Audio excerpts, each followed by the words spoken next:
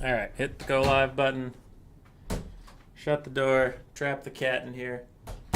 Because if he wants out, he'll go over to the door and then I'll open it at that time. All right, hit the go live button. We sound good? We sound good. Why is Loopy not a mod? I don't know. I actually don't know.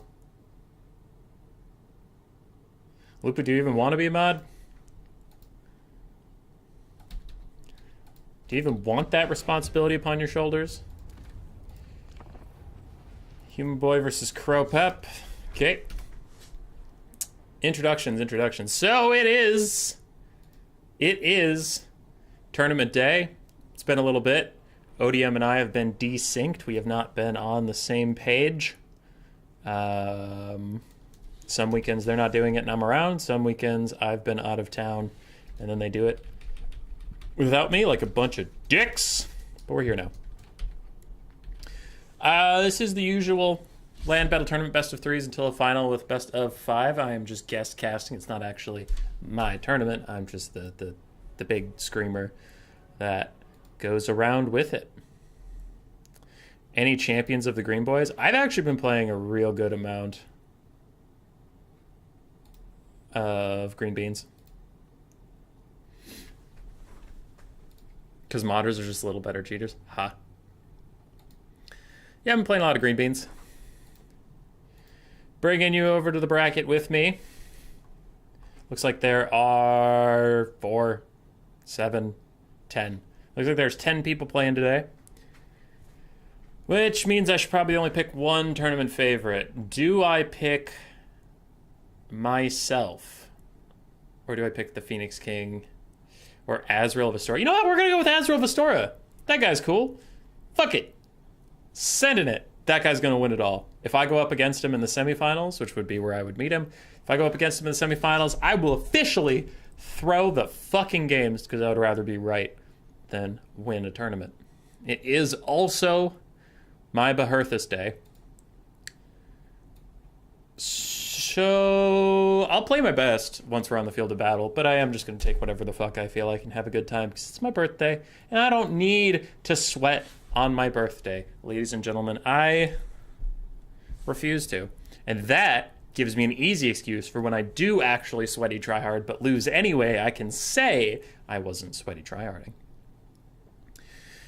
One global band per player, pick one band two. Okay, cool.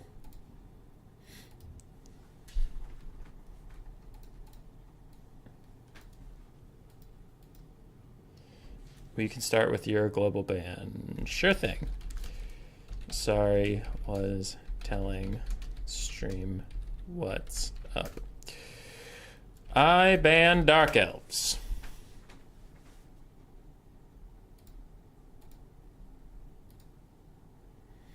Happy day. It is a happy day. Matthew, how's it going? Be a flyer. Play a lot of greenskins, but you got a buy. Bird, you did get a buy.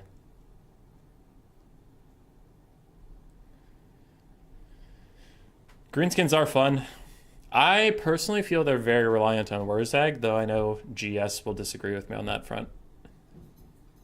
I think they're very reliant on Wurzag. Because without him, their stats feel decidedly meh. Crowpep is global banning Skaven. Sounds good. I will go Greenskins, ban Vampire Counts, and I already banned Dark Elves.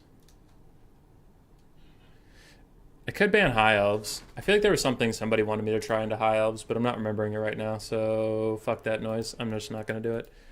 Ban VC and, Slaanesh. I'd rather fight High Elves than Slaanesh as Greenskins. Fuck that noise.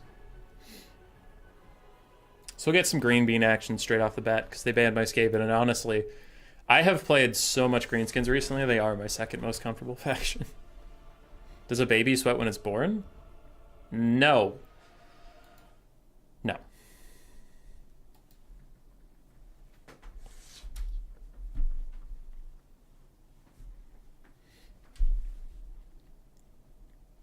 I'm not a doctor, I don't know that, but I'm just going to flat out go with no.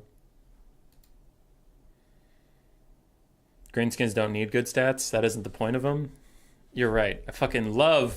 I love Orc boys losing to peasant mobs of Bretonia, because that's definitely a thing that happens. I didn't make that up. Doom Divers for life. Doom Divers. Oh, that might have been what people wanted me to try into High Elves. Yeah, someone was talking to me about Doom Divers. It might have been you, Loopy. Yeah, I think it was you, and you were telling me to use them against infantry, not single entities? I don't remember. It was a long time ago. But I remember we had a conversation about something. I was cold this morning, and now I'm warm. So the flannel's coming off.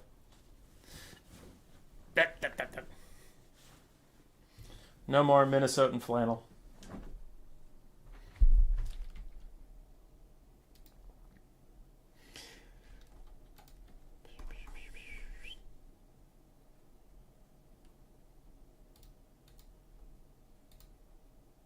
All right, we do have High Elves Greenskins. This is going to be game one.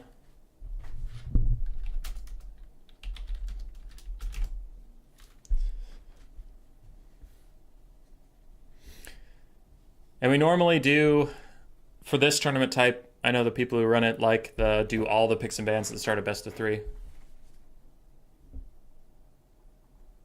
So we're on to game 2. It'll be his pick and I'll counter pick. But game 1 is going to be Greenskins versus High Elves.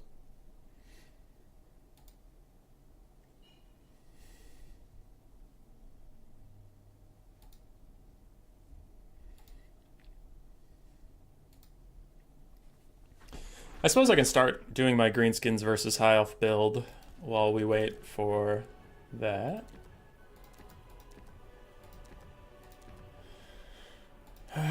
Okay, so this.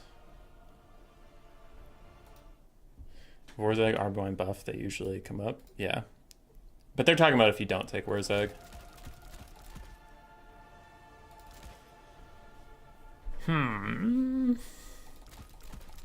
I think I remember wanting some of these, but I didn't have them last time.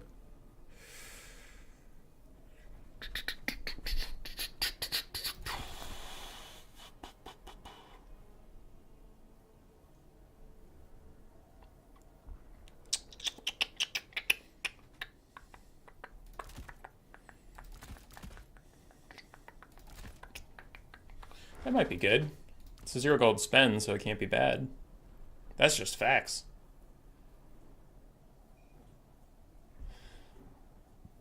Yeah. Yeah, it could be good. 0 gold spend. Put on the Leaf Cutters tribe. Do dwarfs sweat? No. They grumble. Second one, going Tomb Kings, banning Grand Cathay and Vampire Counts. Tomb Kings ban Grand Cathay and Vampire Counts. I have a lot of factions I like to play into the Tomb Kings. Do we go Ogres and just punch these noobs, or do we go Zinch? Ogres or Zinch? First person to respond gets it. Ogres or Zinch? High Strix versus Tomb Kings. What faction is the Flying Snake from? Lizardman. Ogres or Zinch into Tomb Kings? Lizards? No. Well, I think that matchup might be more even. Might. I'm not really going to do that one in a tournament, especially when I don't have to. Oh, Luby was just answering the question. Zinch? All right, Bjorn's going Zinch. Zinch. Game 3, I pick Empire and Dwarves.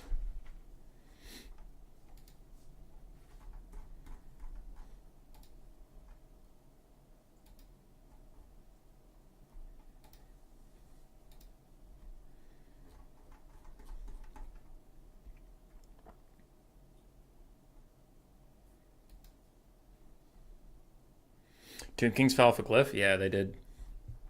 They did kind of fall off a cliff a little bit.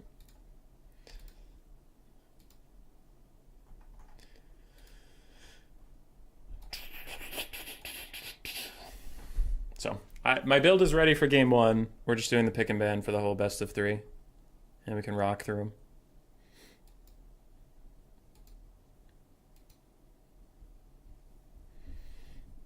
Is my tea of drinkable temperature, or am I going to burn the fuck out of my mouth? Oh, that's a lot of burning. Yep, that is too hot. Game 3, VC Dwarves and Lizardmen. Ogre Kingdoms and Lizardmen. So my 4 picks for Game 3 would be Empire, Dwarves, Ogre Kingdoms, and Lizardmen.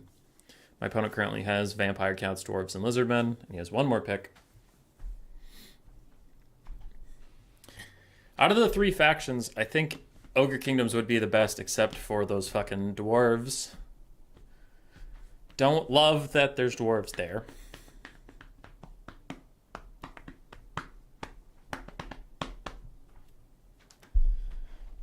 Empire are maybe my 3rd favorite faction right now. But I don't know about Empire into VC, and Empire into dwarves is bad.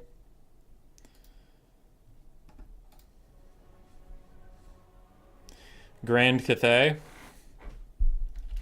VC, dwarves, and Grand Cathay. All things I have to blind pick against. Gross. That's just gross.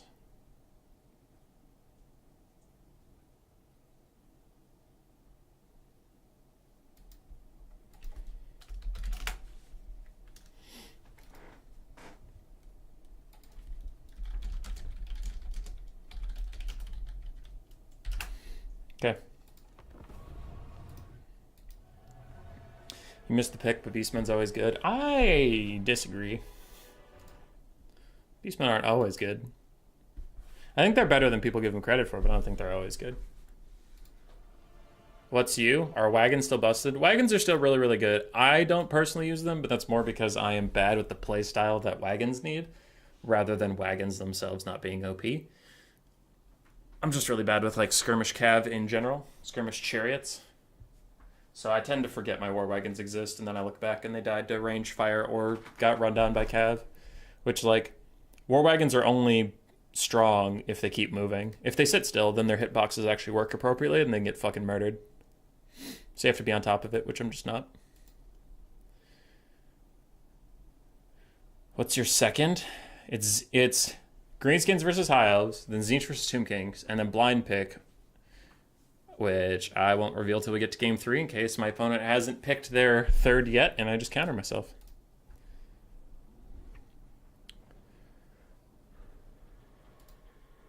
But the pick 4 is I have Empire, Dwarves, Ogre Kingdoms, and Lizardmen to choose from, and he has VC, Dwarves, Lizardmen, and Grand Cathay to choose from. And we both should have sent a blind pick to Handedens. I don't know if he has yet. I imagine he has, but all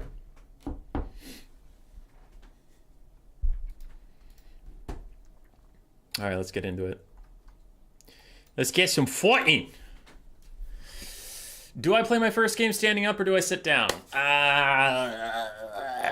Or do I sit down? Do I stand up? I'm gonna sit down. I want to win this shit. I'll go back to standing when I cast or something. Try hard mode. Activate. Oh, I'm so short in the little camera. We did bring Warzag. Why you never play Scave anymore? It got banned. Loopy. It got global banned against me.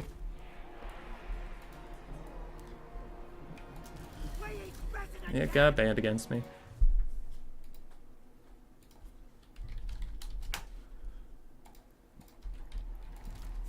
So, I have played this matchup a lot. I keep losing it to Imric. Made a couple modifications. I got the Squigs. Squigs are nice. They have anti-infantry, arm piercing, and they're really cheap for their stats. They're really good. The only problem I see with them in this matchup versus High Elves is High Elves don't really have a lot of armor on their infantry. So I feel like it's over-investing in your front line. Like, that you're probably going to win anyway. I mean, we'll find out if we win it anyway. Could be wrong. But, yeah. So I cut the Squigs, and with the unit slots, I got some Orc R boys that can punish a dragon, because I've noticed that, like, I could trap Imric in melee with my Orc Boar Boy Biggins, or maybe Stone Trolls. Anyway, I trap him in melee, and he just walks out of whatever situation I put him in. It's really fucking annoying, but at least with archers, you can get that consistent damage on him, even if he decides to just leave. So that's nice. Aside from that, I also got some stone trolls. I hadn't really been on the stone troll train for a while here, but some other greenskin players are saying they're really, really good, and I've been using them in Empire matchups and a couple others. I'm trying to remember them, but whatever. Point being, trolls, maybe still good. Could take the place of squigs as just bunker buster frontline people. We'll see how it goes. So this is a new build. You don't think orc R's are the way? There was a replay on my stream, not on my stream, a replay on my channel not too long ago. It was called Imric Gaming, where Imric solo carried a game with an Arachnarok spider in it as he just fucking dumpstered it all day long. It was brutal. So I think range pressure is probably the way to do it versus Imric. But we'll see. Have an Arcane Phoenix. We do have Imric, Lothern Seaguard, White Lions, Spearmen, and then a Mage of Life. No cavalry whatsoever, which will be an advantage that I have to exploit. Gonna try and poop on some of my goblins? Oh wow, just gonna land on my goblins. Okay. Seems odd. Anyway. Little bit of harassment while we get our cav in position. Don't want to get too far ahead of ourselves without the cav being on the proper flanks. And these guys, the white line's like right there, so I don't want to just let Imric dive down on them and do some good damage, so we're not about that life. We'll just play it safe for a little bit while we move up.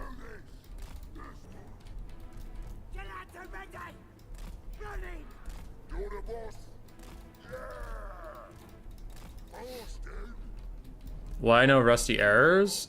I don't know. They're more expensive. And the armor centering isn't that important on high elves, I guess.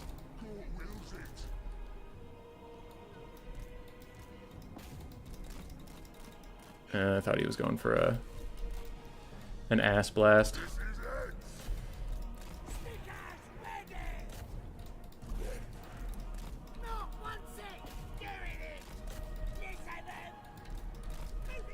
Okay. That does not seem particularly wise. Okay.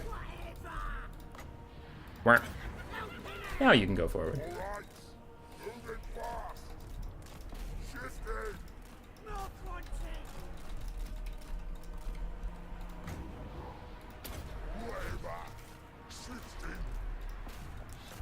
Okay. All my archers go hit Imric. Except for you. Trolls are trying to get through. Getting some good poke onto Dr. Imric, MD. I'm gonna hold on to my wall for just a second until my cavalry gets engaged.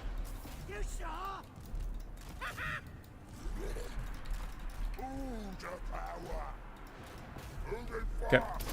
Wah. Don't have another spell just yet.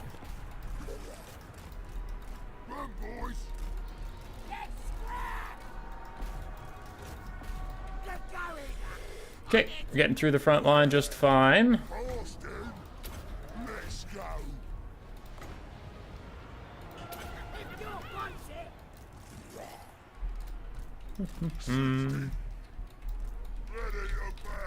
Archers need to move up.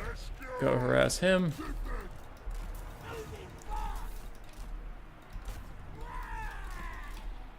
Okay, we will turn those very wounded boar boys and quite wounded spider riders into just chasers. If anything routes, we will chase it. Till then, archers are still trying to just move up and get something going here. Okay. Archers, you're clearly riding the struggle bus right now, so why don't we just attack random shit and hope for the best.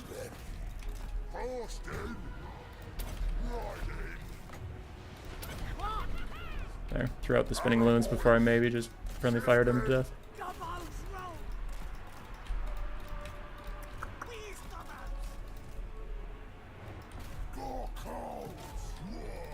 Another wah. As we do charge everybody we have into that lady. We do have 3 archers around Imric, so we'll do some Imric shooting. Okay. So Imric's getting shot in his stupid Imric face.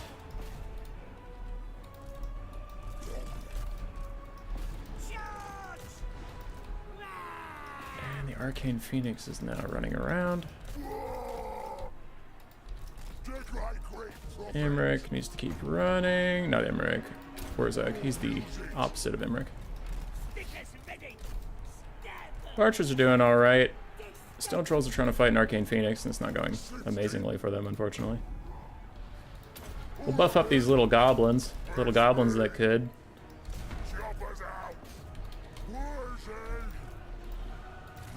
More Stone Trolls getting rear charged. Orbital Biggins are back. Spider Riders are back. Again, we'll just mostly use them as a force to chase some stuff off. Our boys still pressuring Imric a little bit. Warzag is going to have to get a rear charge over here.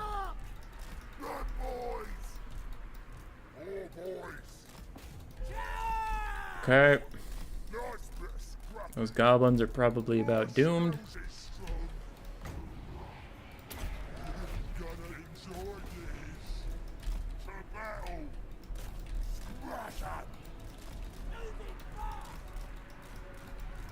Okay, we're gonna try to go regen our trolls over here.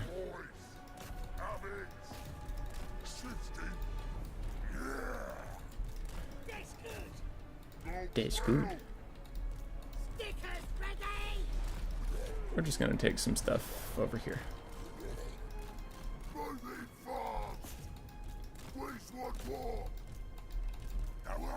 Okay. Archer's doing good. Goblins are doing good.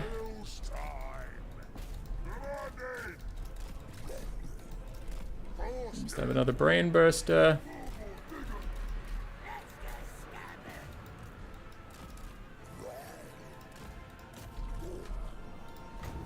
I need to use this for the melee stats in the trees because those stone trolls ain't going anywhere. So we are just gonna have to fight with them before they run away.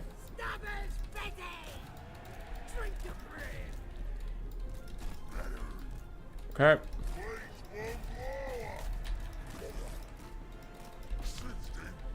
How's this going? Still chasing some stuff I see. Boars can take care of it.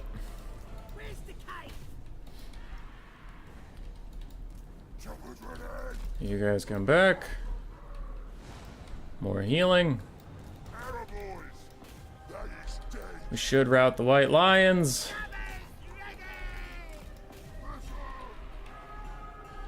There we go, we have routed the White Lions. Big brain burst on these guys just as we're charging them. Poor boys are back, y'all are back. Stone Trolls and Warzag are gonna chase off that stuff for a little bit. As these boar boys just need a charge somewhere before they lose their leadership. We'll go with that. You guys turn skirmish mode on for sure. Just do whatever. It's fine. But archers are arching. Boar boys are back. Stone Trolls, don't chase too far after those White Lions. I need you here in case of archer shenanigans.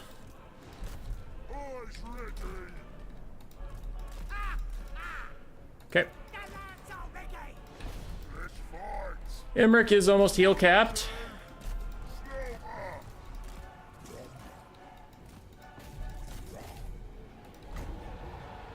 Abuse magic damage. That thing doesn't have magic resist. It has like physical resist. So yeah, we'll deal with it. How do those White Lions rally? That seems silly. Okay, those guys are terror routing. Things are getting a little dicey. God damn it, even though we focused the shit out of him, Imric is still gonna carry this game. Though to be fair, his Arcane Phoenix also did quite a good amount. Damn, man. Makes me sad, bruh. High elves are busted. No. I mean, high elves are really strong, but more specifically, fucking healing's busted. That's a bigger issue.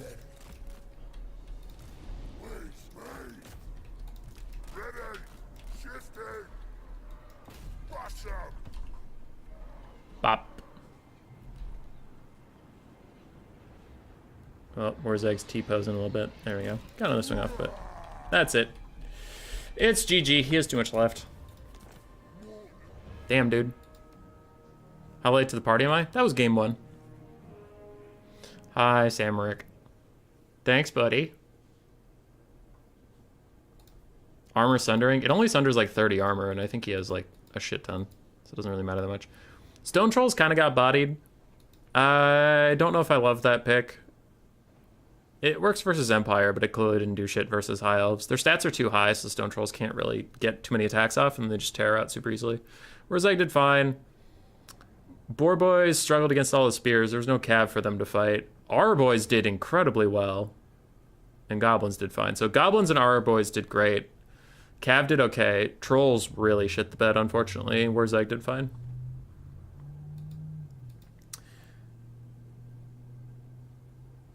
Yeah, the High Elf build, their archers did well. Their spearmen mostly got crumped. Their White Lions did okay.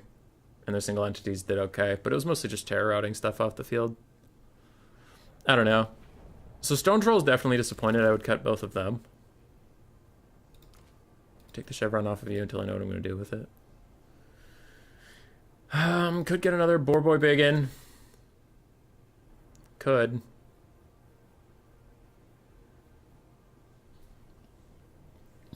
But nothing can kill Emmerich. And that's the big problem here. Because nothing can fucking deal with that guy. Giant would just get pin cushioned. Ragnarok Spider, Emmerich just beats it. You need mass versus Emmerich, but Emmerich is also fire damage, which is awkward. Oh yeah, he is fire damage, so... He and that Phoenix were just wreck controlled with their fire damage, you're right. I don't know, but Emmerich can beat anything the Greenskins can bring. It's not like you can 1v1 him with anything. I do think archers are the way to go. They did a lot of damage to him. The Stone Trolls were just kind of a waste of time and money, unfortunately. So do we just get more archers?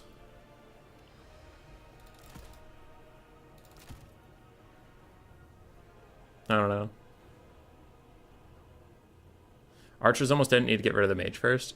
Yeah, it's hard. I did try to. I surrounded her in Stone Trolls, but then a breath attack dealt with one time I did that, and the second time I did that, Arcane Phoenix just dove in and tear out everybody. GG, well played.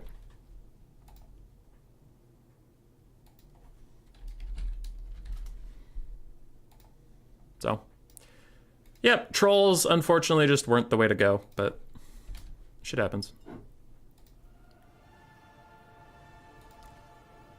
Alrighty, we have to go fight Tomb Kings, huh?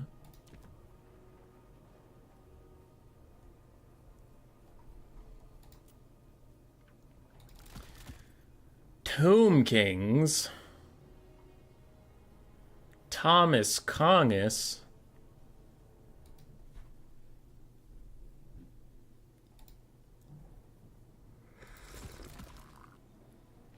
Lizards next.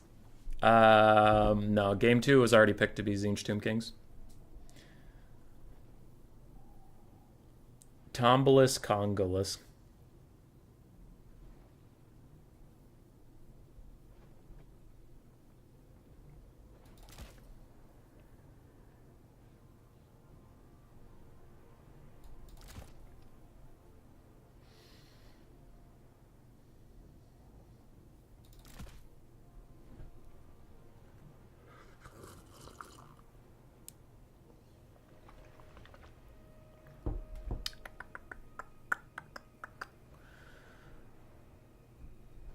Oh, we could do one of those.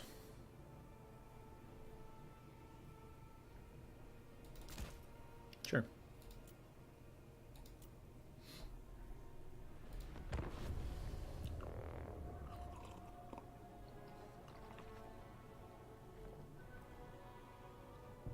Happy birthday, Subby. Thanks. Thanks.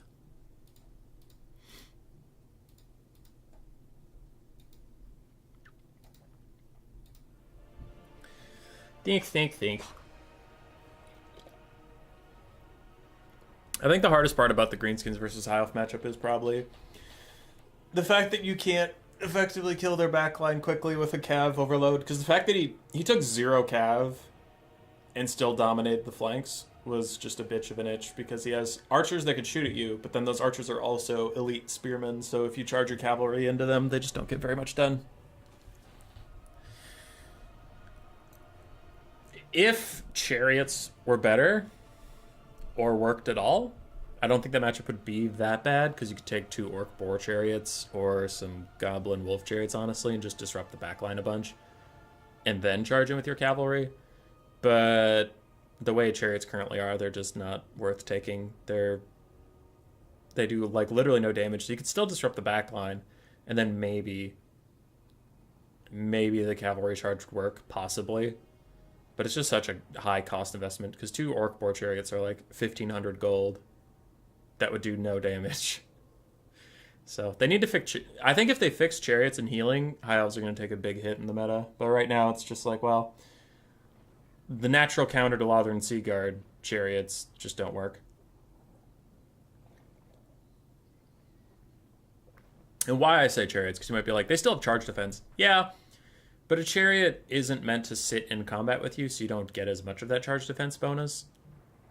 And chariots side or rear charging them when they're engaged in combat should do a lot of damage, but it doesn't right now.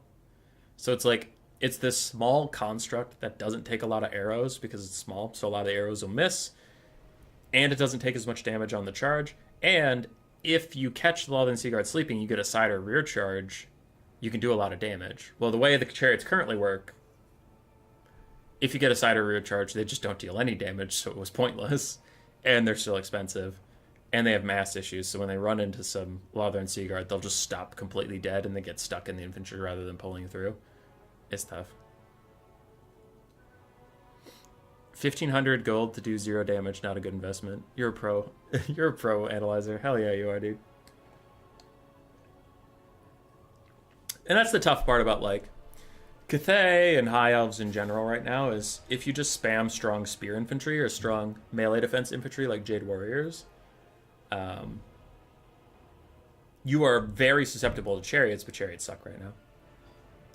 Do rusty arrows perma under armor? No, it's like for like 10 seconds after they hit you with an arrow. So if they keep firing at the same target, it'll be permanent pretty much. But you can't just like fire at one thing, switch target, switch target, switch target. Bye, Tactical Lich. It's good to see you. Thanks. Losing is bad. It's true. It's true. Dude, that Arcane Phoenix just took fucking 0 damage. Wherever it landed, that was hilarious. It was like, I'm gonna land literally in Stone Trolls, and I give the Stone Trolls buffs, and it just kicks their ass. That was fucking great. I forgot it did fire damage, though, so that helps it a little bit. Mostly it's just bird models being janky. Alright, we outnumber Tomb Kings. We have Village the Castling, my favorite Tzeentch Lord. Is he the best? Probably not. I like him. I think he's good. I don't think he's bad. I just don't also think he's the best. Like Tretch and some other people play Kairos Fate Weaver every single matchup, every single time, and they make it look pretty busted. But I like Village. You know what? Sometimes I just want to do a thing, and I'm just going to do that thing that I wanted to do, and sometimes that's just going to be enough of a thing that, you know what, you did it, and that's enough, you know? Tune in next week for Man Has a Stroke live on stream. 2 Screamers to pressure Ushapti or something, or to pressure Cavalry. We have 1 Chaos Knights with Lances. If you can get into the late game, they can do some pretty good cycle charging stuff. They can also just muck up Ushapti for a bit. They're not going to do a lot of damage, but, I mean, they're here. And if the enemy has Nakar Horsemen or Skeleton Horsemen, these guys will beat them up pretty good. So it's just good to have some form of cavalry presence.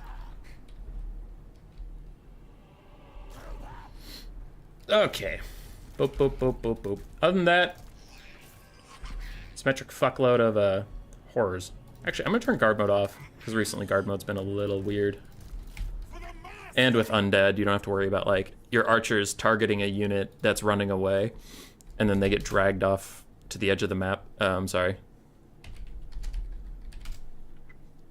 Because with undead, they crumble, right? So they're not going to run anywhere, so you don't have to worry about forgetting an archer. And it's like, oh, it's halfway across the map now, because it was chasing somebody. It's like, they'll just stand there and die. Village only has pink fire. It's similar to Burning Head, it just clears out a lot of skellies. And since he's a foot character, I don't bring blue fire on him, because he's not going to get a good angle for it, so most of his blue fire is just going to hit whatever's directly in front of him anyway.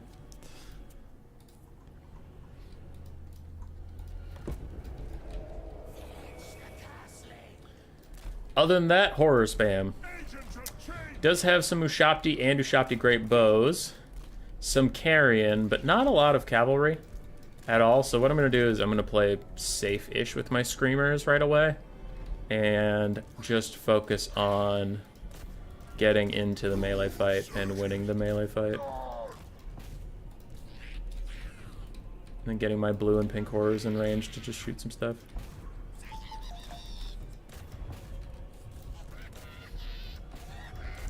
Step 1, get in range. Step 2, shoot him. Step 3, that is it. You have won. Village is taking a little bit of damage, so we'll do some dodgy dodges. It's a foot character though, so I don't have to worry about him too much.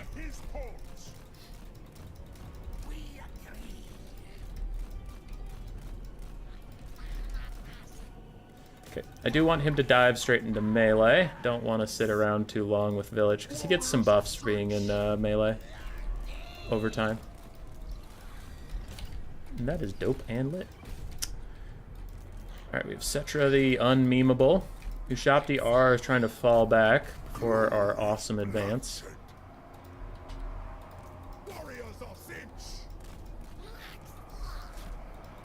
Okay. What happens when my Chaos Warriors are all of a sudden getting through your front line? Whoops. You ended up going too far. These guys are fighting. Ushapti Great Bow in the back. Okay. Don't really want to take a fight with melee Ushapti like that, so I'm not gonna. Pink horrors, blue horrors.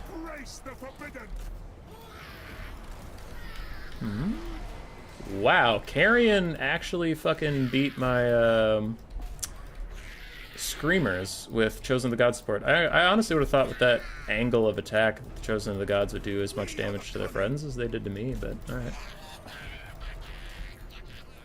Yeah, because these guys are doing better without the Chosen support. I guess blue horrors just shoot at that, or shoot at something. I don't know what you're doing, but it's taking you forever to do it.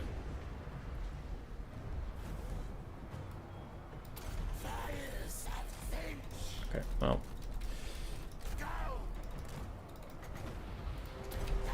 Okay. Some carrion in the back are slowly crumbling. There is an Ushapti summon coming in behind me. Now my Chaos Knights can hopefully try and go get involved. They are getting shot at by Ushapti Great Bows. Don't love that. And wow, those carrion are kicking my Screamer's ass. What the fuck, dude? They're doing so much. Alright. So our pinks are just trying to kite out for a little bit. But man, these Screamers are getting their asses handed to them by those carrion. What the actual fuck, man. That was upsetting. That was the third most upsetting thing I've ever seen in my entire life. Okay, so now we need Chaos Warriors to just walk at constructs. My Knights are gonna hide in the woods for a little bit.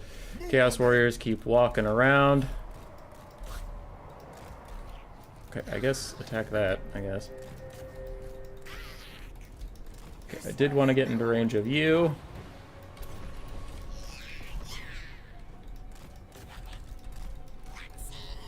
Okay, and the summoned Ushapti did take out one of my pink horrors. Okay. We continue to walk forward. Those Ushapti continue to fight a bunch of stuff.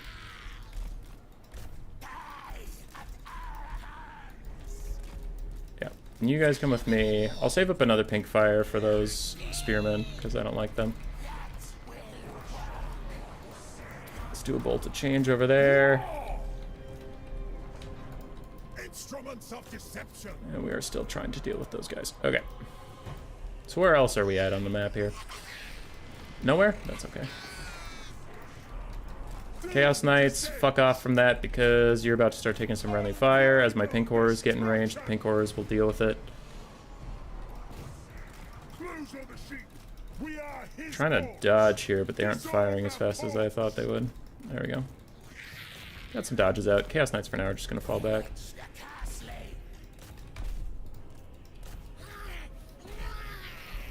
Okay. So we got some pinks, some blue horrors back. Village is going to intercept these random spearmen and kill them off. Chaos Knights are going to go join my Chaos Warriors in the backfield who are just chasing around Ushopti Great Bows. And blue horrors will continue to walk slowly forward.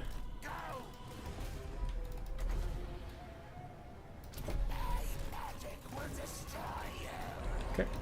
Wait for another cast of that. We'll be alright.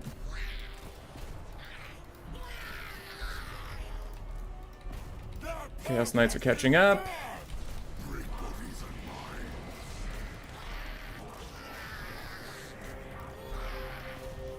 Yeah, we're doing some good damage. We're doing some good stuff.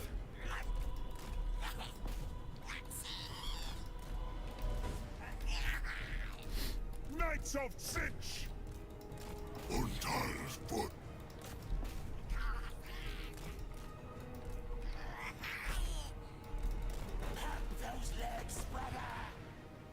Boop. That should finish them off. Because they'll go into crumbling pretty significantly now. Obliterate them. Okay. End this glorious madness. Okay. So, we have... Those Ushopti are just about toast. Fuck it, just shoot them with the last year ammo, because otherwise they're going to stick around forever. These guys are getting run down by knights. Village is nice and safe. These pink horrors are distracting Cetra for a little bit. These pink horrors are shooting in on construct teams that are running away. And we have some bow shopti.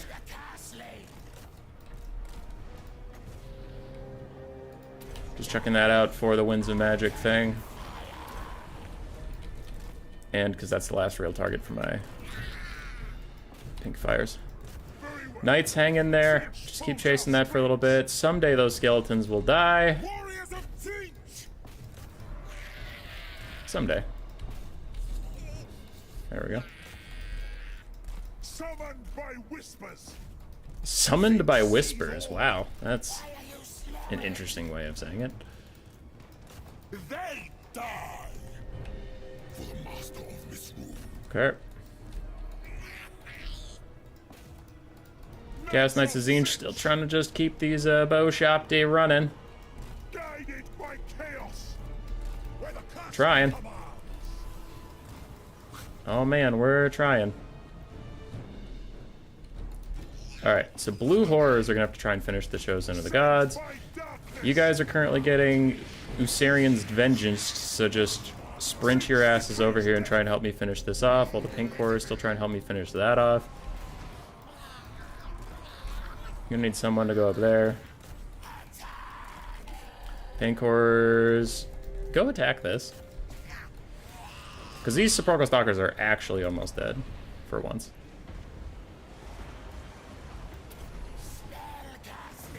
Yeah, that'll do a little bit of damage to him. We go in fury. Alright, blue horrors are gone, so those Ushopti Great Bows are now free and clear, which we don't like. Chosen of the Gods still hanging on to their leadership. Sepulchral Stalkers somehow kind of hanging on to their leadership, which is fucked up. Okay. So those pink horrors are just going to walk after the Ushopti, and if the Ushopti ever want to see the light of day again, then they're going to have to come do some battle. Okay, pink horrors, try to fall back through our own halberds and village. You guys just turn so you don't take nearly as much damage from that.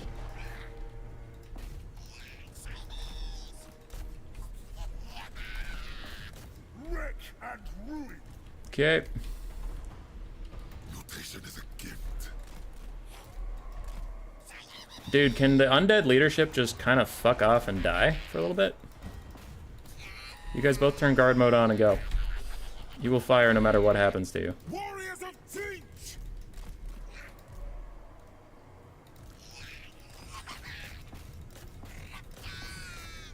Shoot, please. Shoot, please. Shoot, please. Shoot, please. Shoot, please. Shoot, please. Shoot, please. I had to give it. I used that for warp flame to make them weaker to fire. Warriors of Teach! Please start crumbling again, please, please.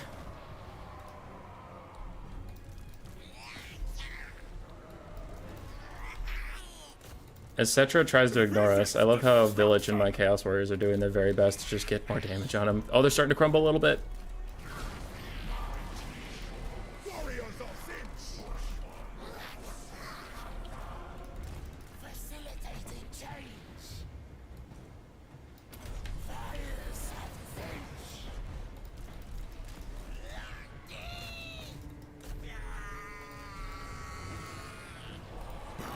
Fall back! The Castling's wrath! Please just die, you fucking great bow pieces of shit! Those Ushopti over there are running out of ammunition. Cetra standing in the middle of halberds. Please just die, dude! Just go the fuck away! I chased you across the entire map, man! Good God. Anyway, back to chasing more Ushopti.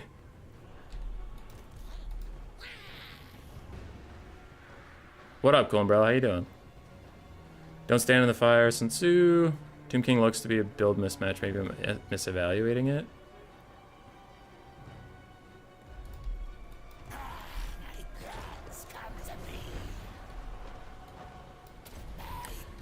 I want like the slightest amount of poke so I can get this. I'm gonna use it on the Ushopti because then it'll maybe do a little bit more damage. Onward, Northmen! Okay. Bodies and minds! 26 melee attack on Screamers with the bonus versus large. Yeah. Chaos Heroes are unironically better there despite being cheaper.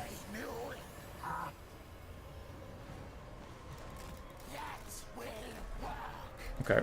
So Village is just here to give everybody some shields for a little bit. As we continue to fight. And continue to shoot these Ushopti Great Bows.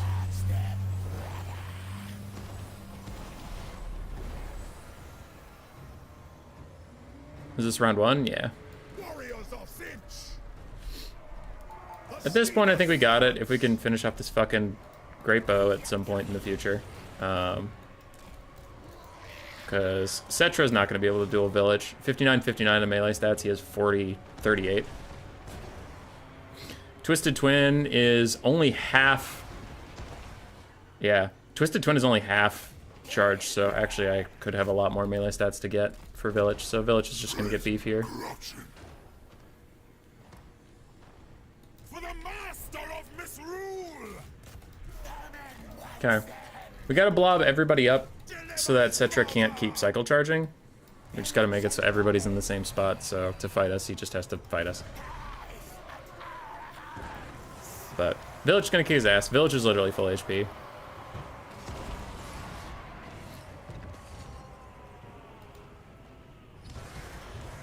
$2,700 on Cetra though. God damn.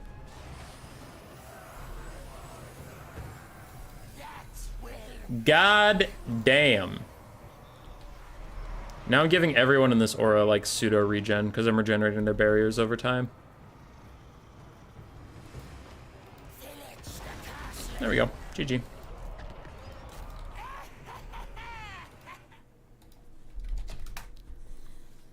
That was some undead crumbling for quite a while there. Fucking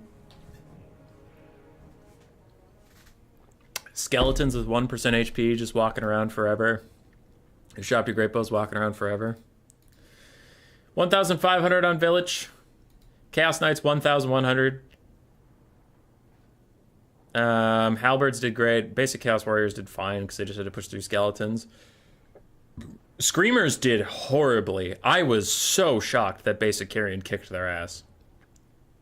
I was shocked. Because there was that one fight where the Chosen of the Gods maybe debatably helped, but there was the other fight where no Shopti helped at all, and the Screamers still got their ass handed to them. Carrion just fucking bodied them, and it was awful.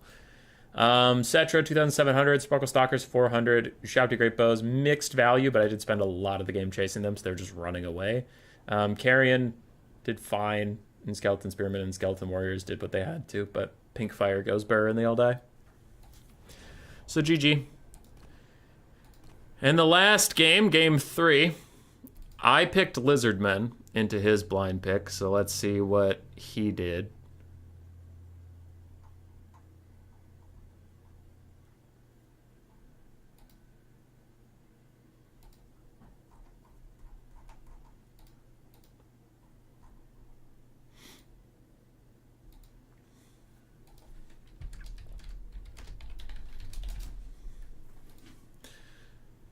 They rely on a bonus versus large, carrying or infantry size. Carrying or infantry size? Really?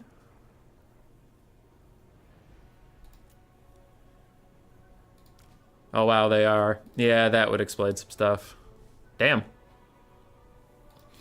I also know carrying have 46 melee defense, so that can be kind of brutal.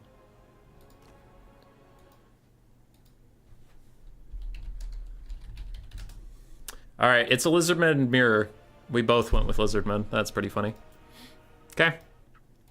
I'll put the blocker back up and we'll get this show on the road.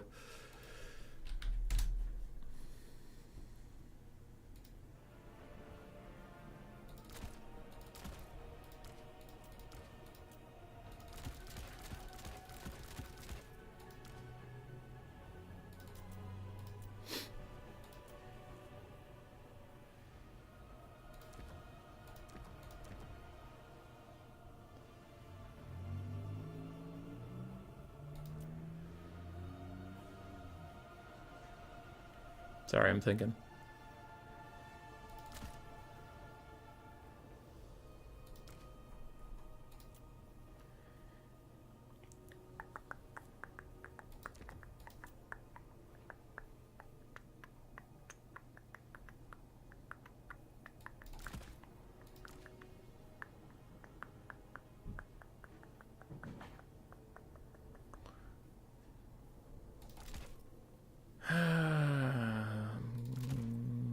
Could do that.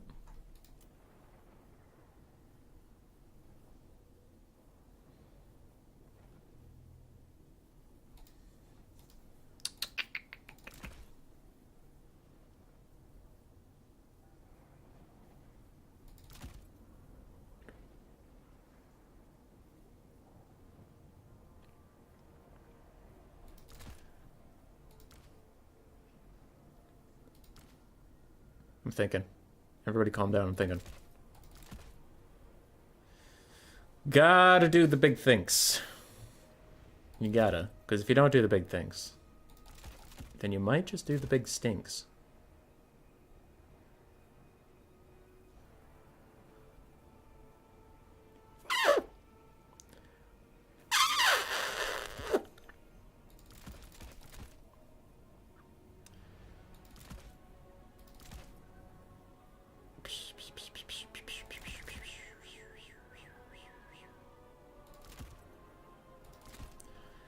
I guess we just use chevrons. It feels bad to use chevrons, but we'll live. Yeah, that could be it. Where's my purple lizards? Yeah, purple lizards.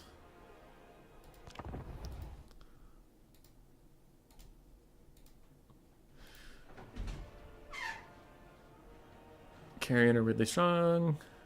Carrion are not large, weird. Yeah, carrying our infantry, I just checked. Ugh.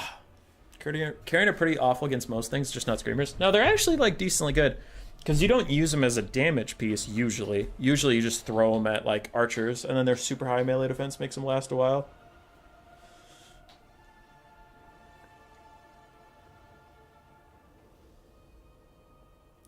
I like how a trained high elf spearman that probably practiced multiple human lifespans the same melee defense as a reanimated bird.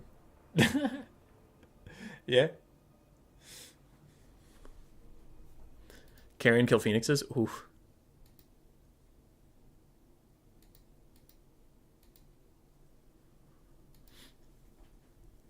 Alright. Does the dreaded build go 3-0? Because I actually just took the same build I took the last 2 times I did this matchup. The unironic... Chevrons of some of the hybrid dinos like this Dagon are actually great. Yeah. The unironic Dreadsaurian pick.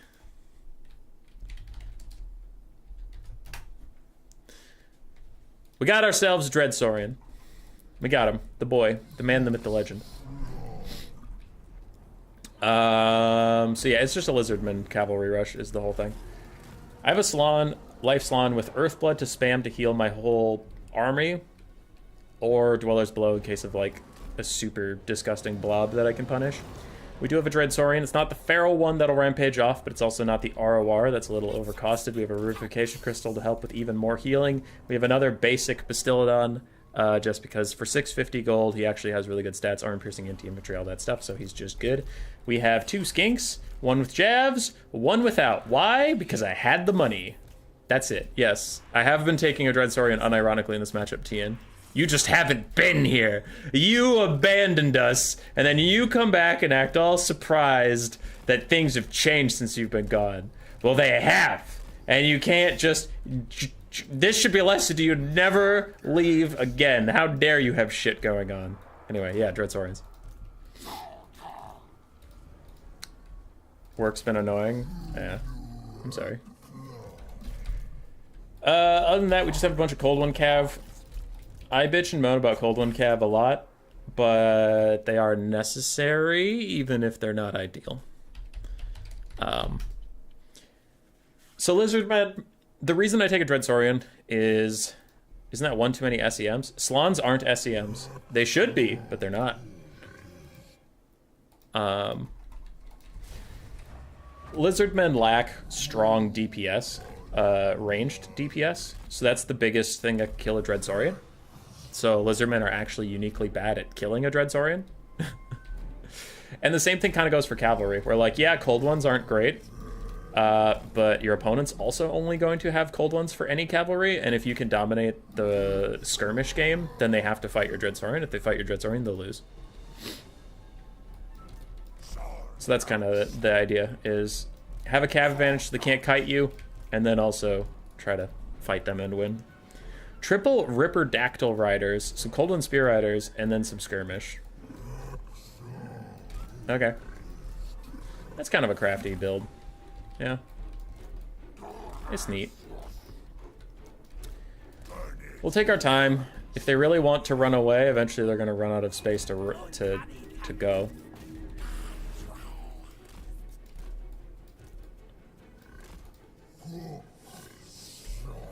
You know, we can just herd them into the white line, and then that's that.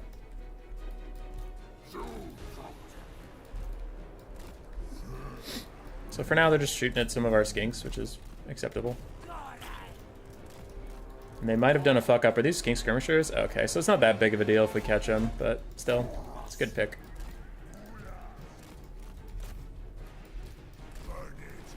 Okay, back off for a little bit. I'll bring the Salon over here to support in case we need it, but for now, we're just letting our skinks take some damage, and we're getting a pick on them, so we don't really want anything else to happen until we finish this pick.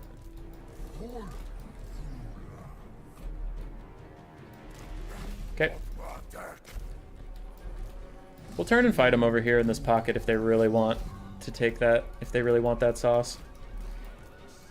I don't suspect they will. I'm going to take the Feral Cold Ones and the Skinks over here just in case something happens that the Feral Cold Ones start rampaging. I don't want them to infinite rampage. It really annoys me. But okay, we're picking more Skinks. Coming over here. I'm going to take my Res Crystal one and do some healing. Nah, let's just Earthblood them. Earthblood, meanwhile, you guys keep coming this way. Just don't take that fight without the Slon. Just don't take that fight without the Slon.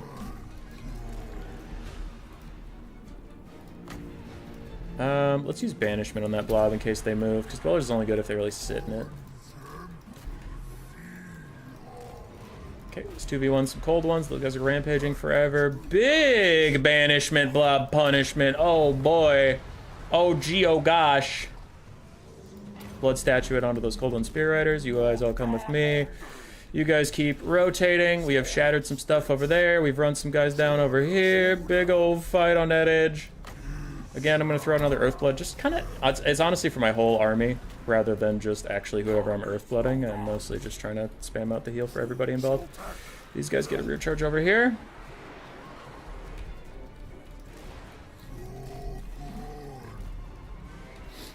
And the Dread Saurian and my Salon, and everybody's just got to walk over here. Actually, they did leave that skink a little left alone, so we'll go punish that. We'll go hit him. But we're coming over this way. I don't think he's going to rally even if I did that. Whoops. Okay, heal everybody up here while we walk in. Throw down the Dwellers there, see if we can punish that Ripperdactyl blob.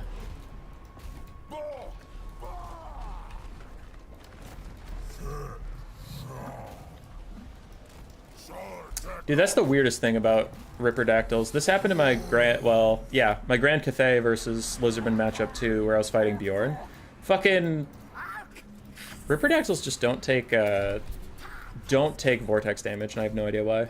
They just like don't. They're literally immune to it. Because he started flying away, sure, I saw that, but like even when he was on the ground, he just wasn't taking any damage. But we've shut down some skinks. We got more picks on Cold One Spear Riders. That Cold One Spear Rider's not going to rally in time. You guys all of a sudden veer off and go over here and hit those skinks that think they can defy us. You guys come walk with me. Cold One Spear Riders will rally in the distance, but that's okay. That's okay. I don't really want to fight the Salon right now. Skinks take the charge. Cold One Riders back off. Back off, back off, back off. Okay. Dread Saurian's gonna go hunt for a bit. You guys come back towards the middle of the map. The Dread Saurian can handle himself though. He doesn't fear shit. Okay. At this point, go back and take the fight. Actually, fuck that. The Banishment's not going to do any damage either, for whatever reason, so I'll just chuck it down here. Is the Salamander faster than my Saurian? Wow, it is. Okay, cool. Come back this way.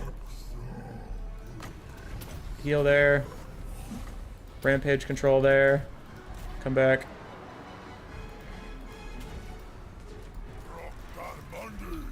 Okay. I'm gonna throw down damage resist over here. And the Dread Saurian has entered the arena. We have another heal. Are those Cold One Riders? Yes, they are. I'll heal them up. We'll engage in a little Slon v Slon combat.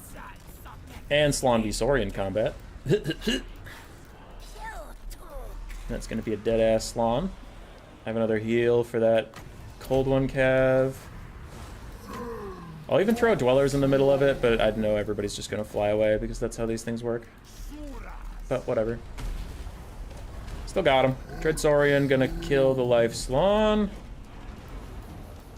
Yeah, the Ripperdactyl's fought out of there just without taking any damage, but we got a Cold One Spear Rider with it.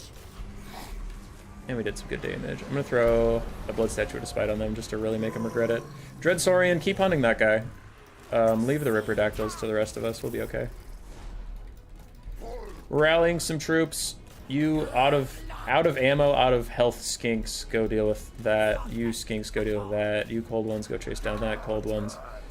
Heal everybody that matters. The Ripperdactyls are actually tearing apart my Salon a little bit, so we're gonna come over here. The big Dread boy. And we'll kill these Ripperdactyls if it's the last thing we do. Salon's about to rout, but I can heal him with a Rev Crystal, and yeah, the Rippers are all just getting fucked up by the Dread Saurian. Cold-blooded yourself. Heal the Salon. And if we heal the Salon, it should army loss the enemy, because my Mage Lord took a lot of damage, and now he's just gonna get healing, and the game will lose all hope. Throw down this. Saurian, go kill the big fat toad that isn't our big fat toad. Everybody else who isn't the Dreadsaurian, kill that salamander. That isn't our salamander. That'll be GG.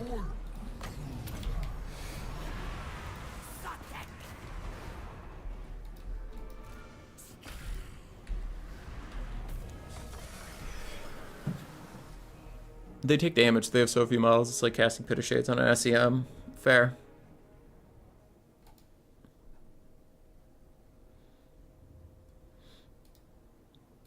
Yeah, so the Pharaoh Dreadsaurian, I mean, the regular Dreadsaurian actually paid for himself, 2,900. How much does he cost? Cold One Riders got mixed value, Lifeslan did fine, Velociraptors did okay, but that's how the build's supposed to work, is just shut down the skirmish, and then dare the Lizardmen to kill a Dreadsaurian, which they, like, are strangely bad at doing, unless they bring their own. Yeah, he's 3,100, so he almost paid for himself, but he had plenty of life left to give.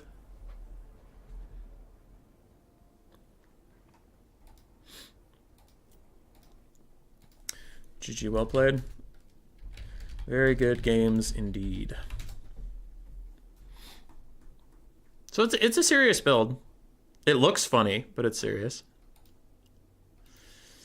VM, a couple of VM guys that were fighting it, they took a lot of Razor Dawns in the matchup. They didn't know what I was going to bring, but they took a lot of Razor Dawns. So I think that people have been playing that matchup, and that Razor Dawns have apparently been really clutch.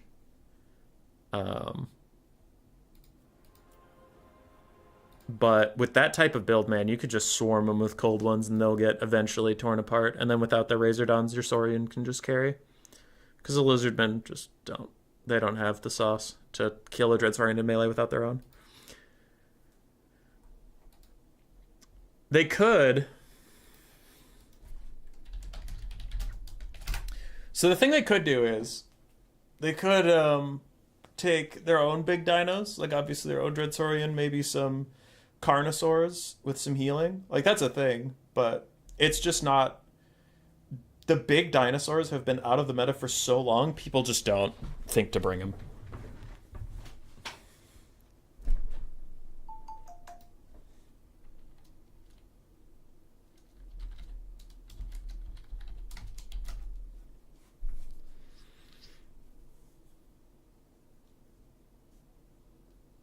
Yeah. So when I'm talking about they don't have the sauce, like Cold One Spear Riders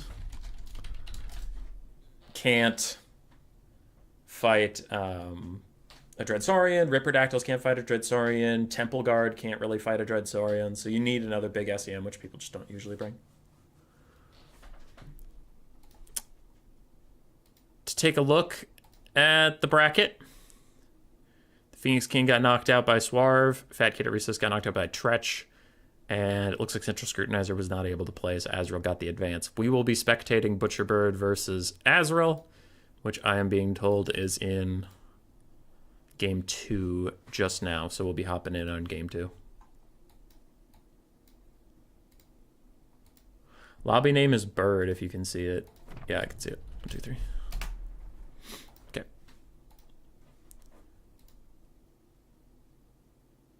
Razor Dawn packs? Yeah, I've defeated plenty of Razor Dawn pack builds because the cold ones can just overrun it.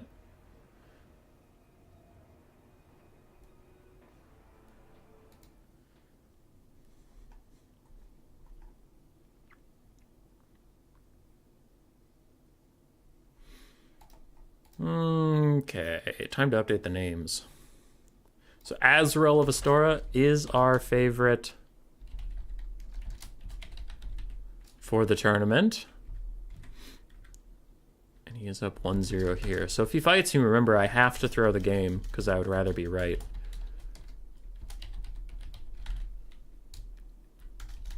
I'd rather be right than win a thing.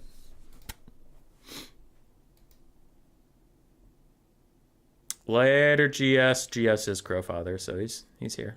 Or Troglodon? I feel like Troglodons just don't do any damage right now. Maybe I'm just being an idiot, but...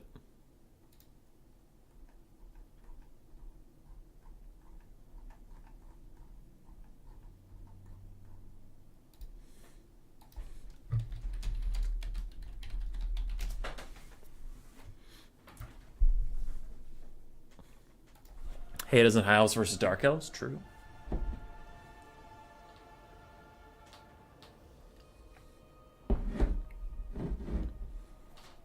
You only abuse the double firebug versus dwarves. I tried it versus vampire counts, and I made a video about it where the fucking Vargulf model was so broken that, like, your bullets, the double shot Troglodon bullets would go straight through, like, literally straight through the Vargulf and not deal any damage. Yeah, it was tough.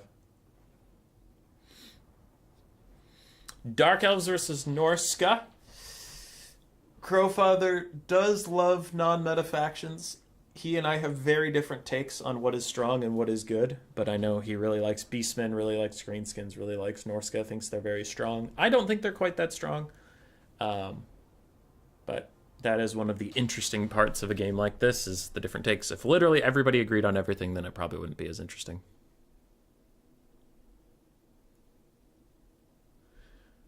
Ref, give a yellow card. We do have Malekith versus Wulfric. Again, I just think Throg is better. I think most Norscan players are sleeping on Throg. Wulfric was meta for so long. I feel like people just take it. But I know, like, again, Bird actually believes and has his reasons for thinking Wulfric's better. Like, that's fine. But my personal opinion is I just think Throg's better at literally everything you want them to do. How are you going to celebrate? After this, Grace and I are going to play some games. Some video games, some board games or something. Hang out with her, go out for dinner at some point, and then, I don't know, probably get real high and take a shower. Get real high. Just gotta get a little high first. I think most say that Throg is the meta way. Yeah, there's some Norscan holdouts though that fucking love Wulfric. I also think large unit size is better, but I did a community vote and most people voted for Ultra. Which, now, this is a joke. If you're a person that preferred Ultra, that's fine. This is a joke. But I will say, it was funny to me that the reasoning a lot of people gave for sticking on Ultra is because it's what CA would be balancing around. And then we haven't got a proper balancing patch since, like, October. And I'm like, ah, yes, CA will be balancing around Ultra. Wait. CA does balancing? Ha ha, very funny. It was a joke. If you have that opinion, you're fine. But also you're wrong. CA definitely underestimated how much it would hit SEMs. Yeah. I don't think, like, because a good change was Manticores, right? Manticores were super fucking busted, overpowered in Warhammer 2 forever. And then coming into game 3, they're just fine. Like, they're fine. You still see them in some matchups. You see them versus Skaven, and they do okay. You see them versus Bretonia sometimes. You still see the Manticore summon versus, like, ogres and stuff. Like, Manticores are relevant, but they're just not... If you have Manticores, take 2 of them and be at the top of the meta. So, I think Ultra Size did some good stuff, but it did a lot more bad stuff than good, in my opinion. They fixed a lot of cloak animations issues, yeah. Alright.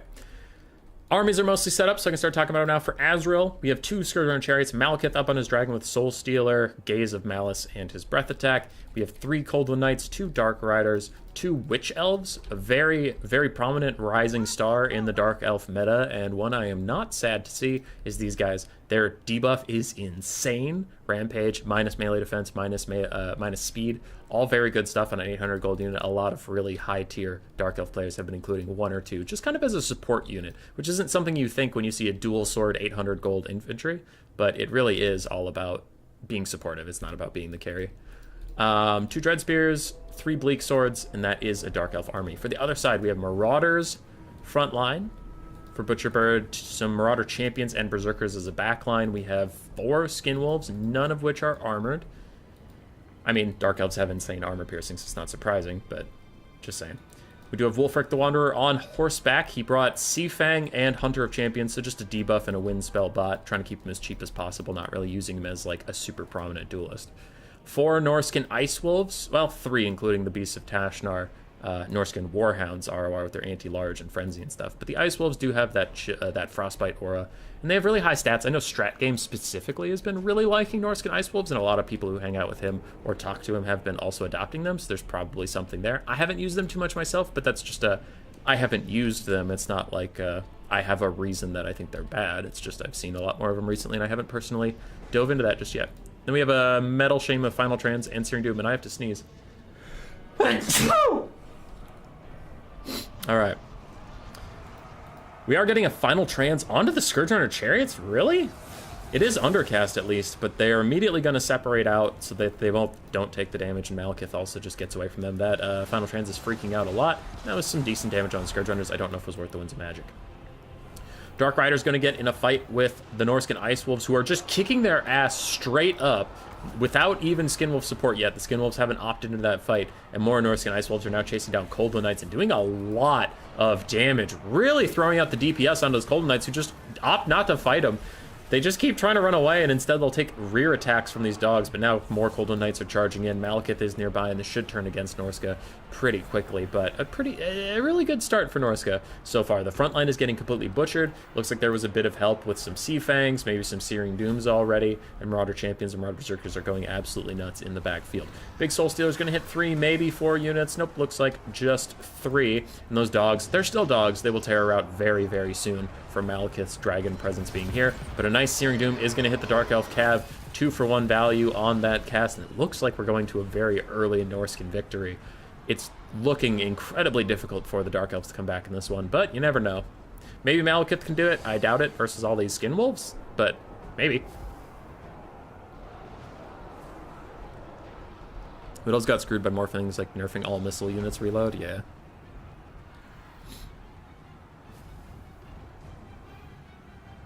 Anyway. Wolfric and his Skinwolves routing off some Dark Riders. Scourger and Chariot still have like full ammunition and they're decently healthy. That could be a problem going into the late game, maybe if they're allowed to kite out. Norska is running out of a bit of juice. Norscan Ice Wolves and some of the Skinwolves routing off. Now the Skinwolves, as you have known through all of time, have tons of regenerations. They should be able to come back healthier and stronger than ever. The dogs, won't as much when they get that low on health. They usually just become rout machines, but oh well, they'll still be annoying. As far as the Skinwolves go, looks like only 2 of them are still in the fight. Yeah, 2 of them are still in the fight. Another big Soul Stealer hitting from Malekith, or is that a Final Trans from Norska? This is a Soul Stealer. Manages to hit the dogs, manages to hit all these infantry, manages to hit Wolfric. So that's a big Soul Stealer. Not that it does that much damage. So, not a huge problem. Searing Doom doing a little bit of damage to both sides? Looks like it mostly hit Dark Elf units. Now Sea Fang finishes off these Dread Spears as Marauders push in to help out with this fight against Malekith. Wolfric and some Skinwolves teaming up on him, doing a lot of damage. Scourger and Chariots are nowhere to be found, and Norska will take the W.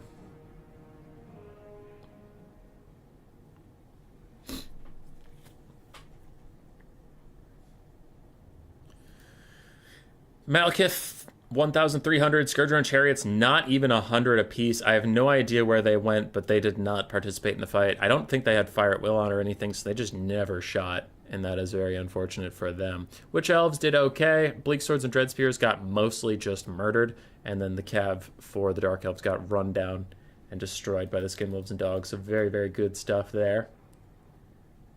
Ice Wolves doing great. Skinwolves doing fine. Berserkers and Marauder Champions doing fine. Marauders honestly doing good too. And Wolfric and the Shaman did fine. Go to game 3. Boop. And whoever wins this will come face me. This is the game right before mine.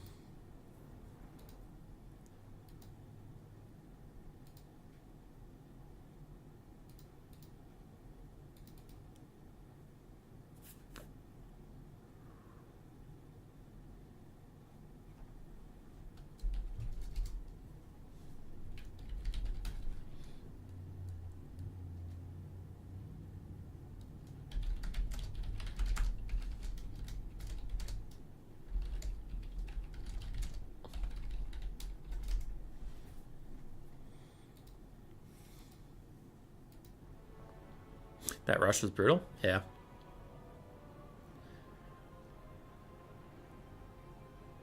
Wood Elves are definitely a specialist race right now, not one that you can just pick and hope to do well. You really have to know what's going on. Azrael goes on Tomb Kings for Game 3 versus Bretonia of Crowfather.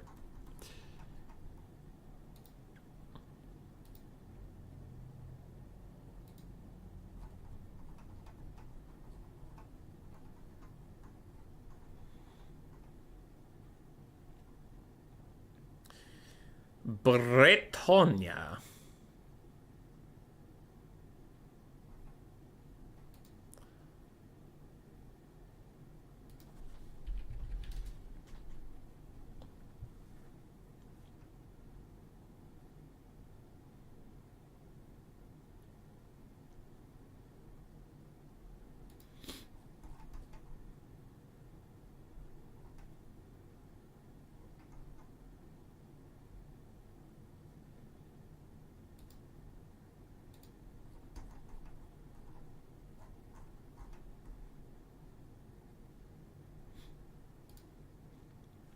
Sorry, I was just looking at some messages while they did builds.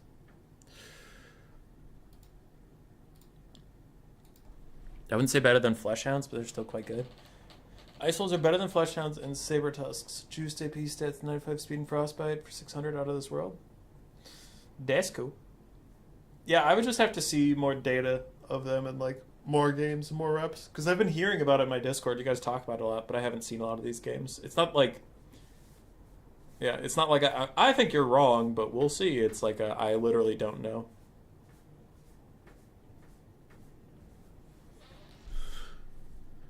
Certainly better than Rampage Tusks. Saber Tusks are incredible. The Rampage bug really hurts them. But if they ever fix the Rampage bug, Saber Tusks are juiced as fuck. And they're, even with the Rampage bug, they're still fine. I include them in all of my Ogre builds. They're a solid unit, but... I think once the Rampage bugs get fixed, they're going to be absolutely nuts.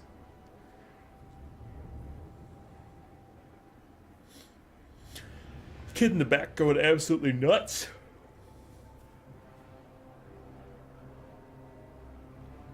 The bug is very problematic. Because you can have a full health Saber Tusk just fucking off to chase a shattered unit. You can't ever get it back until the shattered unit entirely dies.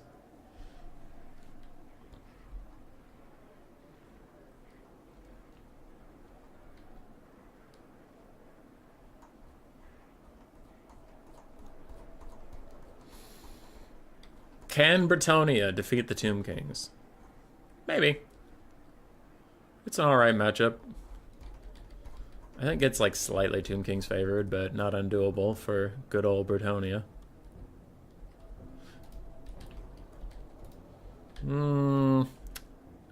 Both sides are going to set some shit up, so I'll wait a second.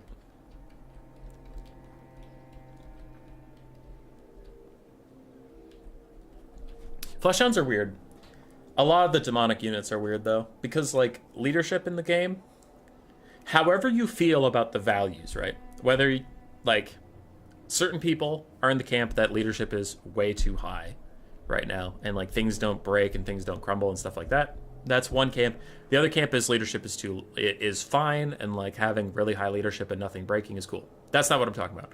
Leadership just factually has issues right now where it is wildly inconsistent what happens. And like Cool Umbrella's in the chat, one of his games is the best example of this, where he had the Barons of the Bog ROR Nurgle Pox Riders at half HP with no spells on them. Like, just they were taking some damage, they got a rear charge and stuff, like things were happening, but they went into disintegrating territory. From half HP, the ROR Nurgle Toads straight up disintegrated. Not like, oh, we're doing the crumbling, like the negative 55 leadership, this unit is fucking dead. From half HP, it just died.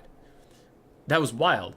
And then there's times with, like, you know, 100 HP basic spearman units taking a rear charge and just chilling. So, like, leadership is functionally having issues, and that is a pretty big problem. And that is why I really have a hard time gauging Fleshhounds, because there's some games where I play Fleshhounds, I get down to 3 dogs at 60 HP between the 3 of them, and they will fight to the very death until the last man shoves a knife in their throat and just watches them bleed out on the floor. And there's other games where my Fleshhounds are like 3/4 HP, and then a knight rear charges them and they're like, fuck it, I'm out, and they just entirely explode because their leadership went negative for like a second. So I don't know. So like, Fleshhounds are so hard for me to use and wrap my head around because they feel wildly inconsistent based on how leadership feels like functioning that specific game. It's just really annoying. Which is why Minotaurs are better, because they're mortal units. So if you do a Mino bus with Khorne, like, it's more reliable that even if your leadership gets fucked up for like a second, the Minos will rout and they'll come back. But with Fleshhounds, it's like, you know, if they start quote-unquote routing, they're just out of the game because they're dead.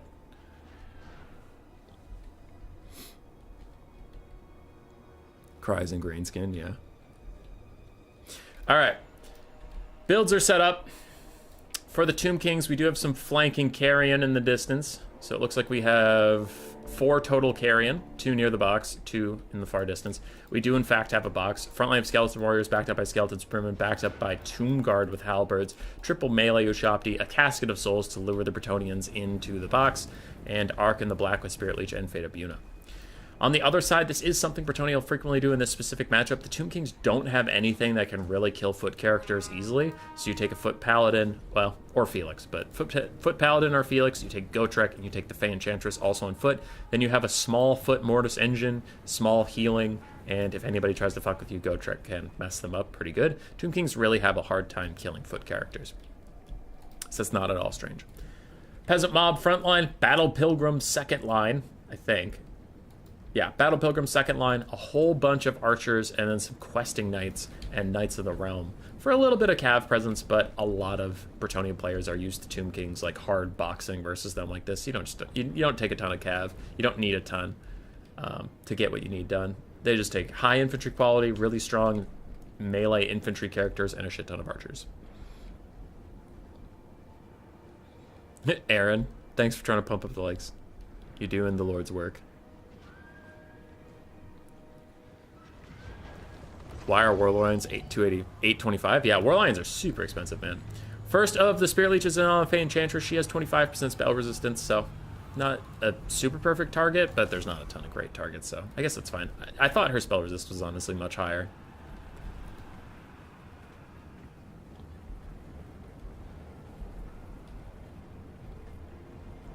Ranges and Silver Helm are okay, I'd say. My benefit for slight changes been near the first 3, yeah. For Citra does not read. Casket of Souls has pushed off 2 Peasant Archers, which is actually a pretty significant deal for Bretonnia here. Losing half of your archers is a big way of dealing with the box. Melee Ushapti do have to run forward and push off these Peasants and Battle Pilgrims. Can't allow them to just kill your Skeleton Warriors for free, and it looks like now they will start doing that. They will start running up.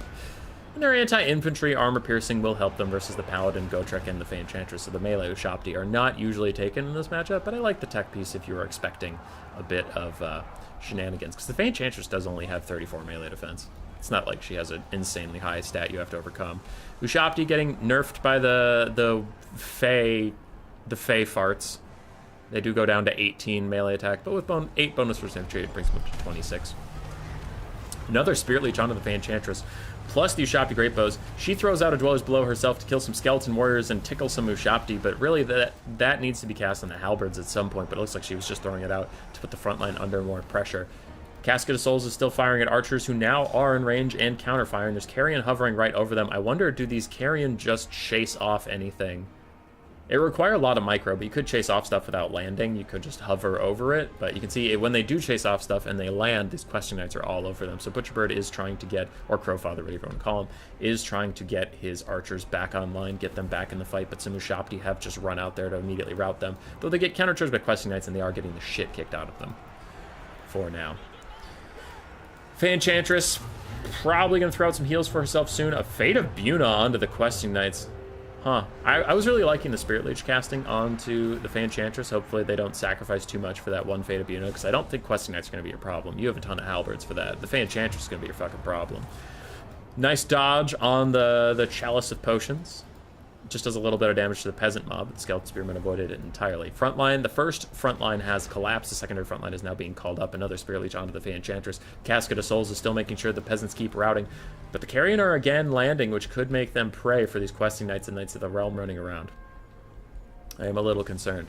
While it is more micro-taxing, this box doesn't require a lot of micro, so I would have liked to see these Carrion just fly after what they're trying to chase and just never land. Though this one did escape from the quest and so I guess good for them. Ushapti's summon is ready to go. I wonder if he'll throw it early or save it for a bit of a late game situation, but the Fey Enchantress is getting awful low. She has to use a lot more Earthbloods on herself, and there goes the first of hopefully many if Tourney's going to have a chance in this game. She gets extra spell resist from a unicorn. Ah, that's right, Coops. That's right. This is going to be a big Casca Soul Shot, though. Oh, that's damage. Wait, is it your birthday? Happy birthday? Yeah. Some people thought the CA birthday stream was my birthday, and I could see how that confusion happened, but it was the birthday of Warhammer 3. So for Warhammer 3's birthday, CA gave me a bunch of keys to give to people, and we did that. This is my birthday, and we're just doing shit for fun. Why are generic traits better than race-specific traits? Why are units not crushing units on impact, etc., etc.? Oh, TN, sorry. That was a link to a previous statement. I did not see the video that BattleZ put out.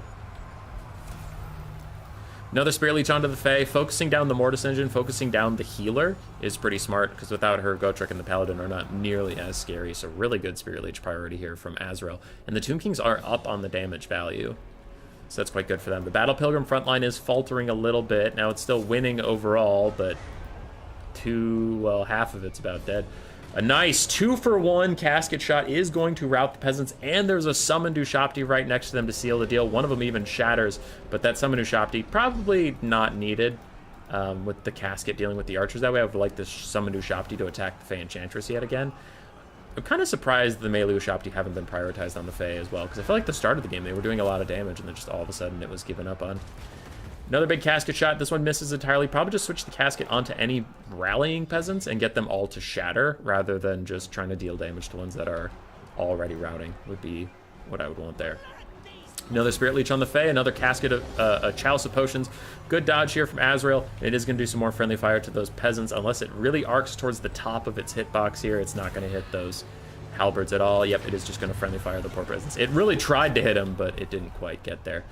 Big casket of soul shots on the Knights of the Realm. Half HP off of them while they're fighting a summon. That is a huge, huge value trade for the Tomb Kings. They are super happy about this. This Casket of Souls has been killing fools. God damn. Casket of Souls also, does it increase power recharge? Okay, so it doesn't increase reserves. It's not like you'll get more spells off in general. It's just faster spells. Another big Casket of Soul shots, and 2 Casket of Soul shots plus those Ushapti fighting entirely taking out the Knights of the Realm. Cool Umbrella with the $9.99. Thanks, man. Birthday drink on you. I will be sure to use it wherever we go to dinner. I'm still thinking about that. I don't know, because there's a couple good options. Fey Enchantress, another Spirit Leech onto her. Her healing cap is within sight. Casket of Souls still really trying to push off those guys. With one more volley, it has to be careful. But I guess most of the peasant archers are shattered. And you don't really want to wait forever for that one peasant to come back in range. So I guess it's fine, but I don't know. Make the last shot count is all I'm trying to get at here. Fey Enchantress getting awfully low. She doesn't have passive healing. There's no form of passive healing for her. So she will have to get everything she needs out of Earthbloods. Is that a real Ushapti and Arkan have left the box to chase down some questing knights? That could be a huge mistake, because Arkan needs to be back here just spamming Spirit Leeches on this lady, and the Ushaptis can't venture too far, or they could get surrounded by these extremely healthy knights. And if this forces Arkan to use Fate of Buna... Oh, sorry, the cat wants to get out. If that forces Arkan to use a Fate of Buna on those guys instead of the Fey Enchantress, that could straight up lose him the game. Like, not even joking. Because those Spirit Leeches have to be on Fey Enchantress and Gotrek. I think even the first Fate of Buna that was onto some knights was just a huge mistake. Because there's a reason that this foot squad exists versus Tomb Kings. You just have nothing that can really kill them. Ushapti are being abandoned. Arkan is just leaving them to their fate as he comes back to the box. But that was a big slip up from Azrael, really letting them run so far afield with no support for them whatsoever. This could be a really good shot for the last Casket of Souls fire. It looks like Butcherbird is on top of that. He sees it coming and says, nope, fuck that shit, and runs away. It does a little bit of damage, but it was a really good dodge, and now that thing is out of ammunition. Another Spirit Leech onto the Fae from Arkan. She's down to 600 HP, 10 leadership, but she throws out an Earthblood just to try and keep herself going.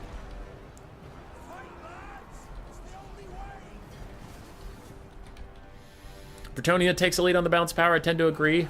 They still have a really, really healthy questing knight. A pretty healthy questing knight over here as well. Faye is very wounded, but Gotrek and the Paladin are full HP. And for the Tomb Kings, we just have Arkin. We have one Tomb Guard with halberds that's healthy. Another that's actually pretty decently healthy. Another that's about to die. A Spearman that's healthy. And one last Ushapti Great Bow that Ushapti regular that is about to die. Knowledgeable or high elf traits still cost 60 influence or just worthless. Oh, you're talking about campaign stuff? Campaign stuff? Faye Enchantress taking another Spirit Leech. It is really chunking her down. She might rout here. And it looks like she is going to. So she routes. Now her Mortis Engine effect still applies while she is routing. And there's no carrion or anything that left from Bretonia that could chase her down. So I think the Fae will probably be able to rally soon. Unless Arkin has another Spirit Leech for her. And while that might feel like a waste, if you can straight up kill her, that would be such a leadership spike that a lot of the Bretonian infantry would fuck off. And that would be huge for you. Also, you just can't let her come back and throw down more Earthbloods and stuff. So we'll see if Arkin has another Spirit Leech in him. But he might want to start using it on Gotrek or the Paladin. So it's understandable. But this is why the Fate of Buna may or may not have been a mistake, depending on how you feel about it, is because like these knights just can't get through the Tomb Guard with halberds at all. The Stonehorn video on this channel a ways back was the same thing, definitely intended functioning. I mean, I thought that one was cool, where he just ran down the line of a bunch of rangers and did damage to them. I mean, I'll take that over, like, I would rather have infantry. Obviously, you want everything to be balanced, but I'd rather have infantry be weak than strong, because, like, dwarves currently are so annoying to fight because they're just too strong and, like, you can't deal damage to them. I have a pretty, well, not famous, but a pretty memorable time fighting Saber's Regnum's miners with blasting charges. They had already used their blasting charges, so it was just miners. They got straight up charged by the Knights of the Brazen Throne from Khorne and took, like, negative damage from the straight up charge on just miners. I'm like, all right, great, 325 gold infantry. Can't deal any damage to them with the best ROR heavy cav in the game. Very cool, very fun. So I would rather have infantry when they get charged down by a giant rhinoceros take a fuck ton of damage than take none. Arkin getting into a fight with some questing knights, doesn't want that sauce, doesn't want that mess, and he's gonna back off. The meta is so great that it forces you to form a hero blob on Brett even. This is the first hero blob we've seen, but alright. Damage is just higher in game 3 because they need more dudes to run over.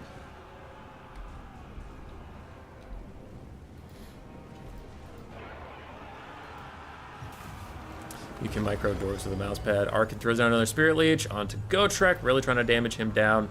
Not super worried about the Paladin, though Arkin's kind of... He's playing with fire, being this close to two anti-large characters like that. Faye Enchantress still routing. She has -5 leadership. Her damage sustained is higher than her base value, so she might be out for good. We'll see if some random bullshit just brings her back in a miracle, but maybe that is the end of the Bretonians, maybe. His halberds are getting charged by Questing Knights. Questing Knights fucking off for a bit. Casket of Souls just rolling around. But the Tomb Kings do surrender, and they give it to Bretonia. Maybe he was out of Winds of Magic. Because if he's entirely out of Winds of Magic, like no more Spirit Leech is coming, then nothing could kill Gotrek, so he just backed off.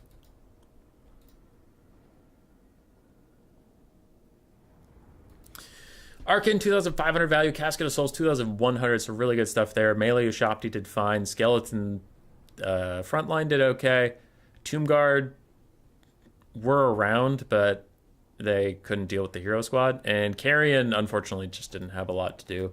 The other side, Faye Enchantress did fine. Gotrek and the Paladin didn't do a lot of damage, but they were around. They were hanging out. Bodyguarding. Battle Pilgrims did pretty nicely. Archers got murdered, and Questing Knights and regular Knights did okay.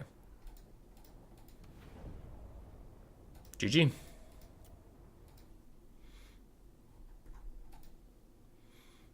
Azrael is down, which means I will fight Butcherbird here.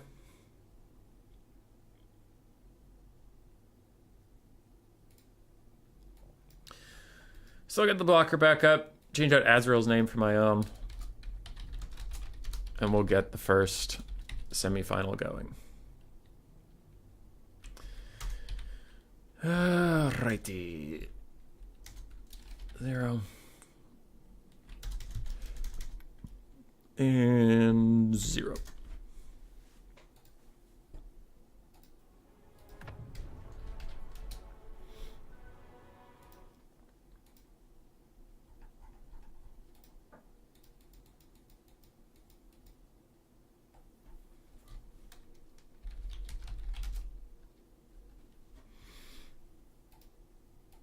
Oh, Bird has to go for a bit. Okay. Wonder how Bjorn and Tretch are doing.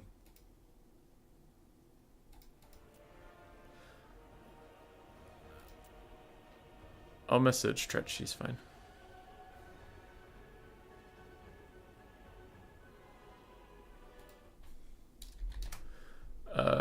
Where's Tretch?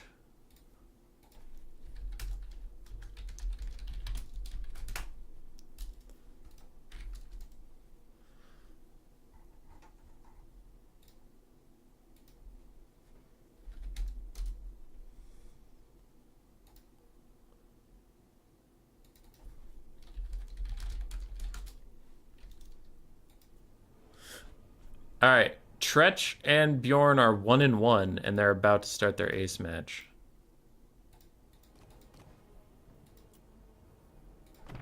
So we're hopping in. I'm not gonna update the scoreboard because we're like literally hopping in right now. I don't know. I might update it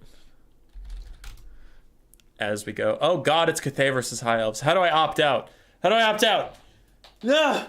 Oh God. Oh, actually, this matchup isn't terrible. I used to take it a lot, and then Cathay players got better at boxing, and I started losing a lot more, but there might be something here if you use, like, dragons or something. I used to take, like, 2 Dragon Princes, 2 Illyrian Reavers, a front line of White Lions, and some basic archers, and then a Archmage of Healing for the Dragon Princes, but it was running into too many issues. Like, it was winning for a while, and then it stopped winning. So I needed to rethink it, but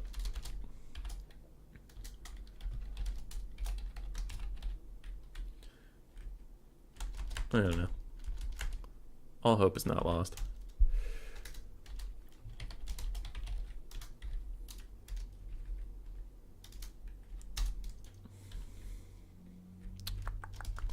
One.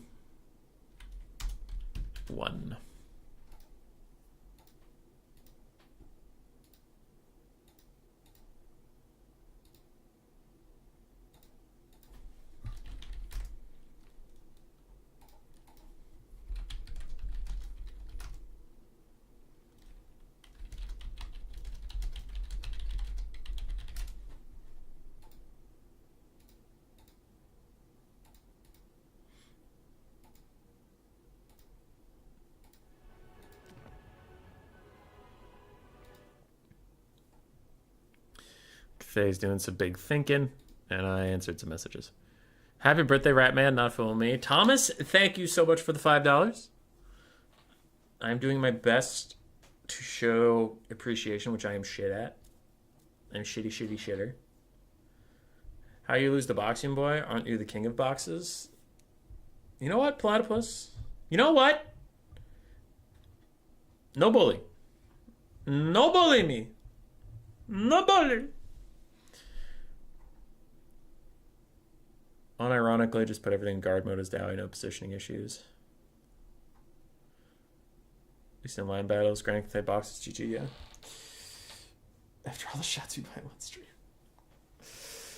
Cool Umbrella, it's true. It's true. My dad beat me 2-1 with High Elves and Dragons. He said, conjured the world within his army. Warhammer 2, he's playing Cathay.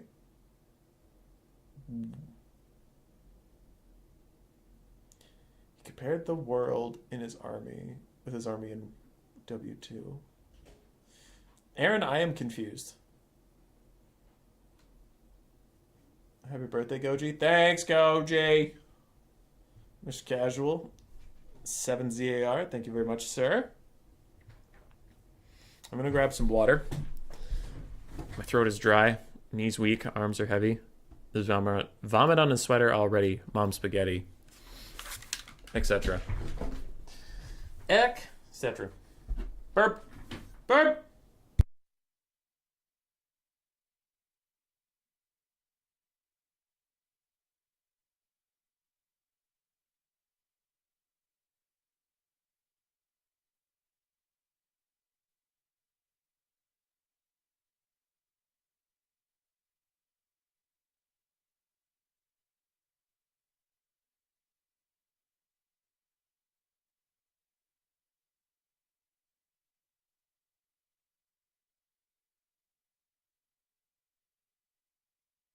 Oh my god, this started. What the hell? Snap back to spaghetti. It's ready. Aaron, you're just having a whole day.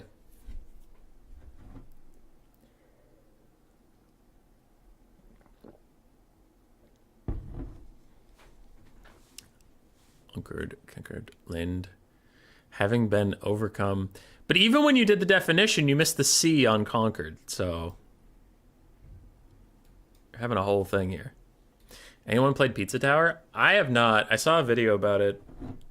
I honestly forget who did the video.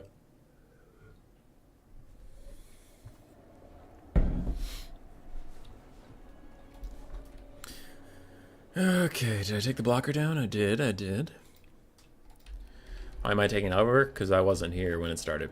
What do we have? We have Tretch with an Archmage of Death with Fate of Buna and Spirit Leech. We do have archers. 3 archers. Yes, 3 archers, 2 Leathern Sea Guard, a front line of White Lions. I really like White Lions versus Cathay because they can actually punch through Jade Warriors, including the Pure Main Company, who do have some armor sundering. Good for you, lads. Good for you.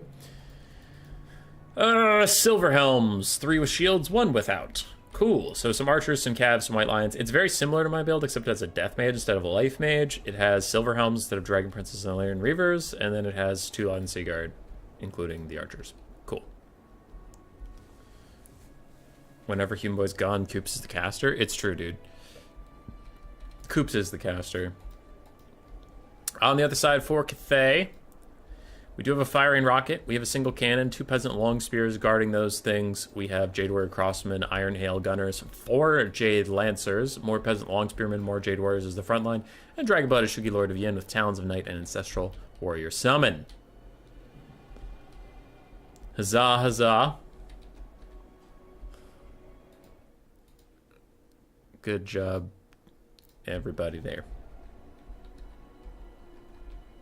Lore of Death is better than Shadows? Depends on what you want to do with it. Shadows is better at punishing blobs, and Lore of Death is better at sniping out high-value targets like single entities with Spirit Leech, or like weapons teams with Fate of Buna. Or Cavalry with Fate of Buna.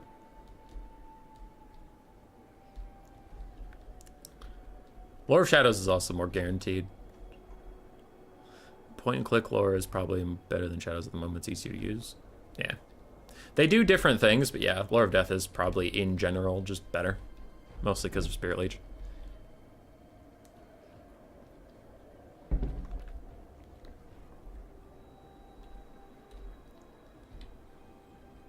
Demonetize him with your crude commentary? I don't think Coops has crude commentary. I think he's chilling.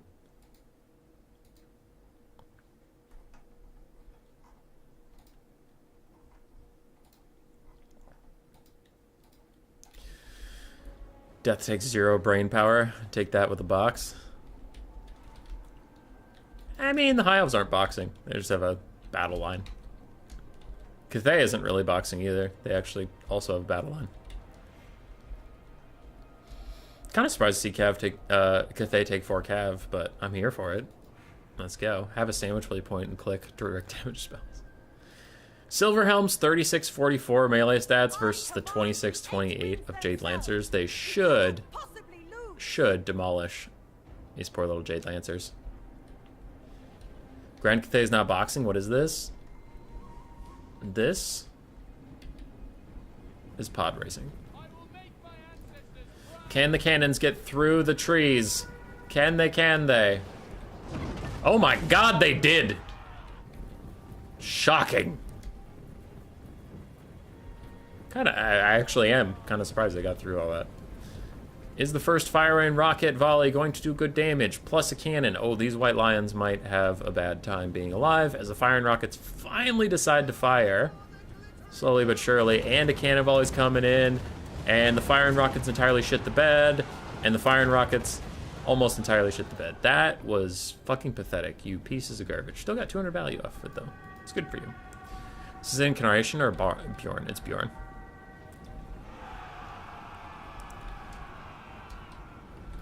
Archers are now starting to fire. Cathay still shooting at these white lions with their cannons, though the firing rockets did move on to the archers and entirely fucking missed again. God you damn it, you piece of shit. I hate you so much.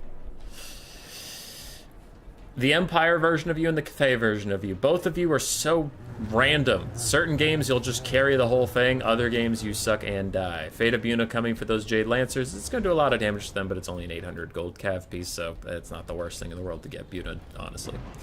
Firing rockets almost delete an archer with that last volley, so good job, you inconsistent piece of garbage. The Iron Hail Gunners are moving up. They're trying to get a little bit of poke out, but they're currently mired in their own infantry, so they're having a hard time seeing, and they are getting counterfired by archers. That is a bit of a mistake. They'll want to back off.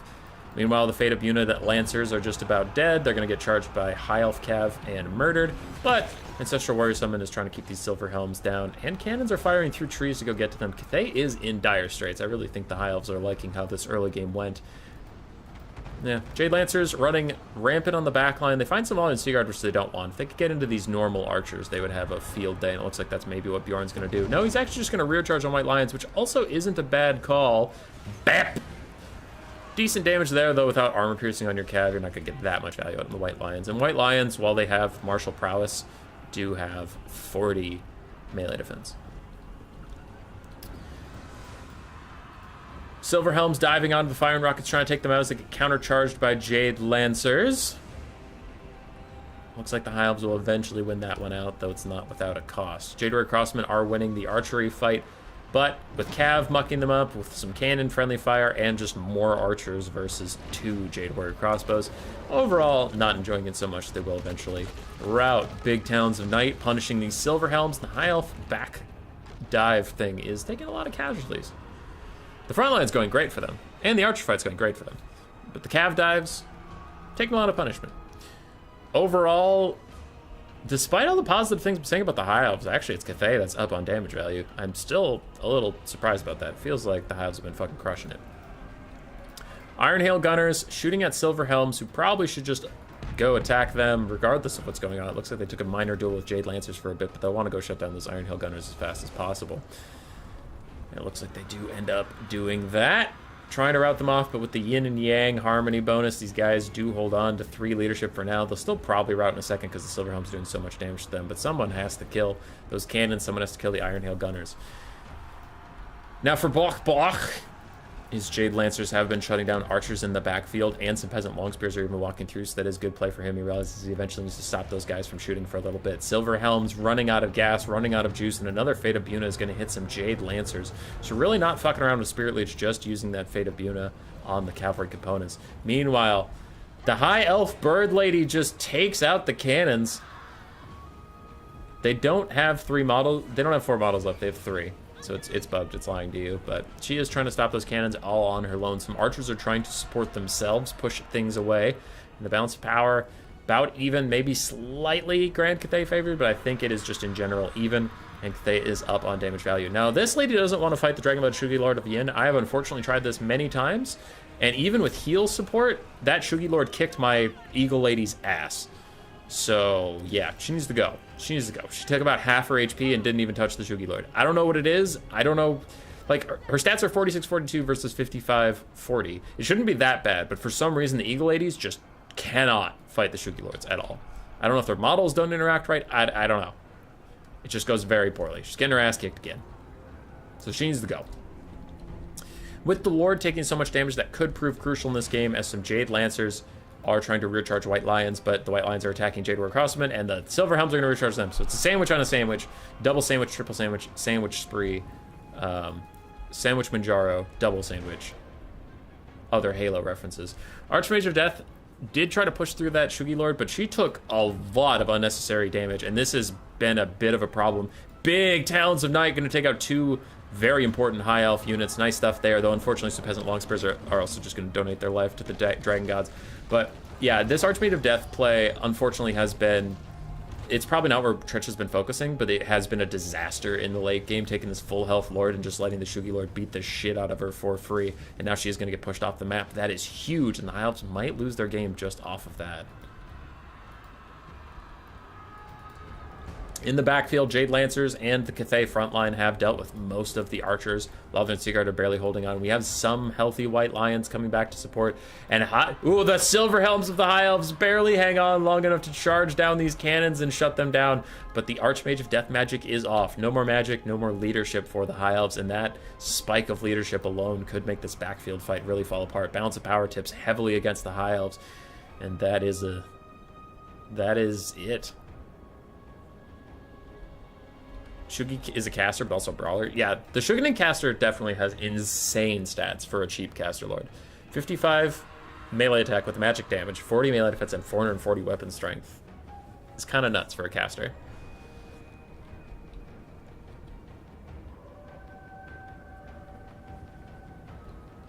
Shugenin Lord does not have the physical resist item. You lied. How dare you lie to us? They have the Jade Amulet. It's just the power reserve stuff. The only part people like about Cathay is Miao Ying because everyone's partially affected by Slaanesh.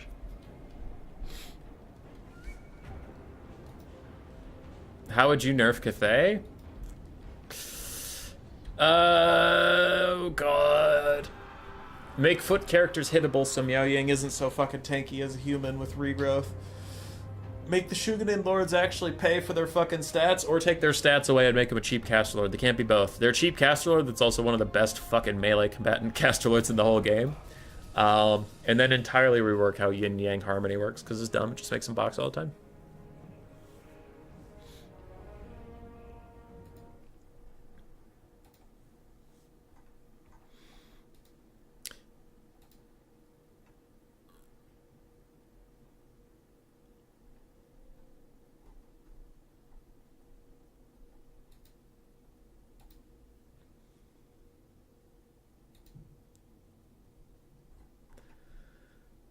All right.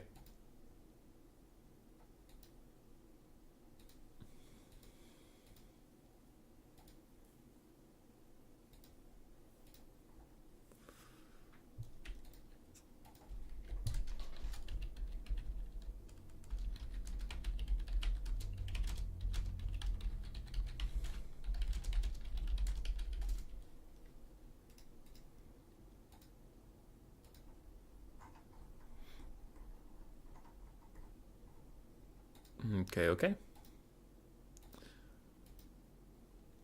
Jade Warriors, by all accounts, a 500 gold unit stat-wise without harmony. Shugenin Lord, 2,100 damage value. Both the artillery pieces way underperformed. Jade Lancers did really, really well if you consider 2 of them got Fate of Unit, and 3 of them paid for themselves, which is quite nice. Archers did okay. Jade Warriors did fine. They held for quite a long time. Iron Heel Gunners got wrecked. Peasant Longspears did mixed, but overall, fine.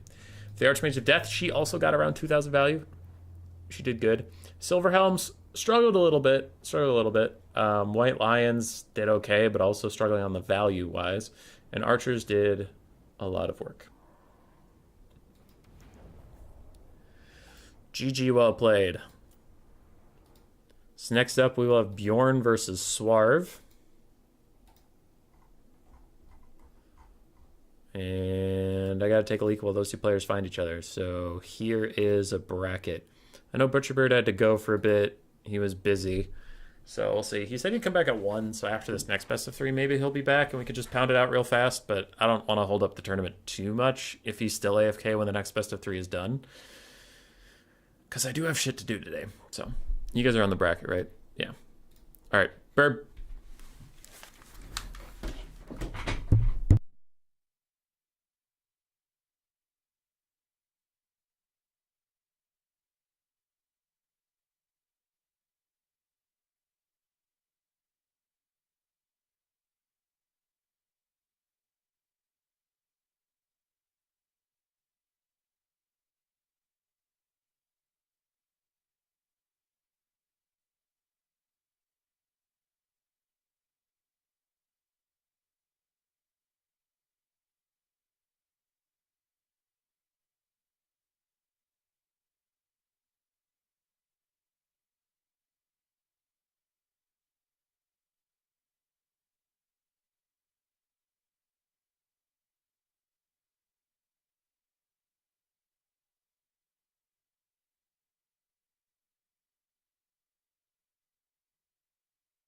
I'm back.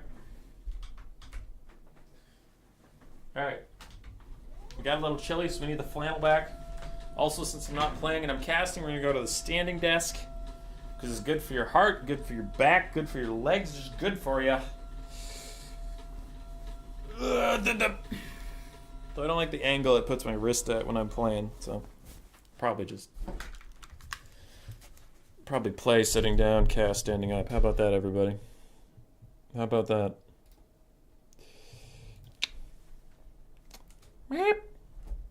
Oh, wow. It's me, the hummus lad. The lad made entirely of hummus. I think with Harmony, Jade Warriors could beat War Dancers even. Maybe. Jade Warriors have pretty pitiful melee output. They have really good melee defense, but if you're tanky alone, you could just eventually get attrition down, right?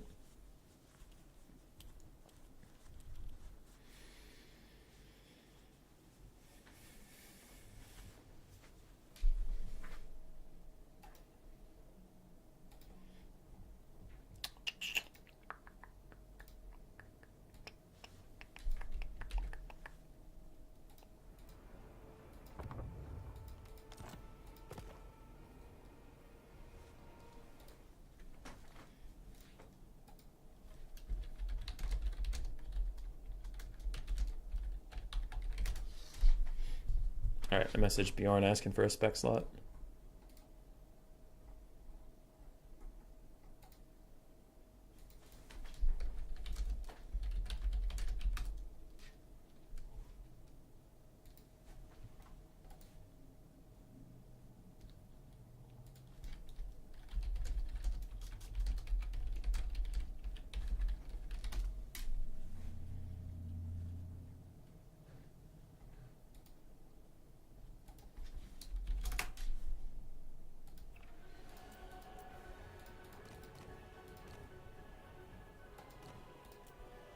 Alright, do I have a blocker up?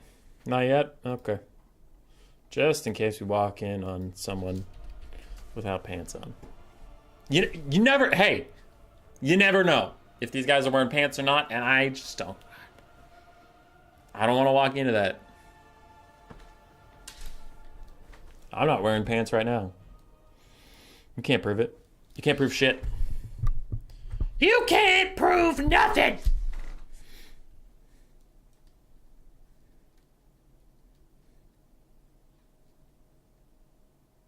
Your USB-C adapter stopped working?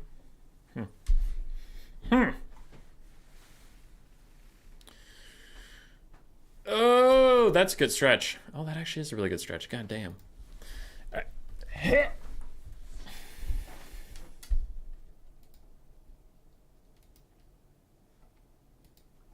There was something I was going to do. Oh, yeah, scorecards.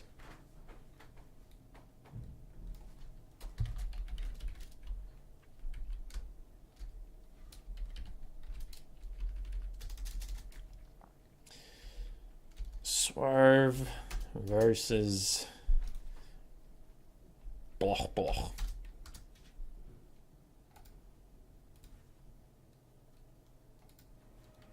Jade Boys are what? Jade Boys are 24-36 as far as melee stats go with 80 armor, but if they stand still for long enough, which is a very exciting game mechanic, they get 10 armor just for existing. And then with Harmony, they go up to 28-42. And then with Formation Stance, they go up to 28-50 for stats. So 50 melee defense. With Formation Attack, Standing Still, and Harmony. Peasant Long Spears are amazing. People really sleep on these guys, but they do a fuck ton of damage. That's the thing, is they do a lot of damage. People look at them compared to Jade Warriors, they're like, oh, they don't hold nearly as long. And it's like, no, but these guys can get thousands of damage value if you just put them on cav or single entities. They're insane. Swarv is playing? Yeah. Someone played dwarves to make him rage quit.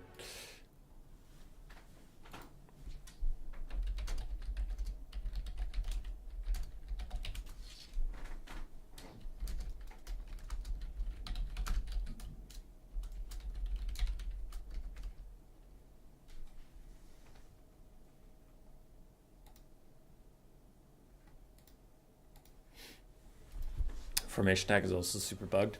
It's kind of insane. I think Bretonnia is going to lose. They don't have any... They don't have Babber. The what? I think these guys are just picking and banning for the series right now. I don't think it's actually Bretonnia versus Cathay. I think this is just the factions. Like, when you join a lobby, alphabetically, it usually gives you Bretonnia if you don't have Beastmen or if your language has Bretonnia as first. And Bok Bok was already here, and he just played Cathay. So I think we're just chilling. Because, yeah, Bretonnia versus Grand Cathay sounds like one of the most one-sided matchups I've ever heard in my entire life. I actually don't think Bretonnia can do anything against Cathay. That just sounds awful. Yeah, no, that's hot garbage.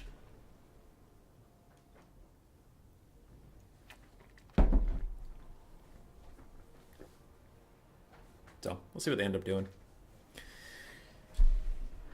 Baber, Form Staylal, King Arthur. I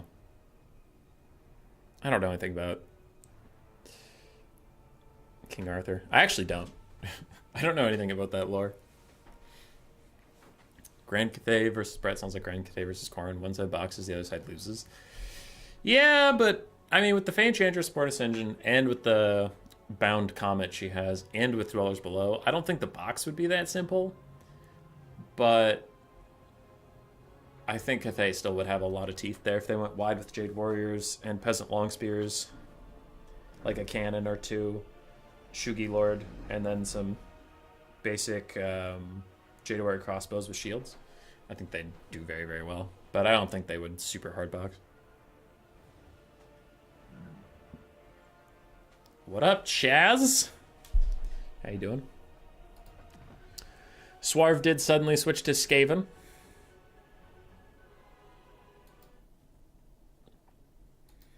So I think his game one pick is Skavinos.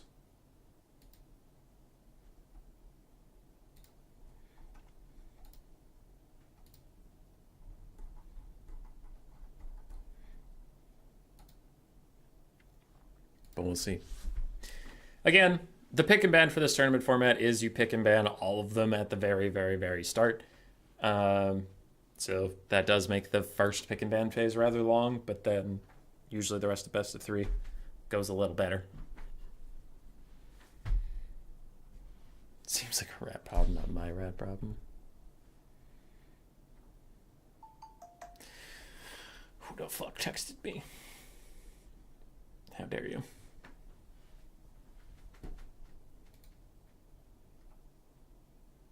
How absolutely dare you?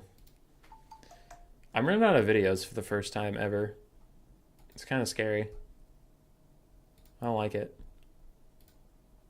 How many do we have left?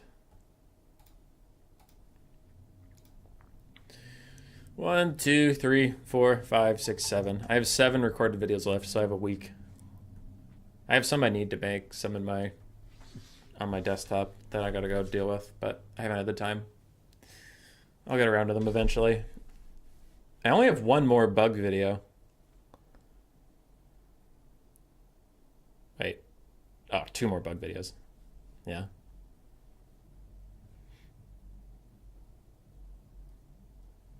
What are the silly ha-has? And being attacked by dogs. Can the Jabber Scythe help? Well, it is game 3. It did learn from Scarbrand. And goodbye, 400 gold dog unit. Routed right off. I was running a test and this Orc War Boss was styling on me and I didn't like it. I didn't like the moves he had.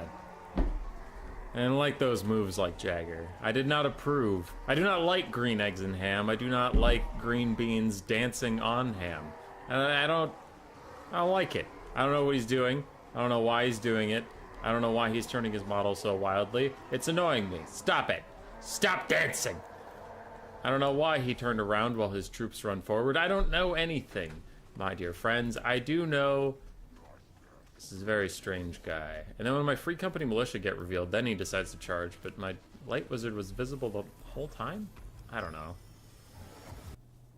Alright, each army spent the standard funds of 12,400 gold apiece, and I am sure this will be an enjoyable game of content for everybody involved.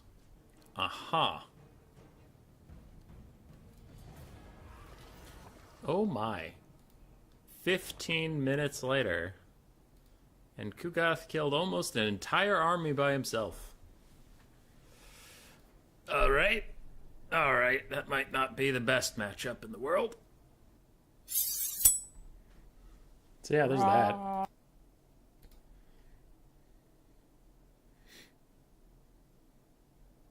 I don't know. Yeah, the boar dancing thing, I have no idea. That just... It was very strange. It was an AI, because I was trying to test the Free Company Militia, because I was making a video that comes out tomorrow. It's about a bug with the Free Company Militia. And I was just trying to test versus Orc Boys, so what I usually do when I want to test stuff versus the AI is I net the Lord, charge him with Franz, get him to route, and then walk him off the map while the test occurs. But for some reason, that AI, since the start of the game, his boar is just pivoting constantly for no reason, and I'm like, stop it!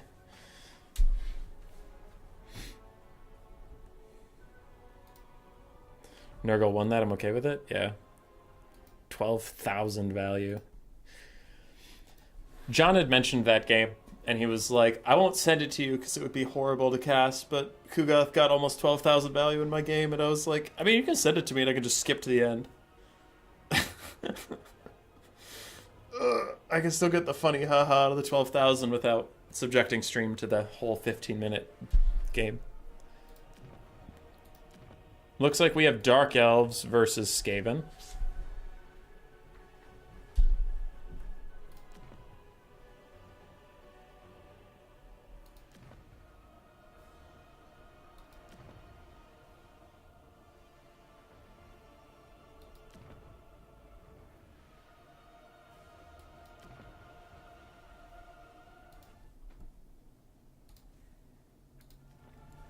VC deserves to instantly disintegrate after army deployment. Just delete. Yeah, VC have always had an issue dealing with like hard single entity blobs because they don't have the best thing to kill single entities, but that's just a faction design problem where they aren't given like big duelist monsters. Like Vargulfs are weird and janky and have too much healing, but they don't actually do that much damage.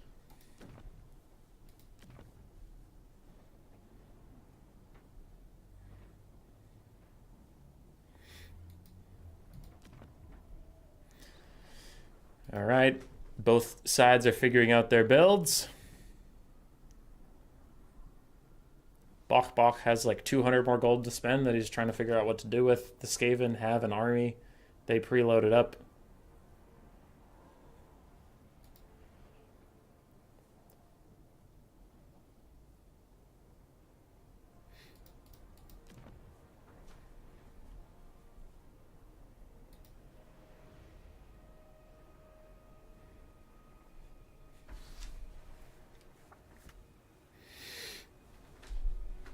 I have things to say, but I can't say them. I just need to sit on it. This matchup's weird. Dark Elves versus Skaven. There are times where I feel like it's unwinnable for Skaven. There are other times where it feels okay. It just depends. Like, there's a lot of build guessing where, like, as a Skaven, if you guess the right thing, you can do pretty well. But if you guess the wrong thing, you can do very, very poorly. Yeah. I don't know. For the Dark Elves, there's a bit of degeneracy, I guess, where it's like if the Skaven go extremely degenerate, you might be fucked at times, and maybe I just don't go degenerate enough. I don't know. We're loading up. Swarv's got a neat build. He's got a neat build. He is taking the Warlord Packmaster combo I really, really like. I enjoy that combo quite a bit. Now, I have had issues with it dealing with Malekith specifically, and Malekith is here, so we're going to see if it works. But it kicks the shit out of Malice Darkblade in most situations. And they have plenty of healing between the two Packmaster.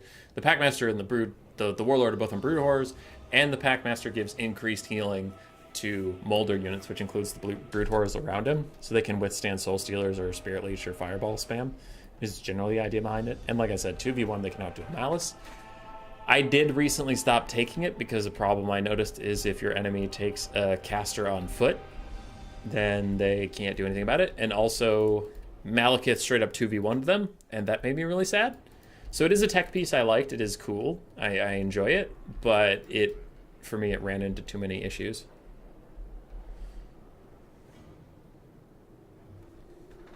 You think it's even? Yeah, I have some secret builds that have been doing okay for me, but mostly the most important OP build versus the Dark Elves is just banning Dark Elves and not playing against them at all. That has been serving me quite well. Anyway, for this game we do have the Avalanche Mortars, the Deathglobe Mortars. We have the Teethbreaker Rattling Guns. That'll deal with Malekith pretty well. On the other side, a bunch of Clan Rats, Shields, Skaven Slaves. Some of the Clan Rats are Spears, 4 Rat Ogres, and 1 Poison Globe. We have a Plague Priest with a Summon and Pestilent Breath, and then we have a Warlord and a Packmaster. So that's pretty cool. On the side of the Dark Elves, we have Dark Riders. Dark Riders are incredible in this matchup and most matchups. They're just a very cost-effective unit. So some of them. We have the Chill of Sontar, War Hydra. I know Bjorn has been sending in a lot of Hydra replays recently. I think it's his new favorite thing, just kind of memeing around with it. But it can be quite good. Hadra's used against me in Turn's Faction War. If the Skaven don't have enough real range DPS, Chill of Sontar can be a big problem. Malekith up on his Dragon with Soul Stealer. And then a front line of Bleak Swords, Dread Spears, 4 Dark Shards, and 1 Bolt Thrower. Now, the Teethbreakers or Rattling Guns are going to do very well against Malekith or against the Chill of Sontar if they get the chance, but if the Dark Elves play safely with those two until the Teethbreakers are taken out, I see nothing else in this roster that can really kill them, so that could be a problem for Swarv later. The Avalanche Mortars can deal with a lot of infantry, but they could get shut down. I have been seeing more Fate of Buna in this matchup, which is why I stopped taking the Avalanche Mortars, but they are really good if your opponent doesn't have the correct stuff to counter them. And this might be one of those games. Soul Stealer from Malekith isn't that amazing at taking out weapons teams, especially if you can't just walk up and do it with the Teethbreaker sitting right there. So that could be actually a deadly combination.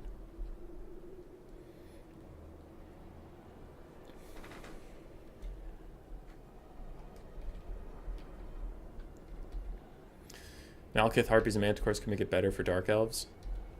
Yeah, sometimes Manticores will just dive straight in there, but we don't see him this time. Packmaster and Warlord can deal with the Manticores pretty well, though. It's a fine build for both sides. I'm equally nervous for both sides. I think if the game goes according to the game plan, the Skaven should win it. But man, if those Avalanche Mortars and Teethbreakers get shut down, the Skaven are mega fucked. So it's all, can the Dark Elves take out these 2 key pieces? And if they can, the game's over. Because one of the reasons I stopped bringing the Teethbreakers versus Dark Elves is if they took Malice Darkblade and a Deathcaster, 1 Fate of Unit straight up kills this unit, you lost 1,000 gold, and your main DPS for killing a Hydra or Malice or whatever the fuck. It's brutal. But in this game, there is nothing to stop him. This game move up. Bolt Thrower is getting attack orders onto the Avalanche Mortar right away. It'll do okay damage, but I have noticed Bolt Throwers tend to struggle to actually finish the job on a lot of stuff. But for only 700 gold, it does force the Skaven to move into you rather than they just get to sit there and do whatever they want. These Dark Shards are going to do very, very nicely if they can get in range. But man, that is going to be a tough walk up with the Avalanche Mortars punishing them. We'll see. There is no net for the Teethbreakers. It's not like they can Howling Warp go Malekith in place and then Teethbreakers them down. So, yeah. Aurora Jazales are infinitely better. Yep, but they also died a 1 Fate of Buna. That has been what made a lot of the elf matchups so hard for me recently as Skaven, is just Fate of Buna exists, so then it's brutal. Not using concealment bombs. There we go. Got it eventually. Bolt Thrower is trying to poke down those Avalanche Mortars before the Dark Shards have to move up and get in range. Teethbreaker is going invisible, trying to maybe get a poke onto the Hydra or Malekith, but they're just staying plenty far away. Dark Riders completing a mass surround. And Dark Riders, much like Illyrian Reavers, can just dive straight past Rat Ogres and accept the damage and then dive onto the actual things they want to shoot. So that can be rather difficult for this game to deal with. We'll see if Bjorn ends up doing that. It's not fun when the other player refuses to engage and they spent all their runes of magic on the lore of point and click. Avalanche mortars firing into some of the Dark Elf infantry, but it looks like they are trying to dodge. But it looks like the fire happened after they dodged, so it still hits the bleak swords. And that artillery piece for the Dark Elves, just trying to poke down the Avalanche mortars, though. You can see what I meant about it. Struggling to really finish the job, deal that damage. Swiss Pikemen, yeah. Gutter Runner screed the Beauticaster, that's the ticket? Maybe.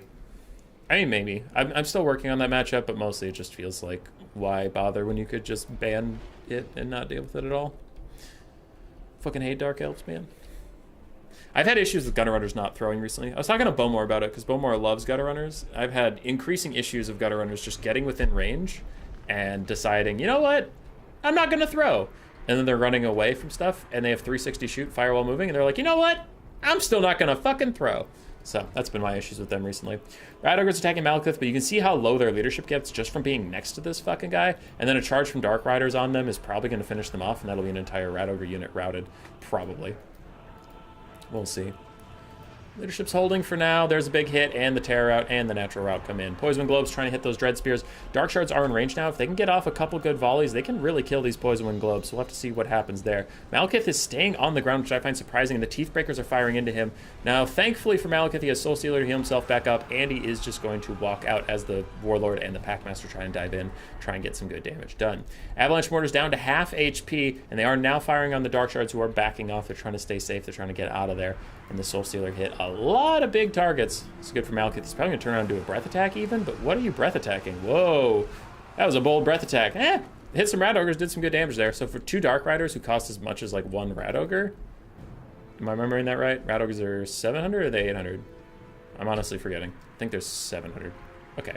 So that is overall a fine trade for both sides. TBH. Dark Shards showing why they're brought in the build. Already that Poison Globe is down to half HP, and Dark Riders just dive straight in. They're trying to take him out. Malekith even lands on the front line. He's going to tear out some Skaven Slaves, get them out of here. Avalanche Mortars. Oh my god! Big breath attack from the Chill of Sauntar. Straight up fucking murders the Avalanche Mortars, and they are out of here. They are done, Mr. Krabs. And without them, now the Dark Shards can reign supreme. Now the Dark Shards can do whatever they want, and the Poison Globes are routing, meaning they'll have to run straight into the pockets of these Dark Riders. Malekith is rolling dirty. He's doing whatever he wants. He runs straight through there. No issue at all for him. These Teeth Breakers could be a problem, though. The Chill of Sauntar just walking boldly into the face of the Teeth Breakers, but they are not firing. They're obstructed. The problem with the Teeth Breakers is becoming quite apparent as they just can't seem to figure out how to shoot a gigantic lizard man that is in front of them. And Malekith is coming over saying, hey, stop. Don't do that. Leave him alone. He's a good boy. And a good boy he is indeed as the Dark Riders try and path through. The Dark Riders trying to get through all these Skaven Slaves to try and get onto the Teeth Breakers to just rout them off. Because, man, if they can get there, they'll do so much damage. The Dark Riders do get through. The Dark Riders get here. The Teeth Breakers are already down to half HP. They're going to terror out very soon. And the double Warlord, the Warlord and Packmaster are coming here. They're using Rally to keep everybody in the fight. But a big Soul Stealer is going to hit the 2 single entities and the Teeth Breakers. That'll rout them off. They are terror routing. And now things are looking very dire for the Skaven. But the Skaven decided, you know what, fuck this shit. And they started charging. Rat Ogres, Clan Rats, everybody running after the Dark Shards, not content to sit in their box, not content to sit and die. Malekith's going to opt out now that he got those Teeth Breakers to rout. Dark Riders, they are rallying in the distance. They can maybe come back. Some Globes are rallying. Teeth Breakers running off. And the Bolt Throwers trying to poke at them as they go. It has turned into a bit of a bloodbath, just kind of a mess as Dark Shards secured themselves in the back line. They're firing into the back of these Clan Rats, trying to get some of them to rout off. Rat Ogres routing. Dread Spears trying to hold back a bit of the Vermin Tide. But I don't see what can kill Malekith and the Chill of Sauntar unless there's a big mistake from the Dark Elves. Dark Riders ignoring the Globes because their 100 armor could make them difficult to kill, and instead just opting to finish off the easy target of the Rattling Gunners. Maybe they'll come back later for that other stuff. Malekith is doing Malekith things and just walking through the entire Skaven line. He doesn't give a shit. He is leaving this place, and he will be just fine. There are Dark Shards that are back, but we have Rat Ogres rear charging them. They need to turn and fire at those guys once just to secure their place here. We'll see if they manage to do so. Teeth Breakers might rally. Yeah, they're going to rally in the distance there as the Dark Riders opt out of chasing them. God damn, they rallied instantly too. Another Soul Stealer from Malekith. For some reason, targeting some clan rats. Oh, wow, it hit everything here. Okay, so that was just a bug with the unit card thing. It hit everything here. Jesus Christ. Warlord, Packmaster, nobody having a good time. Rat Ogres, yep, they got to those Dark Shards, and they almost entirely killed that full health unit. Bit of a mistake there from the Dark Elves, and for some reason, Malekith is pathing into the single entities, taking a lot of extra damage here. I am not loving how Malekith has been handled in the late game, and he's trying to get back to the Chill of Sontar now, which makes sense, but he is taking a lot of free damage. He does not need to. Dark Shards were forgotten in the distance for a little bit, swarmed by Clan Rats and killed, so most of the Dark Shard presence for the Dark Elves is gone. We have this one healthy one back here. He is now shooting at Rat Ogres, but he has a lot of Skaven Slaves and Clan Rats right behind him that are going to rally soon and come back his way, so I don't imagine that that Dark Shard will be safe for very long. It's going to be on the Chill of Sontar and Malekith to try and carry this, and the Chill of Sontar is doing its best. Teeth Breakers are shooting at Malekith from the side. They had smoke bombs pop, so he didn't see them until they started firing, but he does need to go over there and deal with them. Looks like instead he's going to land on some Rat Ogres and try and tear out them back off the field. Dark Riders diving onto the Poison Wind Globadiers. Can they get through that 100 armor, but otherwise pathetic melee stats of the Globes? It's hard to tell.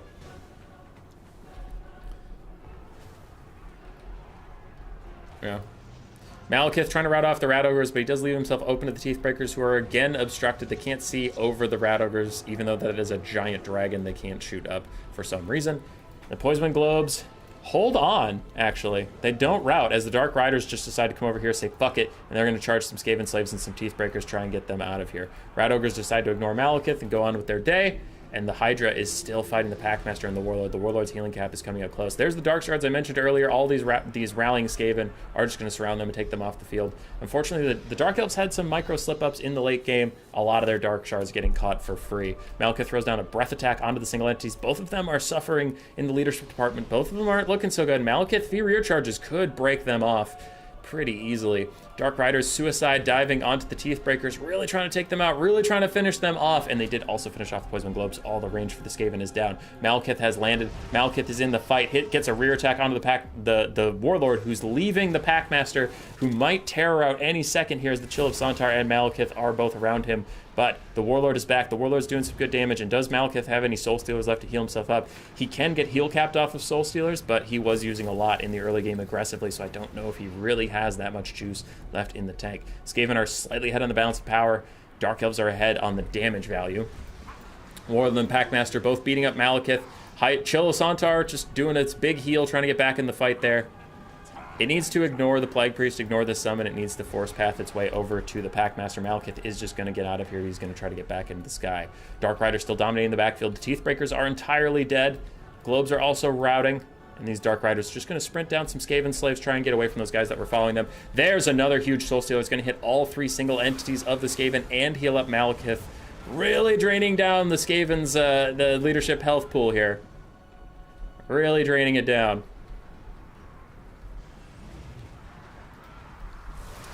Malekith's having a hard time getting out of the Packmaster and Warlord surround. The Chill of Sontar is still just fighting. There's a Clan Rat summon around here somewhere. There he is. That'll fade away soon. It won't look as bad. Chill of Sontar's coming over, but he does have to force path. The Chill of Sontar just has to keep on these 2 single entities. He needs to take them out because he's not so great at killing a whole bunch of random shit. Malekith also is having a hard time getting away from these guys. Warlord and the Packmaster have 95 speed. Malekith has 90 when he's in the air. On the ground, it's even less, so he needs to just turn and fight. He really can't afford to just keep trying to run away and keep dying. Chill of Sontar needs to come over and help him, but yeah, he's taken a few too many rear attacks, just letting this happen. Chill of Sontar now gets a rear attack onto the Warlord. Both the Warlord and the Packmaster are nearly heal capped. Malekith's actually going down, and unless a big mass rout comes in for the Skaven, Malekith's in real fucking trouble. Some Bleak Swords have joined the fight. Terror routing Rat Ogres, terror routing Rat Ogres, running away. Terror routing Skaven Slave Spears, everybody's running away. Rally is popped from the Warlord. A little late to stop the terror routes, but it will allow these things to naturally come back at some point. Warlord is officially heal capped. Chill of Sontar needs constant attack orders onto that guy to really focus him down. A very healthy Dread Spear is coming in, trying to join Malekith for the late game, but it might be too little, it might be too late. Malekith's down to 1 leadership. He takes some more damage that might actually tip him over the edge. 4 leadership on him. He's holding on, but he does at last rout. The Chill of Sontar is doing his best to fight his battle. Looks like the Skaven will win, and that is GG.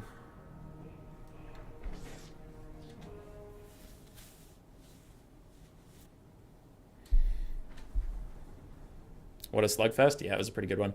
Chill of Santor showing its value. Malekith 3,700. Bolt Thrower also paid for itself.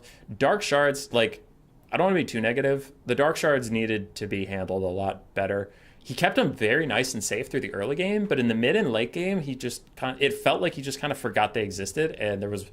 I caught 3 different ones just getting eaten alive by clan rats. And one of them that eventually escaped those clan rats got rear charged by almost dead rat ogres. And it was just like, I mean, I'm the spectator, right? So it's really easy for me to sit here and be like, do this better. Wow. But when I play the game, I make the same mistakes. I'm just pointing out the mistakes. I'm not saying I don't make them too. But those dark shards that got like rear charged by the almost dead rat ogres, and then those rat ogres alone killed the entire dark shard. It's like, oh God, that's tragic. You know what I mean? So...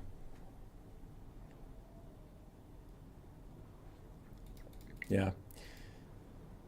Dark Riders chased some stuff down, did some suicide runs, but the Dark Shards was a big expenditure that unfortunately didn't pay off. Warlord and the Packmaster both doing pretty good. Plague Priest did fine. Teethbreakers almost paid for themselves. Avalanche Mortars got shut down very quickly, unfortunately for them.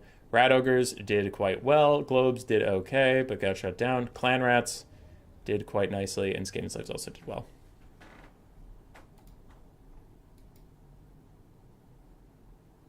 I accidentally just removed my blocker instead of pulling it up. So I'll make a new one.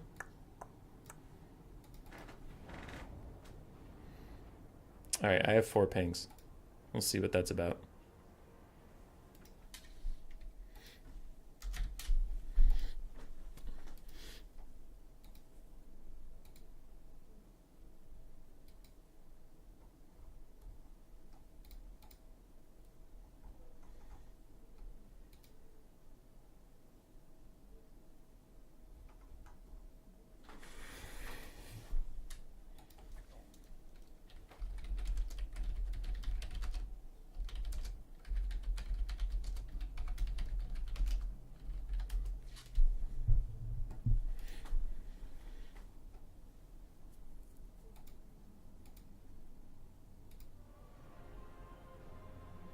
The Clan Rat with around 700 value. Yeah, it probably got onto a Dark Shard of the Bolt Thrower. How are Ashen Triads in this matchup? I personally think pretty bad. But some Ashen Triad stands out there really like them almost everything. You just haven't forgiven Malekith even after all this time. I still won't. He gets like 4,000 value in that game. God damn it.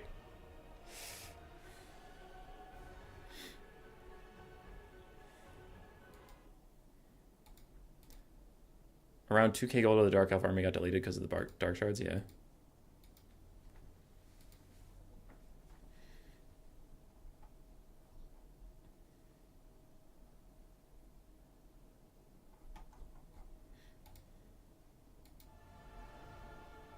The blocker shows the Skaven beating a Dark Elf to death. It was foretold. It's true. It is foretold.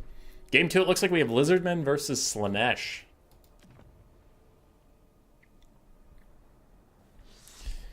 And I'm going to grab a snack. I'll be back when I feel like it.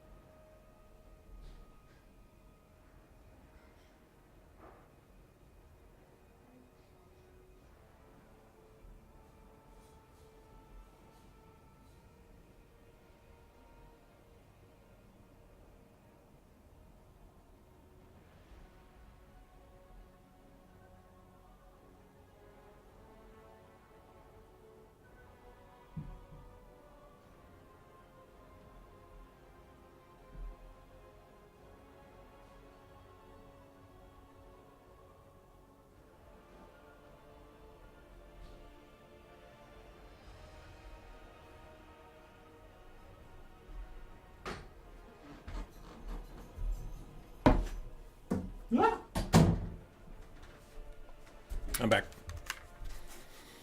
What's up with the ghost behind you? It's a tent.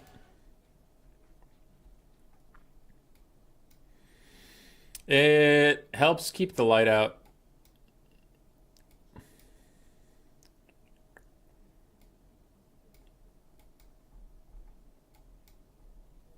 Yeah. Because if it's not there, there's this really bright window back there, and that makes the light tend to turn me into a shadow man. I don't like that. I don't like being a shadow man.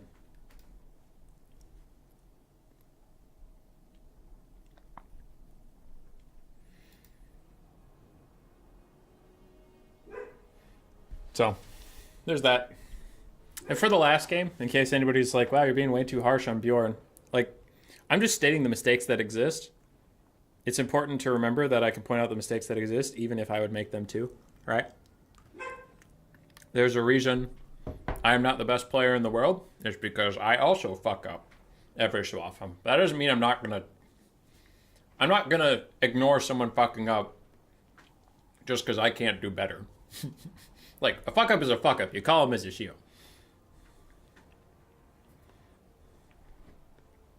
Lesnar versus Slanesh. I have maybe seen this matchup once, but my first instinct is to say I've literally never seen this matchup, so I don't know how it goes.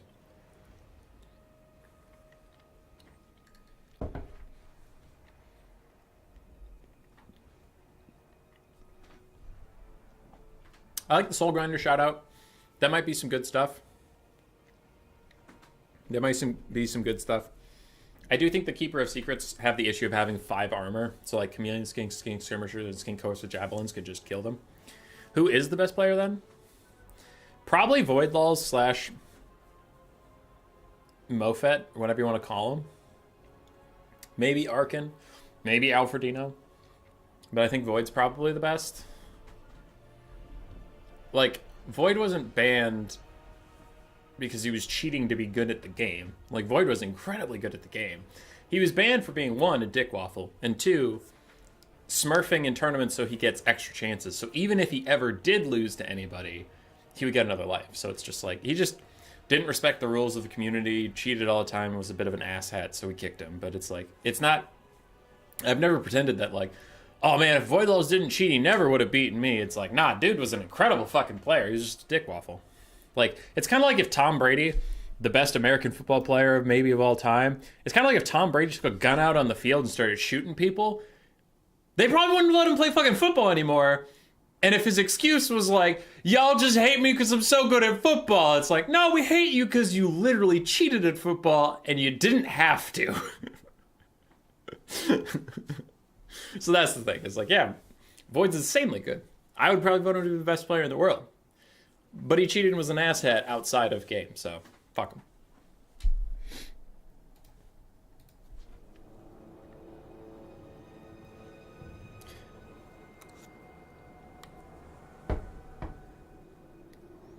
In my books, you're the bestest player guy.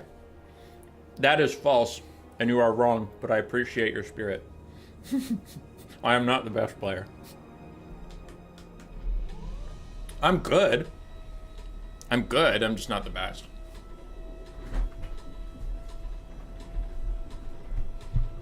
Time to go with Power Gores? Fuck yeah, Bjorn. Get it. Get it! You leave Tom Brady, the greatest living American, alone. Ravens fan, no doubt. No, I was just picking someone who I knew was good at sports and then making up an analogy about them that was similar to like the Voidlaws thing, where it's like, you know, nobody banned Void because he's good at video games. Banned him for his behavior.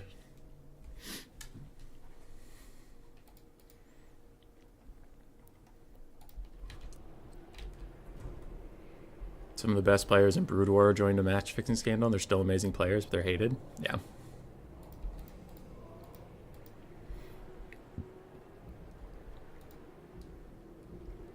All right.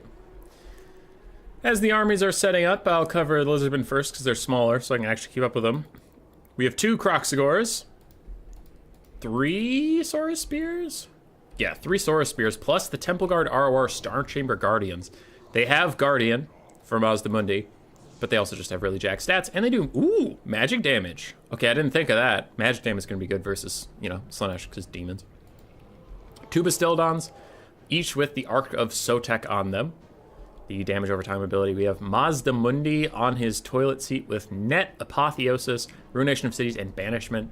So healing, netting, plus a little bit of crowd control deletion. Then we have some skinks, some red crested skink cohorts, the unbreakable ones, a couple feral cold ones, and a couple jav skinks as well. Another side for Slaanesh. Did Voidlaws ever get matched up against Mofet? Yes, like once. Yeah. In the mic, yeah, that's it. Tien said it. Because, like, Mofet was a real person. It was just a real person who would let Voidlaws use his account to have another life in tournaments. So then if he ever needed him, he could just schedule it. Because he never faced Mofet in a tournament that wasn't schedulable, right? Like, if the tournament is, it's happening today, Saturday at 5 p.m., and play all your games in a row, he never faced him. He fought Mofet in a tournament where you could schedule your games as needed, and then Mofet went from playing like a god to playing like a fucking scrub, and Voidlaws stomped him. And it's like, that guy noticeably played worse all of a sudden. Anyway, for Slaanesh, we have 3 Hellstriders of Slaanesh, 1 Seeker of Slaanesh, 3 Marauder Horsemen of Slaanesh, some Devoted Marauders with Hell Scourges, Devoted Marauders with Sword and Board, 2 Chaos Spawn, and 1 Devoted Marauder with Spears, plus Azazel in the distance with Acquiescence, Pavane of Slaanesh as his 2 spells. Yeah.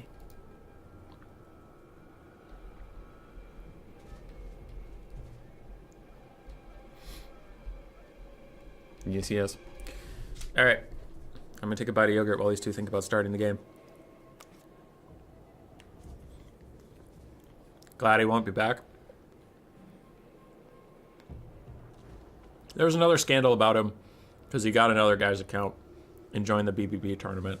So he's still hanging around and like trying to smurf and shit. It's just annoying. You think the Lizard would win this? Maybe. Maybe. I think if Azazel ever gets involved, Mazdamundi's gonna fucking net him and he's gonna die.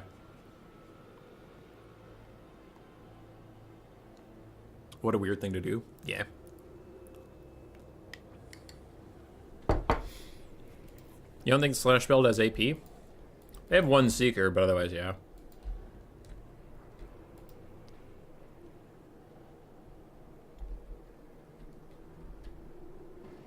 It feels like Marauder Horsemen of Slaanesh have AP. They don't, but it feels like it. Their javelins hurt so goddamn much.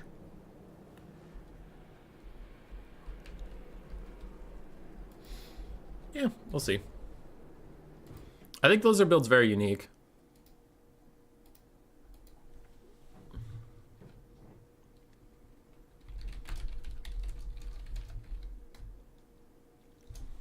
Oh, Bjorn said, damn, it's the wrong map. Well, we'll see if anybody cares. If Swarv wants the other map, he would have to declare it like right now and not play the game. But if you play the whole game out, then say we were on the wrong map, and we're not doing a redo. That's silly. Are those croc scores? Yes, there are 2 croc scores. I don't know why, but they're there.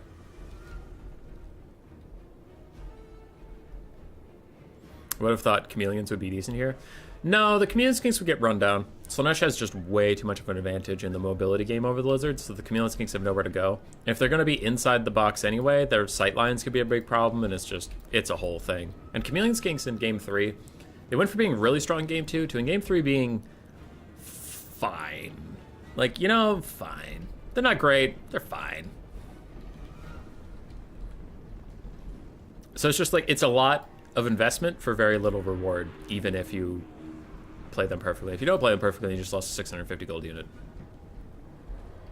If melee chariots were viable, Slaanesh wins easy. Against this specific build? Yeah, probably.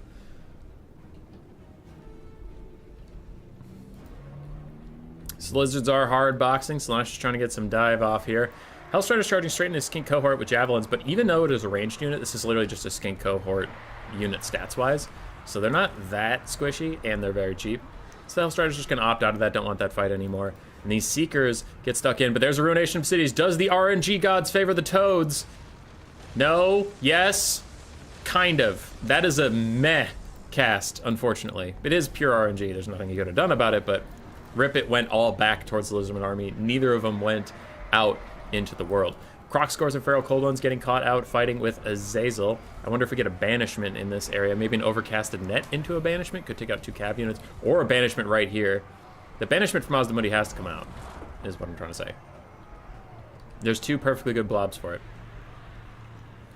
Looks like neither. The Ark of Sotek and Crocscores are going to keep on Azazel. Azazel throws Acquiescence down onto the Crocscores, trying to get them to rout, but they don't quite yet. Mazdamundi's also wandering out here. Not super sure what we're doing. The Lizard's huffing a bit too much paint thinner, I think. Pretty big banishment, but it is just cooking some Devoted Marauders, and now it's going into your own Star Chamber Guardians, which also take up a Vein of Slaanesh, so now they're going to rampage. But yeah, that was a very unfortunate banishment cast. And the RNG of banishment plus the RNG of Ruination of Cities really not favoring the Lizards right now, and that is a huge shame. That's why I would have liked the banishment on those clumped up cavalry, because then it couldn't possibly go into your units and hurt them. But yeah, Mazdamundi just took half HP off of his own Star Chamber Guardians, and that feels so fucking brutal, dude. Ugh. Azazel's currently monstering Lord Mazdamundi, who's now getting run down by Hellstriders. And you could see the beginning of the end. Balance of power still slightly favors the Lizards. Damage value slightly favors Slaanesh. But I think this is going real bad real fast. Acquiescence hits Mazdamundi's down to 8 melee defense. Now he is being protected by being a Slan, so you can see all these Hellstriders just running circles around him rather than attacking. So he is lucky in that aspect. But soon that luck will run out and he will start taking a lot of damage. Crocscore is trying to peel for him. The Arcs of Sotek coming back too. Azazel's rear charging him at the moment, getting some good damage out. But, yeah. Star Chamber Guardians are here. Another Apotheos is trying to heal them up. Azazel's just going to fuck off for a little bit. He is fine. Both Marauder Horse Cav are still here. Still plenty of ammo firing in. And I think the balance of power is on drugs. I think Slaanesh is doing very, very well, but maybe I am wrong. The infantry fight is slowly going to Slaanesh. I guess they're running on a Chaos Spawn is a big thing. Mazdamundi still has healing, but he's going to throw most of that at the Star Chamber Guardians. Whatever happened to Falcon? He's around-ish. I don't think he plays much of this anymore. Another Ruination of Cities cast out, but it does as much damage to those Saurus as it does to the Devoted Marauders, and the Devoted Marauders are cheaper. God damn. Really not having a day with those RNG spells. There's the net I was talking about. If Azazel ever gets involved, I said he might just get netted down and killed. We'll see if the Star Chamber Guardians really have the sauce, really have the juice to hit him. Doesn't look like it, though. None of them are really here. It's mostly Crocsagores, and Crocsagores just lack the stats to really hit Azazel. Azazel's 55 melee defense versus the Croxagore's pathetic 26 melee attack. He's going to be okay there. So he will get out. Star Chamber Guardians probably want to do more of the DPS there. Lizards are slightly pulling ahead on the balance of power. Damage value is just about even. Mazdamundi's barely hanging on. Some Croxagores caught Marauder Horsemen of Slaanesh. Bit of a mistake there from Swarv, and he is backing off for now. Rampage is getting cast on the Star Chamber Guardians, I believe. If it's on the Crocscores, that would be a mistake, yeah. They just want to do more damage to these Temple Guard, really whittle them down. And he's attacking Mazda at the same time. That's a good play. Focus his healing down, where it's like, heal yourself or heal the Star Chamber Guardians. Can't heal both.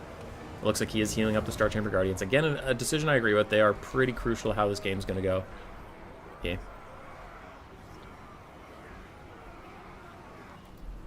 Mazda isn't on Zlak. Why? Because he wanted 2 Arcs of Sotek, I guess.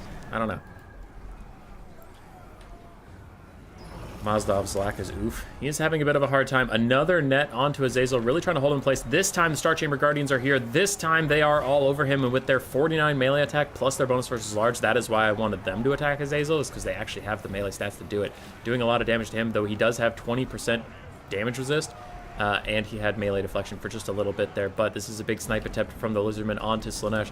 Meanwhile, for Slaanesh, we have a couple light infantry left. We have some skirmish cav, though the skirmish cav are running low on ammunition.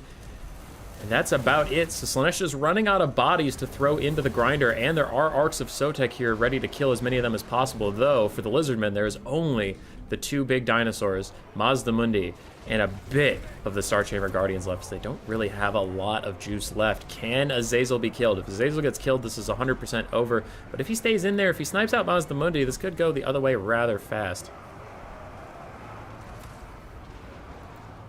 20 physical resistance is pointless.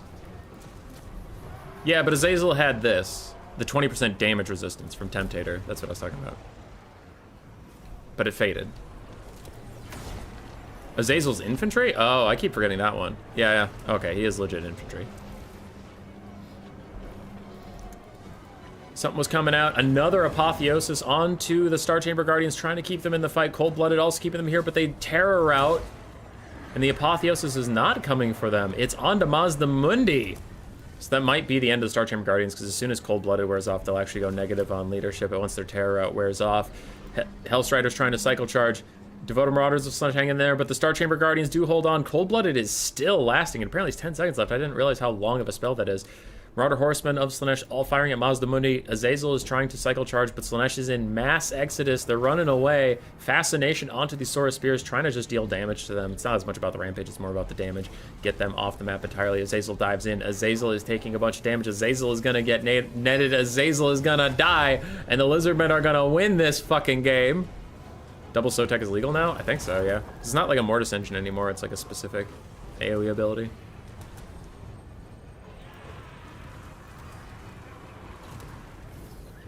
Azazel crumbles, army losses hits, and that's GG.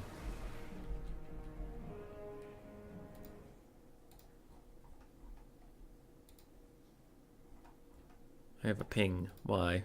Who pings?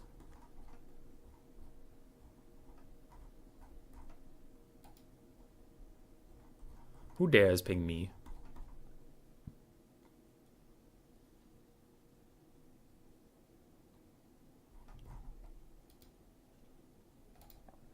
Okay, nice job, Bjorn. So for Mazda Mundi, 1,700 value on him, 1,700 on his Star Chamber Guardians as well as Sotek. Neither of the arcs of Sotek actually paid for themselves. Croc scores did not even get close either. Saurus, mixed value, but overall okay. Feral Cold Ones got routed off, and Skink Jabs did great. But yeah, that ended up being mostly the Mazda and Temple Guard show, apparently. The other side, Azazel did very, very well. Spawn did okay. They struggled a bit. Seekers really struggled. Marauder Horsemen of Slaanesh, mixed overall, but the two that didn't get instantly murdered did fine. Hellstriders did okay, and Marauders did well. But there's a lot of healing to get through, so there's that to factor in.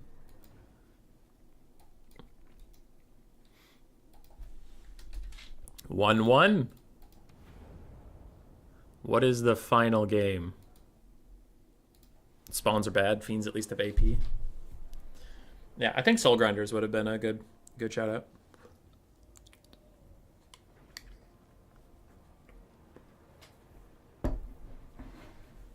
Back to my yogurt.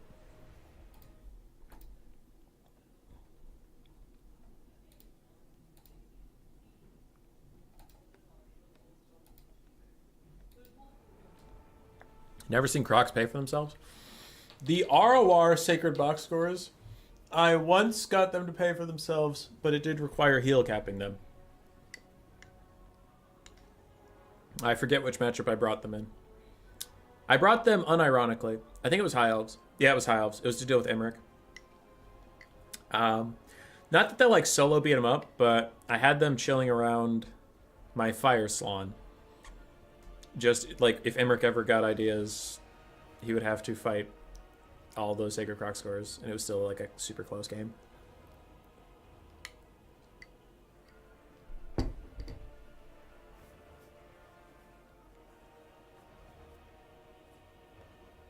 There's 1-1. Bjorn goes back to Dark Elves, which he can't do, so I don't know what. Oh, Swarv switched to Dark Elves, so maybe Bjorn's just looking at something quick. Because he already played Dark Elves this series, you can't play it again. Coast versus Dark Elves. Welcome back, Dark Elves. We missed you so much. We missed you so much, Dark Elves.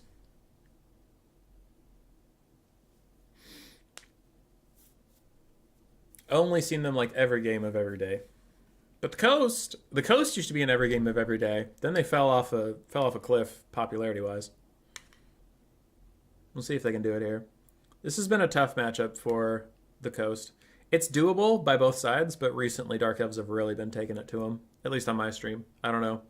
In the global atmosphere of all games being played, obviously I don't know, but from what I have seen, Dark Elves have been winning it more often than not.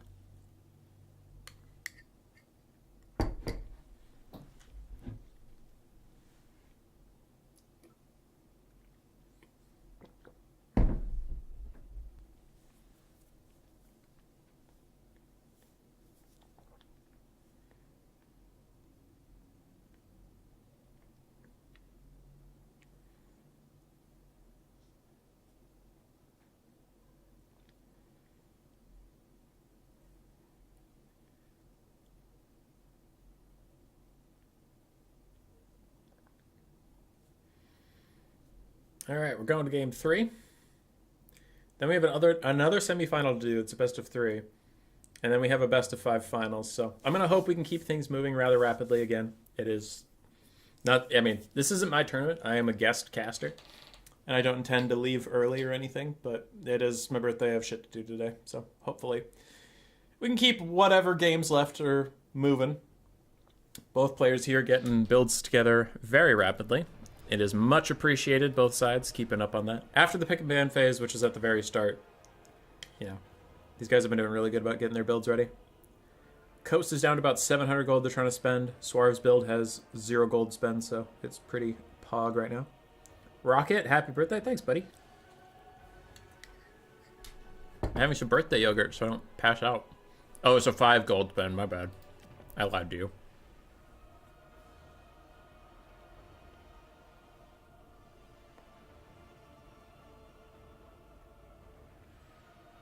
Somehow Spawn of Slaanesh have Striders and Fiends don't. That's dumb. I thought everything with the Mark of Slaanesh had Strider. Alright, we're readying up.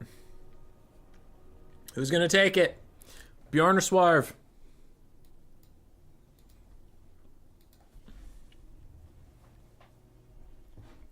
We have Shades and Malice and a Deathcaster versus a Vampire Pistol Admiral, Crabs, Guns, and Bombs.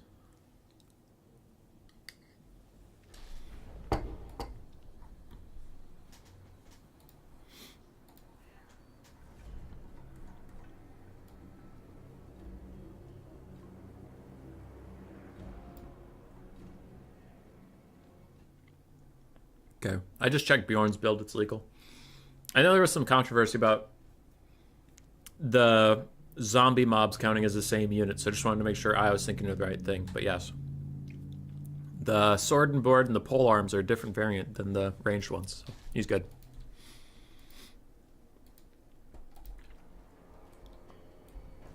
Demons and mortals get different stuff from the marks. I legitimately didn't know that. Interesting. Rooting for Bjorn so the Dark Elgi lose again. We will see. So on one side, we already covered the build pretty much.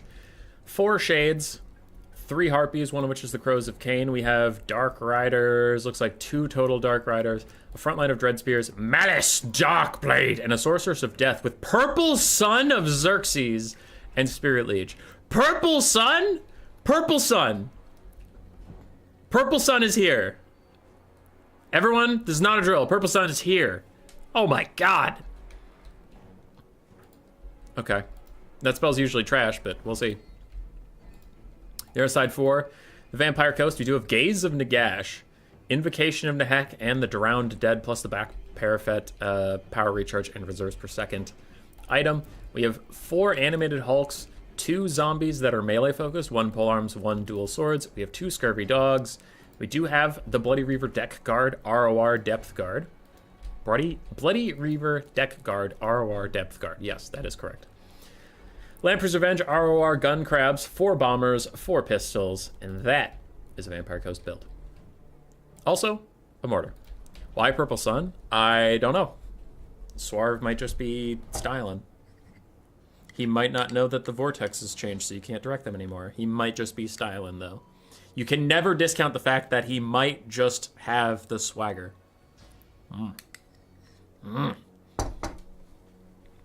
Yogurt.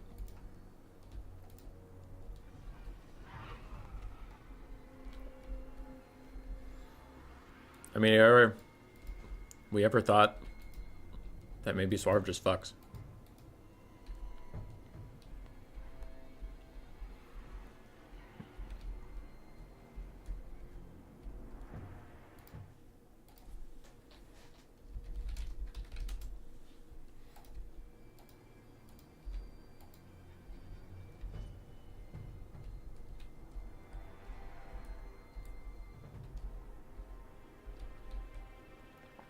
All right. I messaged Bjorn. We'll see if he gets it. He's a little too close to the white line on the very far back. There we go.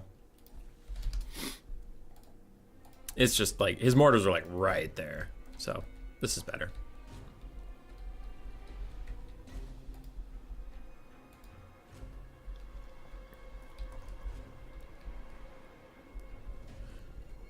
Did he take it on accident? You think also accident? Maybe. I choose to live in the world where Swarv just did it for the memes. Did it for the lulz.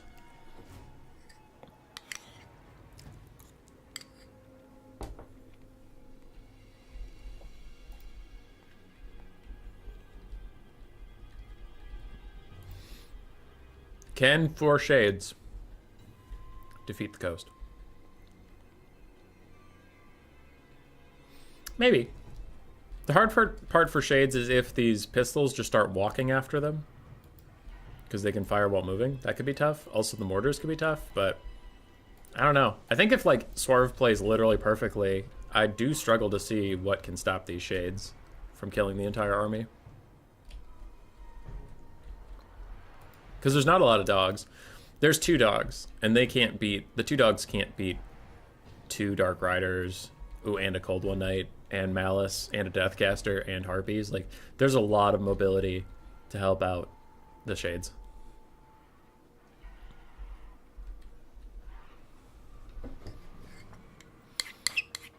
Alright, that setup phase was partially delayed because I messaged the Vampire Coast player and I said, your mortar's a little close to the white line there, and he said okay, and he moved it up. So, sorry about that delay, but just didn't want a rules issue in a game 3 of a semifinal, because, you know, people want to win, people don't want to cheat.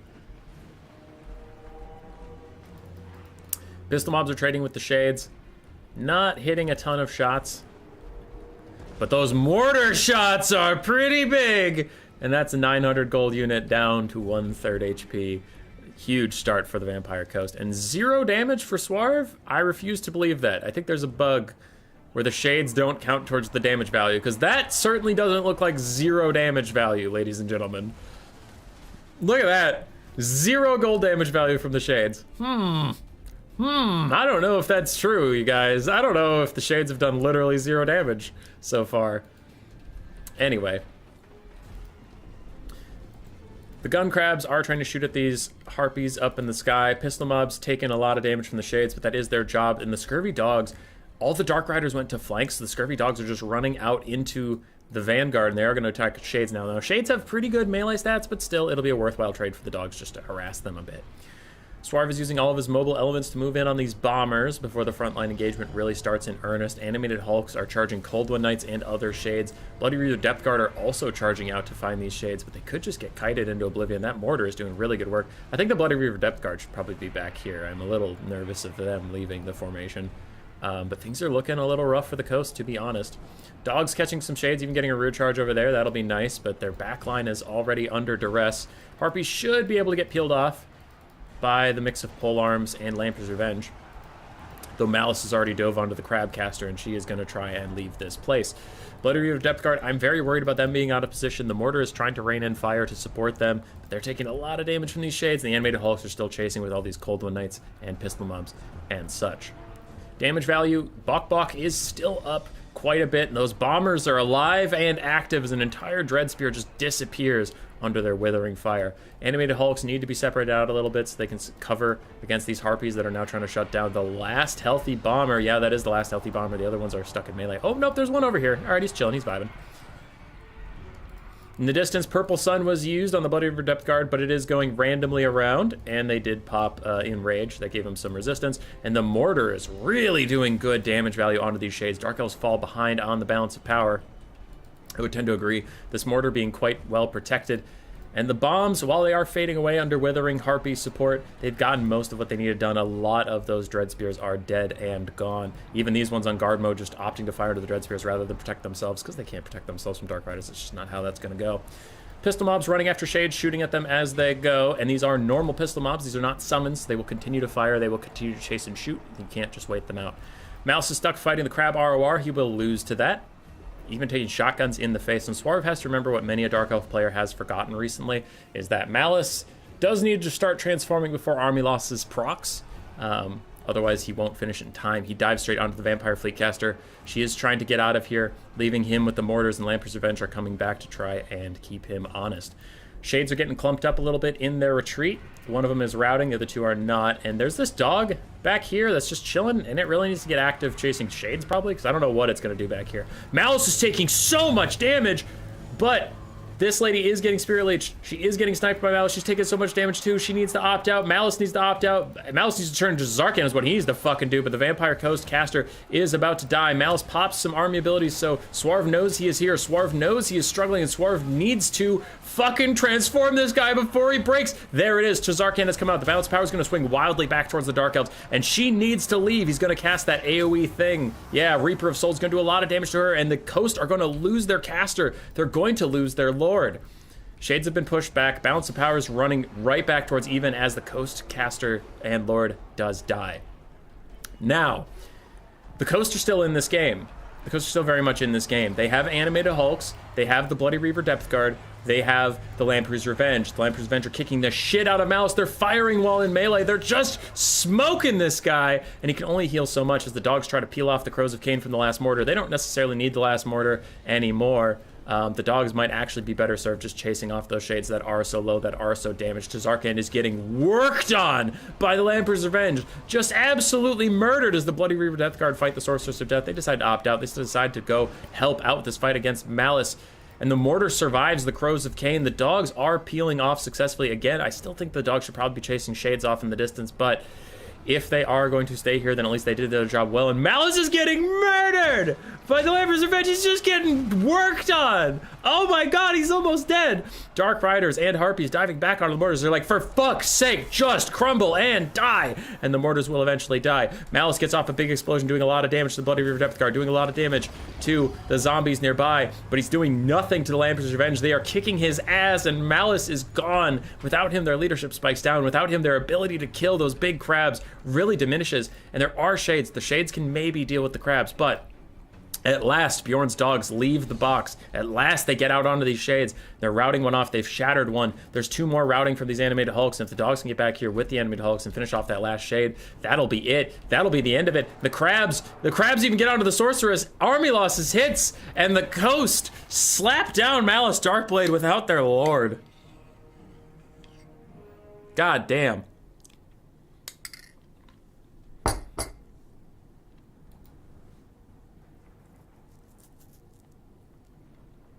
Support Lord, 100 value. The R-War Crabs, 3,800 damage value. Bloody Reaver Depth Guard just ran around the map the whole time. Mortars did well. Dogs did well. Animated Hulks did great. Bombers did fine. Pistol Mobs did very nicely, considering they were just chasing Shades for a lot of it. Malice actually did work, 2,400. Spirit Leech and Purple Suncaster, not as much. I really like to see... I mean, I know we all hate it. We all hate it, right? I would have liked to see Fate of Buna for the Bloody Reaver Depth Guard, or just focus on Spirit Leech spamming. The Purple Sun was unfortunately useless. Golden Riders did okay. Shades mixed, but overall not great, unfortunately. Harpies did fine. Dread Spears got murdered, but every infantry in this matchup got murdered, and Dark Riders did fine. Whew! That was a close game.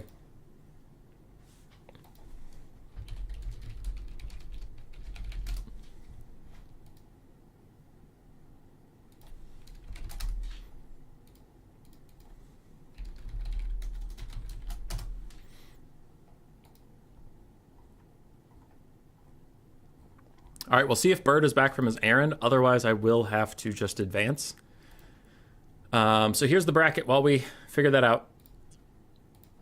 Because Bird had to go somewhere, so I cast this game with Tretch and Bjorn, and I cast this with Swarv and Bjorn. He said he'd be back at 1. It is 1:20, so he might be back, and we can maybe play our best of 3. But if he's not back, I will have to advance and keep this shit moving.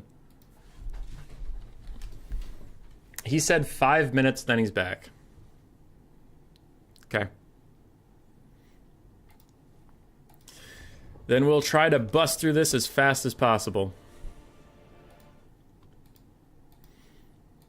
Because I know it also gets late where Bjorn is.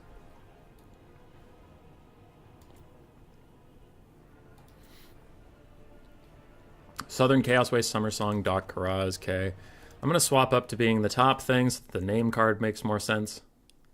Because it gets weird when I play, but I'm on the bottom. Because then it's like, well... You're on the right side, but you are the host, so you're always displayed. Like, when I'm playing, the game displays me as, like, the good guy army, so it just gets weird. So I'm going to just be over here. Human boy, yes, yes.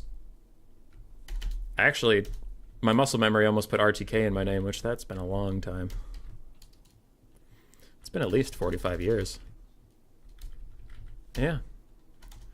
45 years ago. I was a member of the Round Table Knights. Okay. I'll send Bird the invite. And I guess go clean up my yogurt bowl. Am I top bracketer is he? He is, so he has to pick first. Alright. You almost missed Marathi? No. Lies.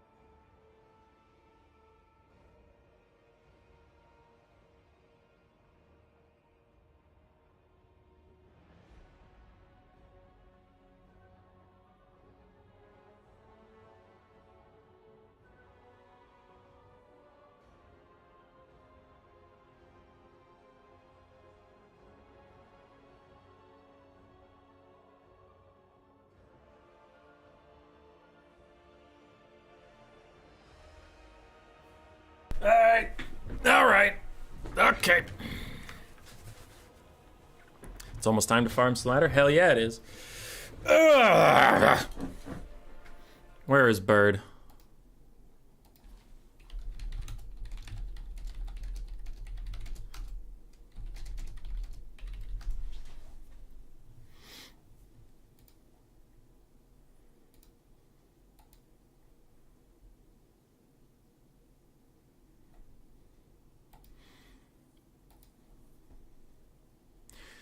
When did I just say, when did Bird say 5 minutes? Okay, so he's 2 minutes left for his 5 minutes. Even though technically he's first, I'm going to global ban Dark Elves just to get this moving along. Get your shot glasses out. Fuck yeah.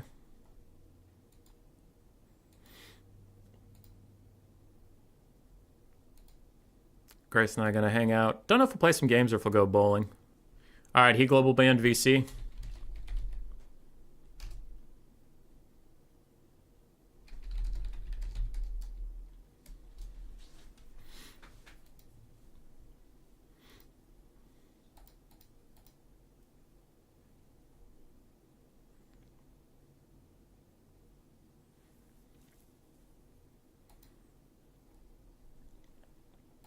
Who are we hoping?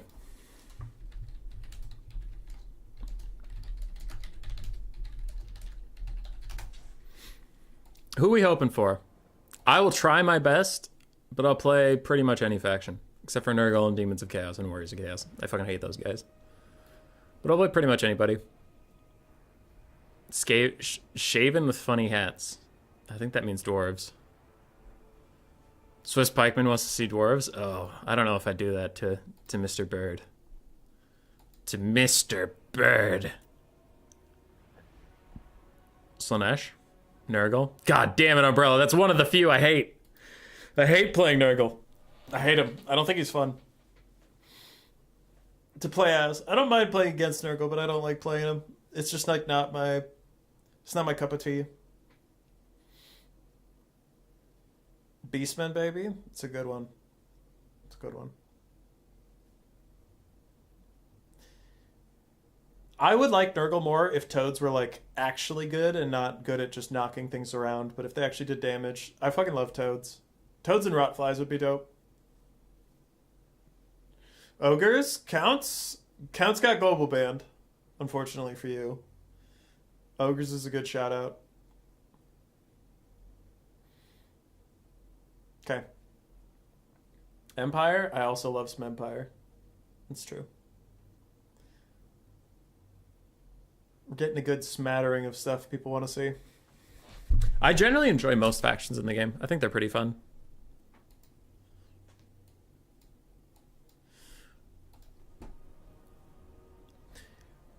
I've done this before, but just going through, I don't like playing as Nurgle, Demons of Chaos, or Warriors of Chaos. Those are like the big three I actually don't like playing as. Everything else I find some decent joy in playing as them.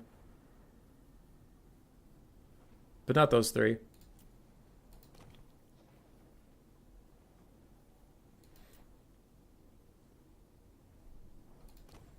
I don't know why Warriors of Chaos. Nurgle and the Demons of Chaos I can much more easily articulate into saying your Lord and heroes have to carry you super hard and the rest of your roster is subpar and that just feels bad. Warriors of Chaos, I can't explain to you why I hate playing as them. I just do.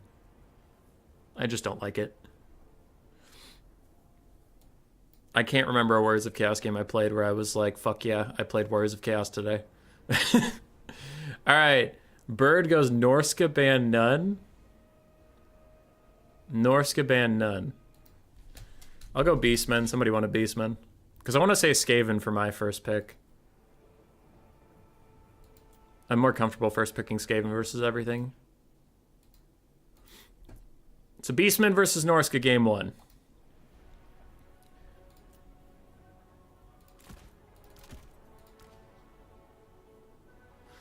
What's the difference between bad and expensive? Bad is it doesn't do anything for its price point period. Now, there's a lot of expensive things that are bad because they cost way too much for what they do. But not everything expensive is bad. Because, like, Imric's expensive. Imric is super expensive, but he's very good.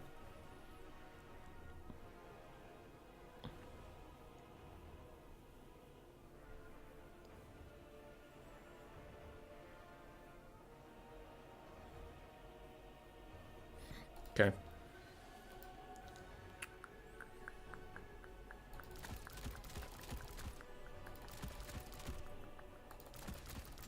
Sorry, I'm doing some big thinking right now.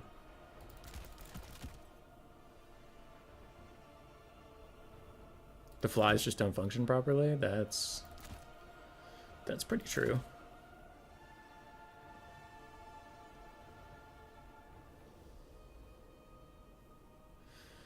Do I use that? Or do I use that? Do I use that? Do I use that? I don't know. I don't know. There's so many good units to choose from. There's too many.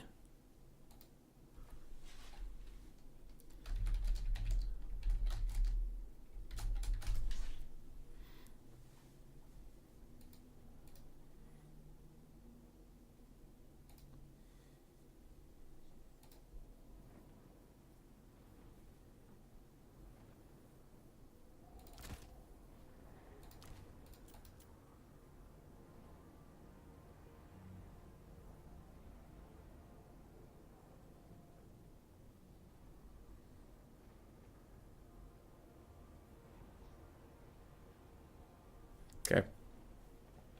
I got my Beastman build ready to fight the hordes of Norska. Bring 4 Wargors on chariots like the good old days? That's silly.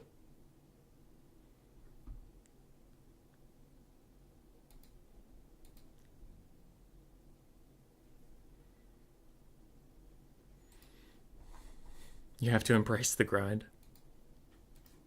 Nah, dude.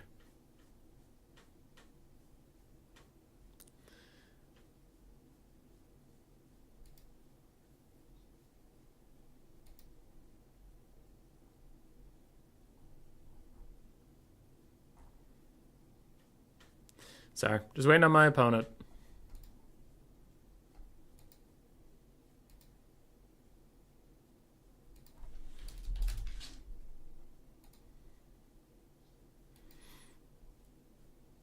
Game 2, I picked Skaven. I banned Warriors of Chaos, Demons of Chaos. Because Fleshhounds and Be'lakor alone can carry the whole matchup, and Warriors of Chaos have Hellstriders and Be'lakor, so yeah. Skaven versus Greenskins is round 2. Interesting. All right.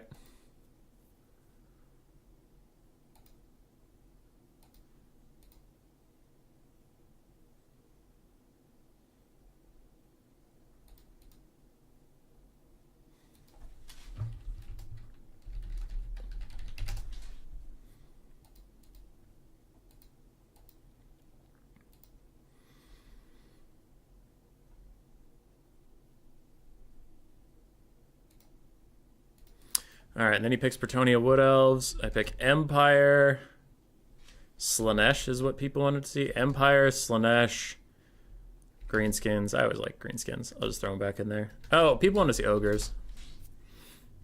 Empire, Slanesh, Ogre Kingdoms.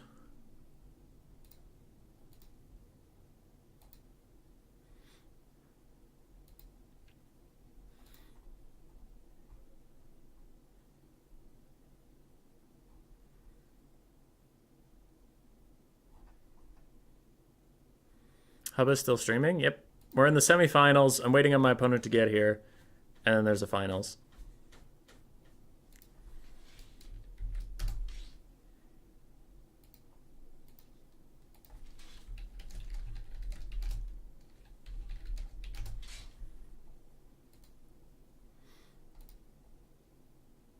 Okay.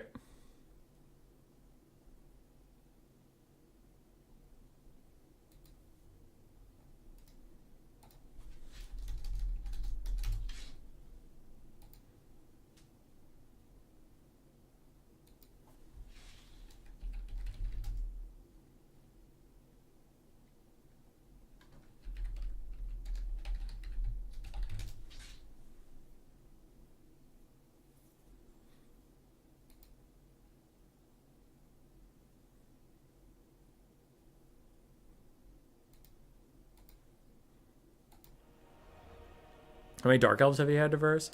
I have only played one best of 3 because I had a bye round. And then I won one game. There's been a lot of Dark Elves on stream. I haven't had to fight them because I keep global banning them because I don't want to fight them.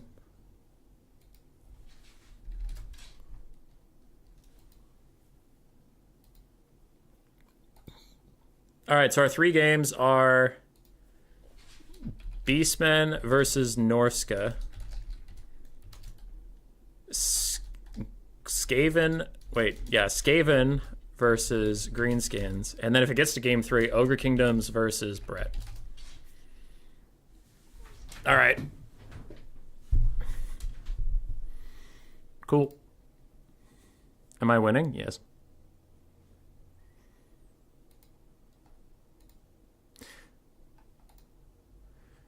While that's true, Cool Umbrella, that is the reason I don't like Nurgle. It's not the way I prefer to win. It's just like single entities in Magic. It's also why I'm pretty bad at like high level Tzeentch, because I usually just take Village and some stuff that I find fun. But like, there's a lot of better Tzeentch players than me because they use Kairos effectively, and they use Blue Fire effectively, and they use Soul Grinders effectively, and I just don't. Because I'm shit. Because I am a trash man made out of trash.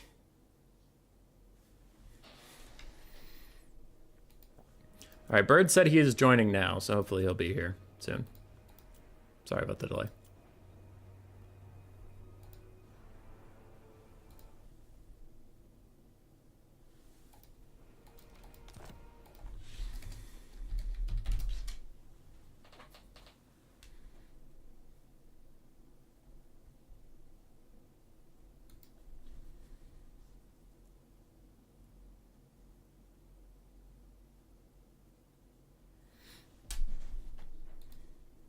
Where is battle? Waiting on my opponent. He said 5 minutes, 15 minutes ago. So we're working on it. But he did just say joining now.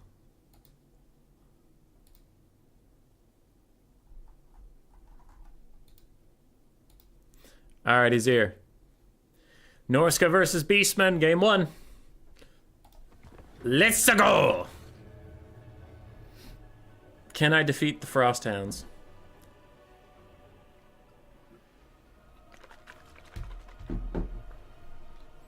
The Norskin Ice Wolves. Or will I be just crushed? Crushed like the insignificant dog I am.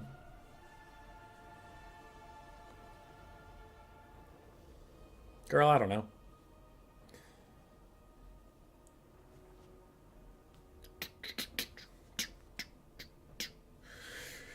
Doop doop doop doop doop doop doop doop doop doop doop doop doop doop doop.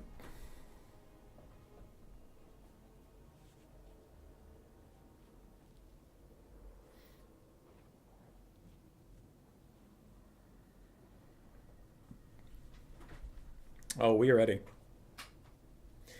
Oh, we're ready. We are in fact Grubhub Gaming. Grubhub, the sponsors of today's stream. Do you like food? Do you hate moving? Do you not like touching grass? Grubhub. Pay $75 for French fries, you dumbass bitch. Grubhub. Butcher better buy me a few drinks for his drink ration than it's a stream. He requires at least 3 $700 donations by the end of the stream, or we're permabanning him from existing.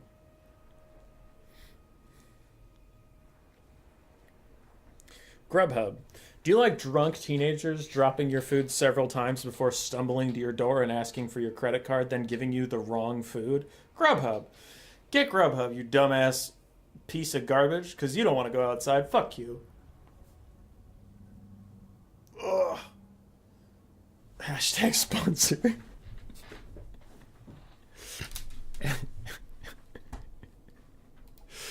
Yeah.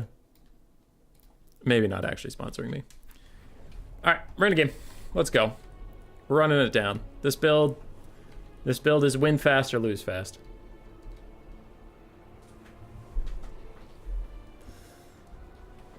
Sounds like you had good experience with Grubhub, Human Boy. I actually have literally never used it.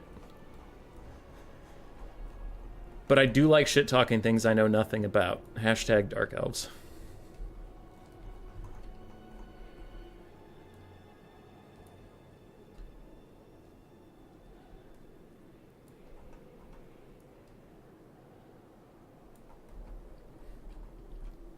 Oh, we loading.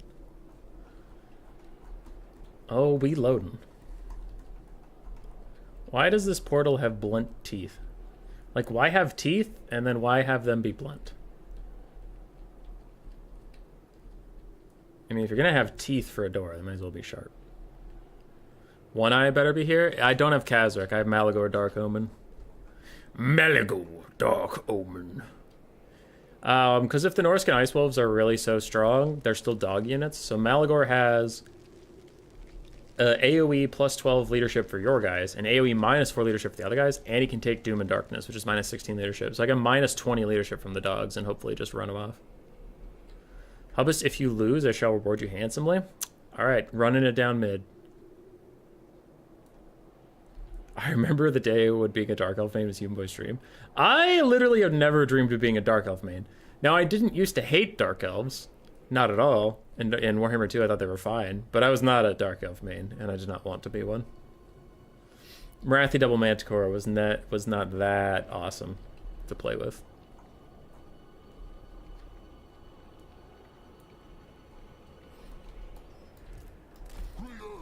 Alright. Malagor, Doom and Darkness, Enfeebling Foe, and Flock of Doom. Then we have some basic Ungor Raiders. Just because we need them, not because we really think that they're going to be that great. We do have 2 Archers, just to provide a little bit of Daka, a little bit of pew-pew. Triple Minos, 2 of which are great weapons, one of which is the Arwar Butchers of Calvin Guard for their regen. These guys will do well against like Famir, or Mammoths, or Wolfric, or Throg, or Trolls, or something. I don't know. Anti-large, arm piercing, good stuff. And we have a whole bunch of Centaurs and Dogs. Centaurs and Dogs. Centaurs and Dogs. Centaurs and Dogs. Crowfather playing on a microwave? It is possible. It's not likely, but it is possible. Moo. Alright, let's do this shit. Ready, GLHF.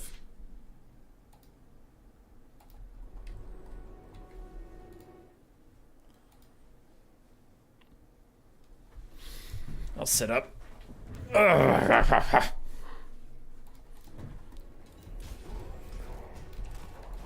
Okay. It is in fact a shitload of dogs.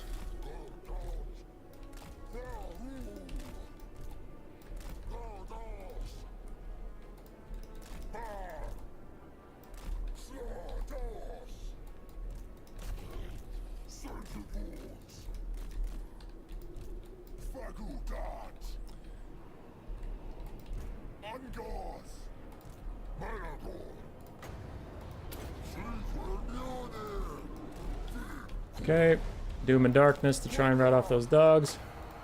Enfeebling Foe on these dogs and just take the fight. Flog of Doom over here. We'll get some Minos to join the party. And then these Centaurs and dogs do need to come over here. We'll have Minos join the party against them. Okay, we're routing off a whole bunch of doggos. Centaurs pull back. Minos get in there and get cooking.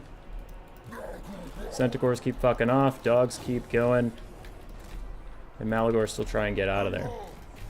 Archers support that fight. You guys support this fight.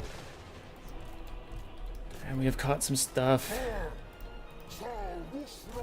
Okay, try to back the Centaurs out. We'll keep the dogs in the fight. But I want the Centaurs back. Butchers of Kalkengard doing good. Everybody over here doing good. Malagor is somewhere. I'm gonna Flog of Doom this blob while I try to figure out where Malagor is in there. We're routing these dogs off. I'm gonna rear charge the Beast of Tashnar with my dogs. Yeah, we're doing good stuff. Marauder, Berserkers are over there doing things. Minos are still fighting their damnedest. Centaurs, it's more important for us to win the side fights than it is for you to rear charge some infantry, so let's just go do that.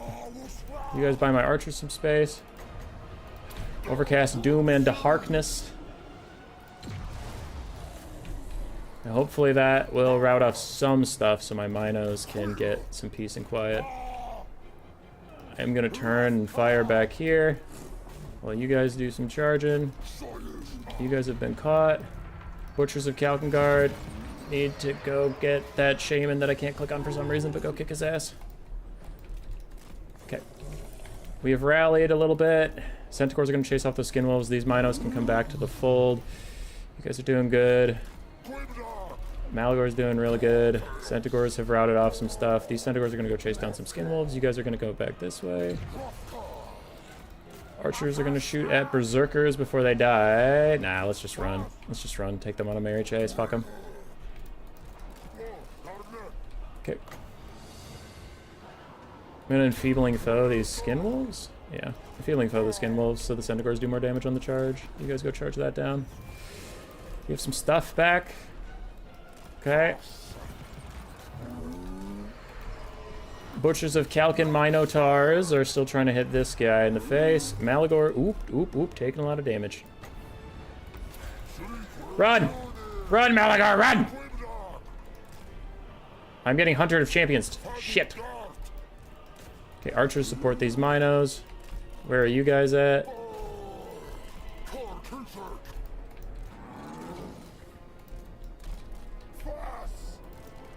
Other archers still trying to shoot some Berserkers. You're just outrunning this area. Butchers of Spalpenspard are here. I'm gonna try and get these guys to rout. You guys are still doing great. Centaurs do need to go chase down some of that stuff.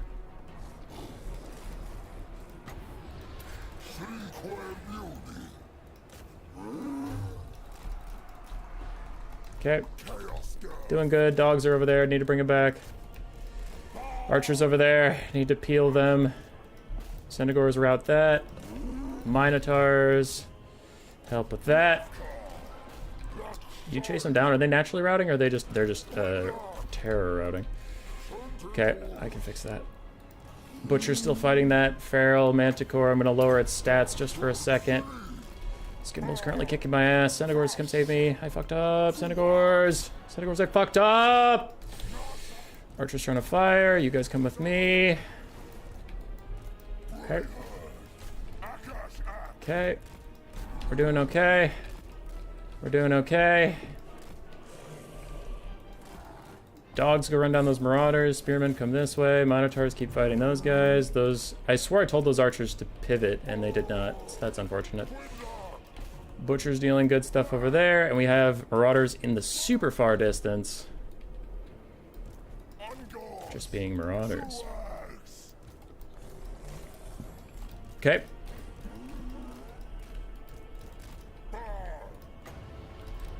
Skinwolves are out before I even throw Doom and Darkness on them. That's fun. Okay, Malagor go over here. Dogs and Centaurs chase down those Skinwolves.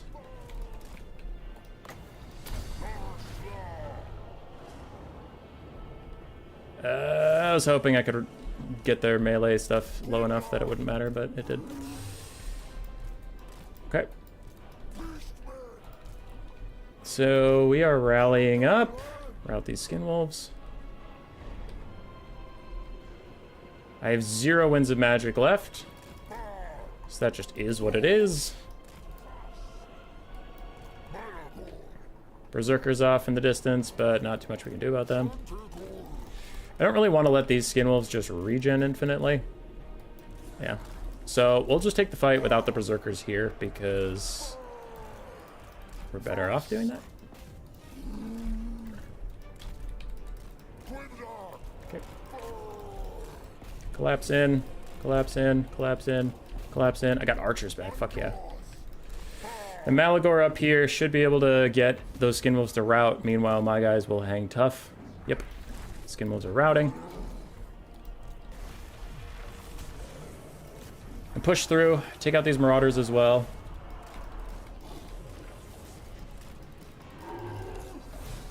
Okay. So we're all trying to get out of that final trans that I just accidentally walked into with these guys. But we got out of it okay.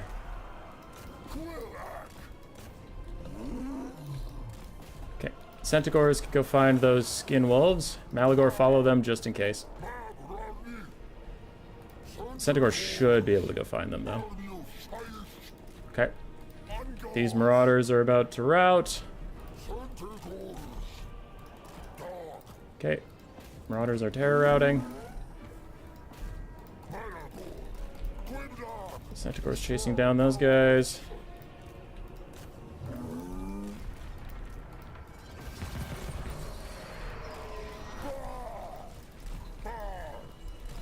Centaurs are gonna have to let them go.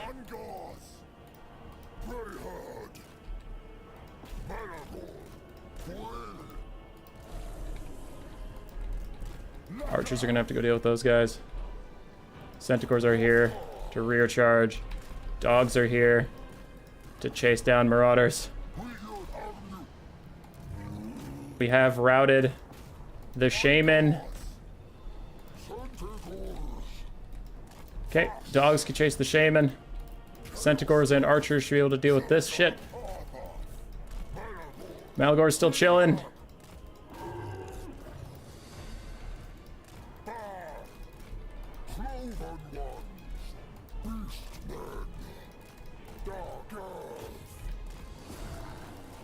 Okay, Malagor's gonna make sure this goes okay.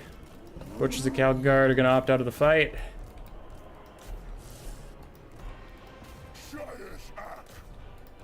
Okay, dogs back on him. Centaurs, chase that down. Butcher, single butcher, come back. Okay, and the Centaurs have got that. So archers, just come over here and shoot at Wulfric. Malagor, try and charge in. Awkward landing, opt out.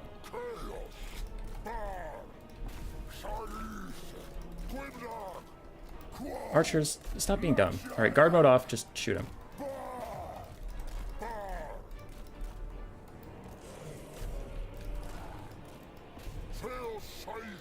Okay, those guys have shattered. Archers are being dumb. Malagor's being dumb. Dogs are being dumb. After the next volley, I'll charge. I don't want to friendly fire myself. There we go. Halt. Turn fire at will off. Dogs have killed off the caster. Wulfric's all that's left.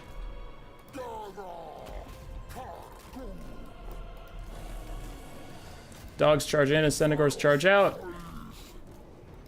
I don't want to friendly fire myself, so actually opt out. There we go. GG. Whew!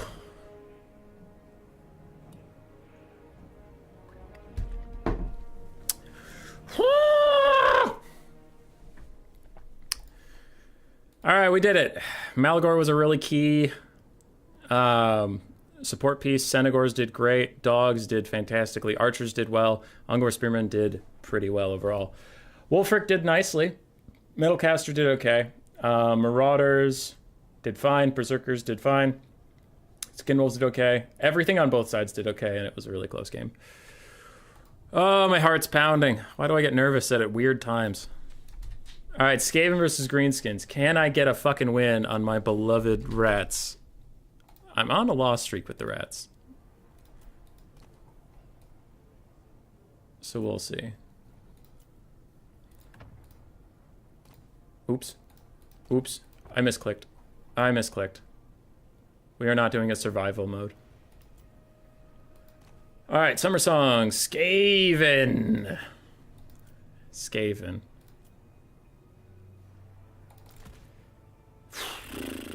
All right.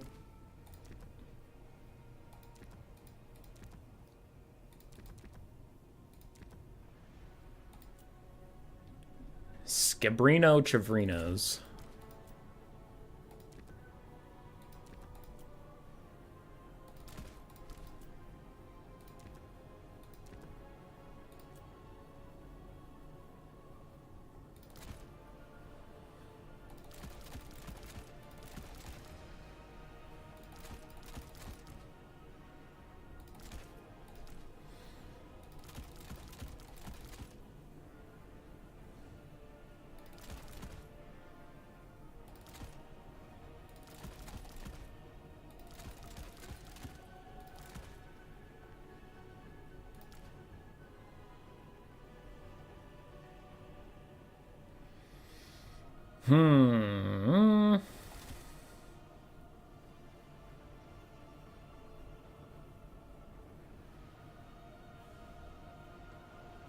Thinking.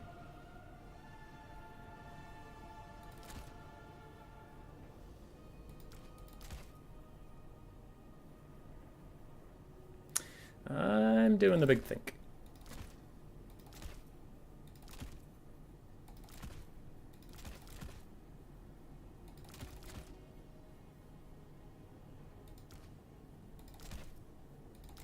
All right.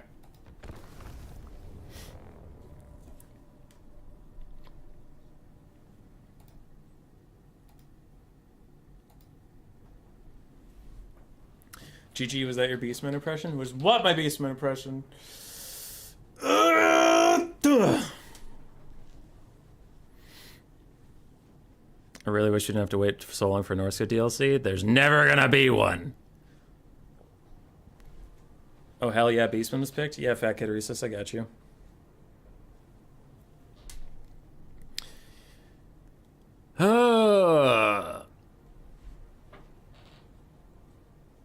Does Throg beat Torox? I actually don't know. I would assume Torox would, but yeah, Spellbound's on the same page.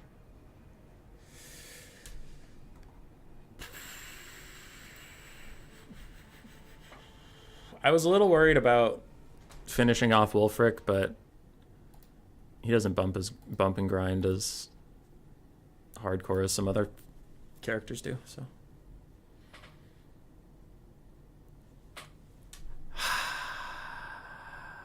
Thinking about that first matchup of Greenskins versus High Elves. Yeah. It was close. I just couldn't finish Imrik or the Arcane Phoenix. Maybe getting two big bosses on Wolves. Oh, that's what you're talking about, Nowhere Boy. Yeah. Maybe. You're right. I think Loopy was saying it too, that I got to snipe the caster earlier for the High Elves. It was just hard to get into the backfield. And then when I did, my trolls just instantly When I did, my trolls just instantly routed because they got rear charged by an Arcane Phoenix.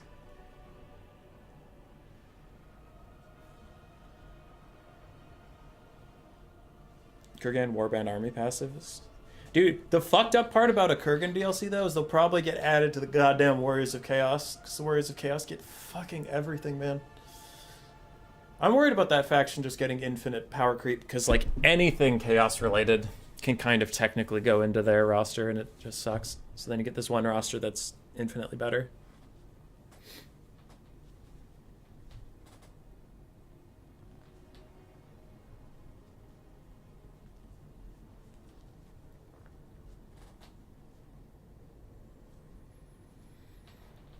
I was aiming to be done with the stream by 4, so I have 2 hours until I was hoping to be done with the stream. Not bad. Norska and Kurgan together. You're saying Kurgan would be part of the Norska roster? Rename them Northern Tribes? That'd be smart.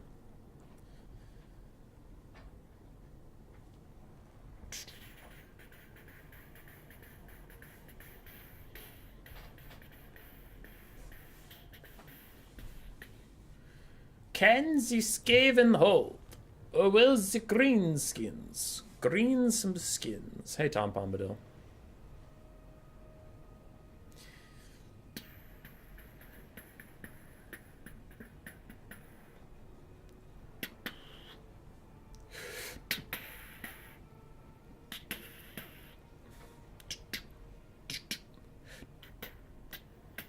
I was listening to some Frank Kaplacki old Command and Conquer soundtracks the other day at work. That was tight.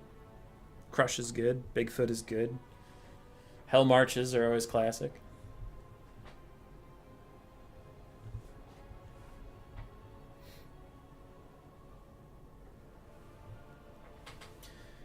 Alrighty, we are ready to go. Will this Skaven lose again? Or will we prevail over this greenskin menace?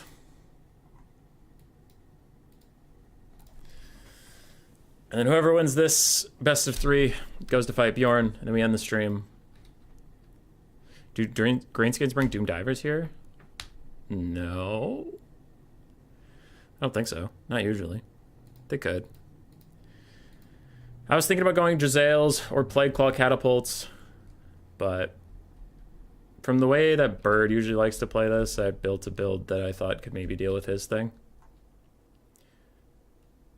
Which I'll go through when I can see the whole build.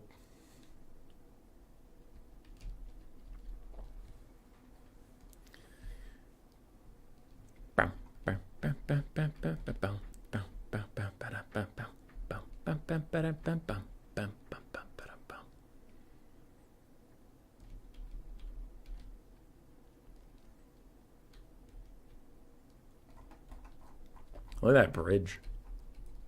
Look at that bridge. Dude, actually, like, people do this shit all the time for, like, look at how cool it is in fantasy, but can you imagine how much of a pain in the dick it would be to walk on that bridge?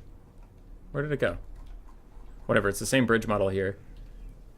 That's, like, that is such an incline in real life. Like, in real life, imagine trying to push a wagon across that fucking bridge. Or hold a wagon back as you're coming down. Like, that would be such a dick. And if it ever rains or, like, ices, if it ices over, you're slipping. I don't know. Elves build dumb bridges. All right. Enemy troop count 2,100. Yeah, so it's just like a shitload of guys. He has this thing he likes to do sometimes where he mass vanguards a bunch of stuff. So I don't really want artillery or Giselles or anything. I just kind of want a lot of globes. Just kind of want a lot of globes to clear out a lot of shit. Then we have a front line. Skaven slaves and clan rats. But we just want to hold back the green tide for a little bit and bomb the shit out of them. And then for backline defense, I have rat ogres paired with wolf rats to hold off any cavalry engagements or squig herds or night goblin squig riders or whatever. You know, we're just holding them off.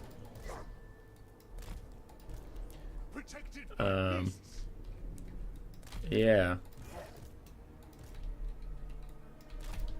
So, we'll do that. And then we have a Cleansing Ruin caster. And he is gonna try and hide in the trees. Which these aren't real trees, so I guess you can't hide in them. Okay, Pog. Okay, these aren't real either. Okay, that's real. That one spot right there, real. What about this spot right here? Real, haha, he's hidden. Anyway, he's just on foot. I made him as cheap as possible. He has every Wind of Magic regenerating ability possible to get more Cleansing Runes out, to snipe out Grimgor or Grom the Paunch or whoever the fuck is the enemy caster. Lord guy.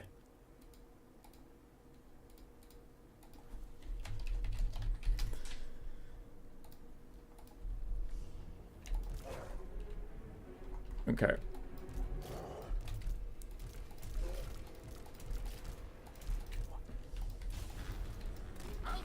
Okay, no one's back here.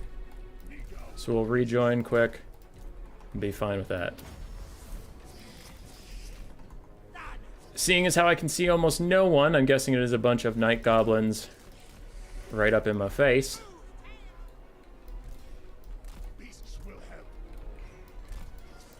We will continue forward. There's a Doom Diver on me.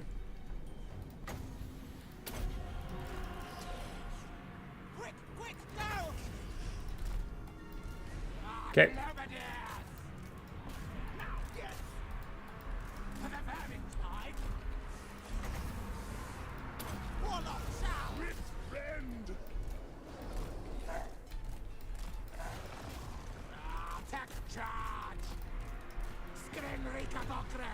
Okay, Packmaster and the Wolf Rats are going to go try and snipe out their lord. Meanwhile, our Wolf Rats are going to do some flanking action. I don't know why my globes are getting so close to the front line, but they are. That's kind of not great. I don't know why my globes are getting so close to the front line all the time, but that's kind of not great.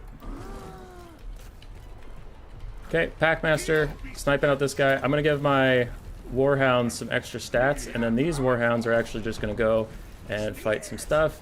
Globes pushing off people, more globes pushing off more people. Wolf Rats pushing off some things. You're just chilling. You are in fact chilling and vibing. That is a big blob. Please punish that. I kind of want to be there to watch it, but I also have a million other things going on. Okay, we killed their lord. Dogs are setting on the archers. This Packmaster's going to chase down that goblin. You're going to come over here. Oh, the globes are going to kill that big blob. Oh, the blob, it's getting killed. All right, GG. Bjorn, I'm coming.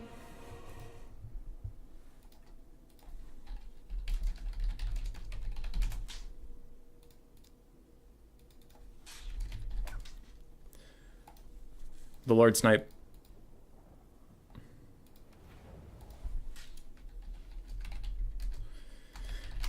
All right, we're going to finals. Let's get Bjorn in here. Let's get this shit going so he can go to bed. Then I can go to life. I'll check chat in a second. I just need to update things. Where is he? It's VOD Bok Bok. VOD Bok. Bok.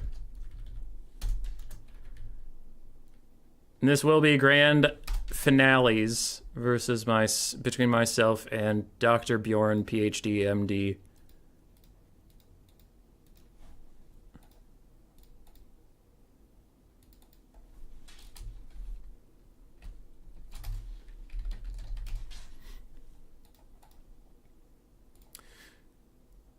I am top of bracket, so I will global ban Dark Elves. Yeah, Bjorn's really good at Dark Elves. So I'm not gonna deal with it. Global ban Dark Elves, fuck that shit.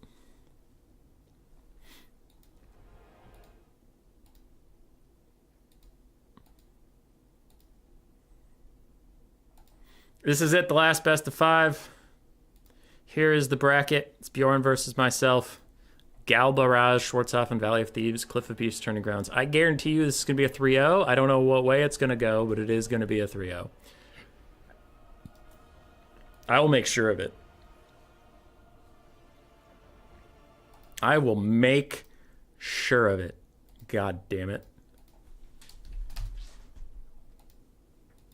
Alright, I banned his Dark Elves, he banned my Skaven. Fair. Game 1. I pick Ogre Kingdoms, ban Slanesh and High Elves. Oh god, there's a pick he really should do, and I fucked up, but I'm gonna hope he doesn't know what it is. And since he listens to the stream sometimes, I am going to not say out loud what he should pick into ogres that I just can't do anything about. Oh god. Don't fucking do it! Don't you fucking do it! If he does, I might just FF round 1. Which would be mega sad, but sometimes you just fuck up and pick ban. That's it. Happy birthday to the hummus lad. Thanks, Spirit of the Gorg. Have Dark Elves won much today? 50-50.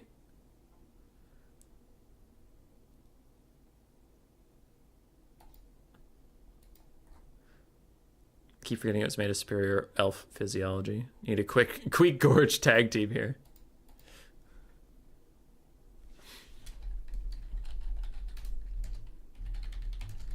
That's funny. Bjorn just typed to me the exact faction. Yeah, he said I could go dwarves here, and I'm like, oh god, I fucked up. All right, Tomb Kings. Okay, game 2. So game 1 is Ogre Kingdoms versus Tomb Kings.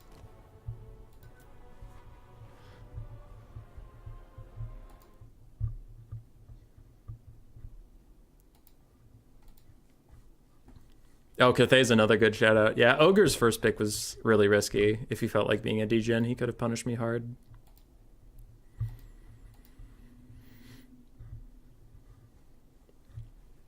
I'm gonna make my Ogre Kingdoms versus Tomb Kings build while he thinks on game 2.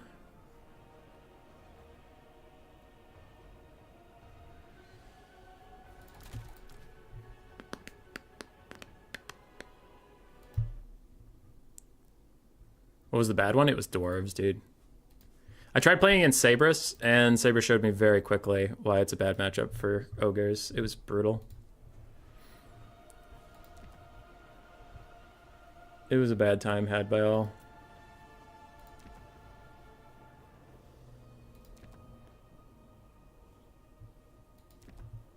Lizardmen game 2 ban VP and Tomb Kings. I could go Lizardman Mirror again, but I think he knows my build for that one, so that's just not wise. Lizardmen, ban VP and Tomb Kings. Lizardmen. Let's go Kislev. We haven't seen a lot of Kislev today. Game 3. I will go Empire, ban Dwarves and High Elves. Yeah. Yeah, Empire and Dwarves and High Elves.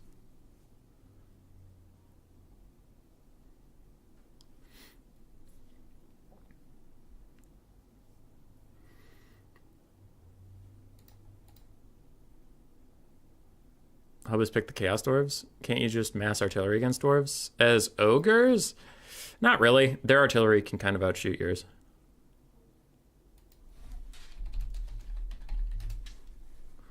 Okay, I need to keep working on my build here.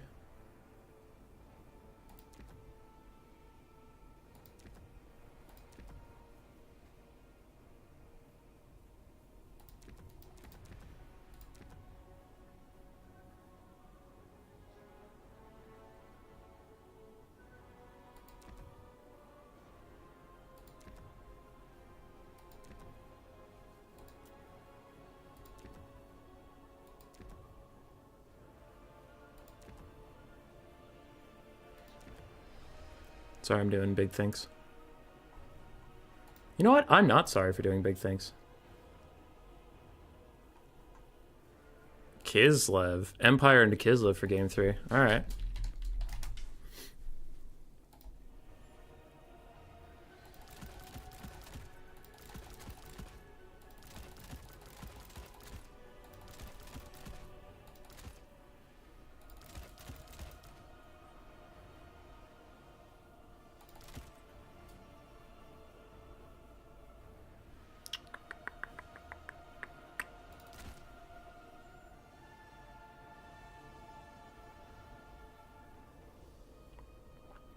I'm busy thinking. If you don't like thinking, then I don't know what's wrong with you. Thinking is the best thinking thing a man can ding. Thinking.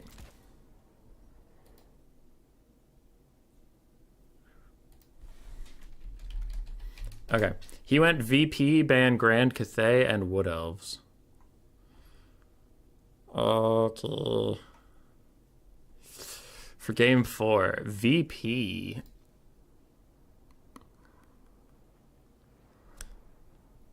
VP, huh? I could go High Elves. We don't get a whole lot of High Elf content. I'll go Brett. We don't see much Brett.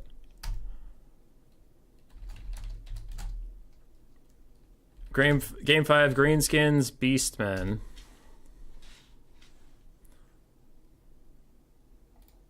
And then I'll keep working on my build here. Perfect. Alright, my game 1 build's ready.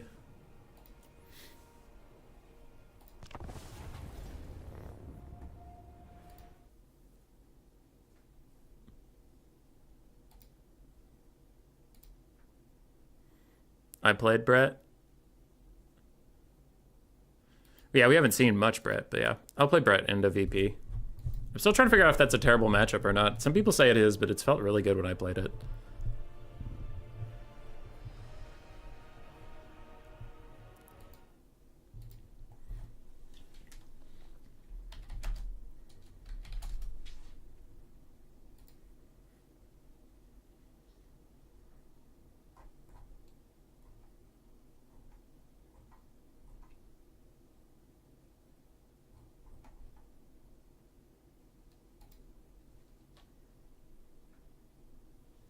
Behind the blocker, my build is ready for game 1. All right, that. Oh, that is he has Dwarves, High Elves, Grand Cathay, Vampire counts as his game 5.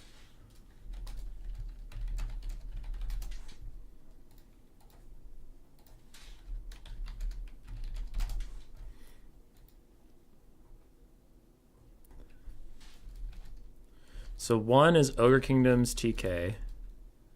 2, I'm just summarizing it for us so we don't have to scroll. Lizardmen Kislev. 3, Empire Kislev. 4, Brett VP. 5,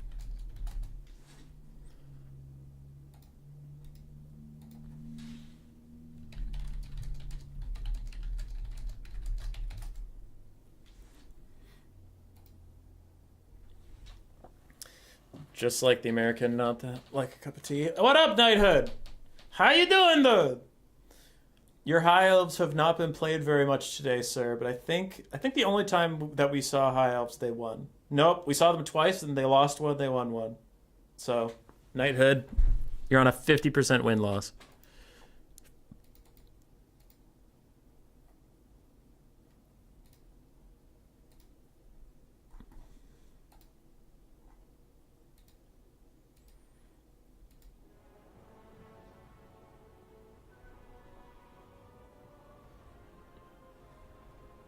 What does Dowie do to 2x scrap, 4 lead, 5 trappers? I don't know. I haven't seen it too much. I would imagine a bunch of cannons. But that sounds miserable for both sides, so I'm not really going to deal with that. Anyway, as always, there's a little bit of a stall at the start as we do all 5 games, picks and bans, but then we will get rolling.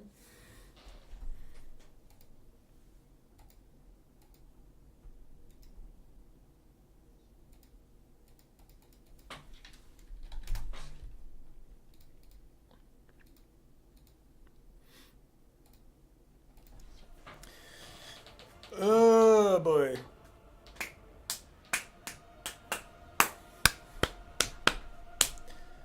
What are y'all thinking? Is Bjorn gonna kick my ass?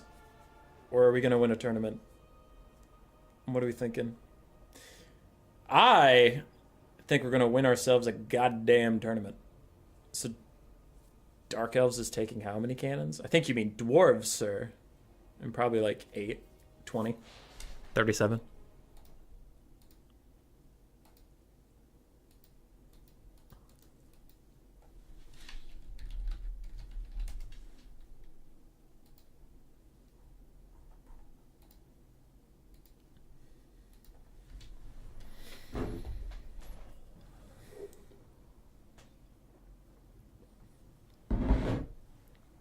All right, Bjorn is back. He has switched to Tomb Kings. Did you pick Norska? No.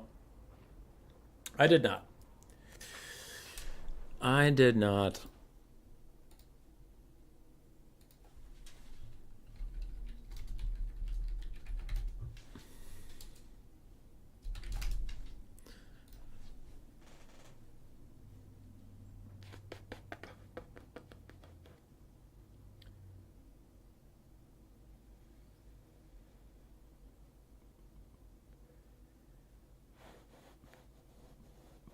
You guys think it's going to be 3 Crushers?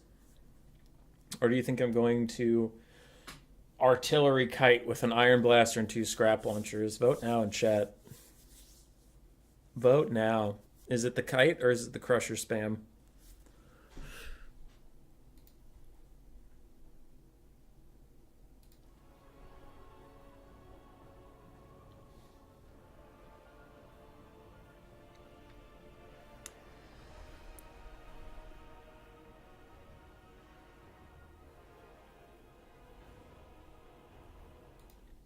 You remember when Hubis was a Norska main? I was never a Norska main because I don't like Skirmish Cav, and Skirmish Cav is a really important piece of their play at high levels. It's not like Warhammer 2 where Skirmish Cav was literally the only thing they had, that and like Skinwolves, but it's important to be able to use Skirmish Cav effectively at high levels, like to have that threat. And anybody who knows me knows I don't really have that threat. Like, I'm just not good at that playstyle. So then when you're fighting my Norska, you know you're getting a rush. And that really limits my capacity at high levels. I'll play them for fun on like a for fun stream and stuff. But getting to finals, I am going to play factions I know better. And do my best because it is finals. But, yeah. It's just knowing players and knowing weaknesses. And I have a very, very well-known weakness from skirmishing. I'm just not good at it. And it's like, it is a mix of I don't like it, therefore I don't practice it, therefore I am bad at it because I don't practice it. But there is also something to be said about just like it's not my play style and it doesn't really naturally, you know, occur to me to, you know, kite appropriately and such. So anyway, Stonehorn kite. Man-eater spam, gorger spam? Nah. It is... I did mention there are 3 religions of current ogre players. Those who like triple crusher, those who like single entity artillery kiting, and those who believe in the Church of Ogre Bulls. And ladies and gentlemen, we belong to the Church of Ogre Bulls. I think Ogre Bulls are so good. If you just bring critical mass of them in Sabertusk packs, you just overwhelm your enemy with raw stats. Stats! Stats! Stats! What's that? Stats! Oh, I can't hear you over stats! I can't hear you over how much stats I have! Yeah. I do have 1 Lead Belcher in case of like a super degenerate Tomb Guard blob in the hyper late game, but I'm gonna need to hold these guys back until we shut down the Ushapti Great Bows. Otherwise the Ushapti will fuck them up, and we don't want that. I'm gonna turn guard mode off you, actually. Sky Striders, dogs, frontline. Noblars advance. There's some Ushapti Great Bows. There's some frontline, and there's some Skeleton Horsemen. Okay. It all goes in the pot. I do have Flock of Doom to again deal with a mass Tomb Guard Halberd blob. Lead Belchers, you're gonna hang out here until I need you. Crushers, you're gonna hang out here until I need you. But I do have Flock of Doom for blob. Otherwise, I mostly just wanted Flock of Doom, to be honest. So then I got the Manticore summoned to just like harass Arkan for a bit. That Ushapti Great Bow is kind of getting close to my Sabertusk. I don't like that. I'm gonna walk away. There's some skirmish cav, but I don't care about it.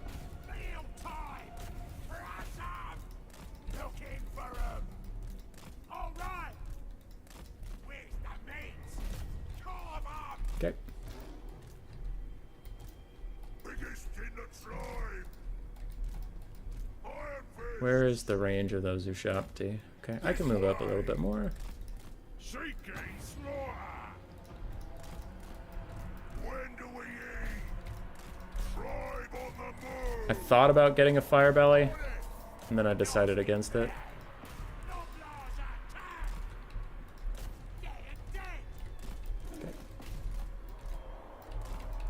I feel the hunger.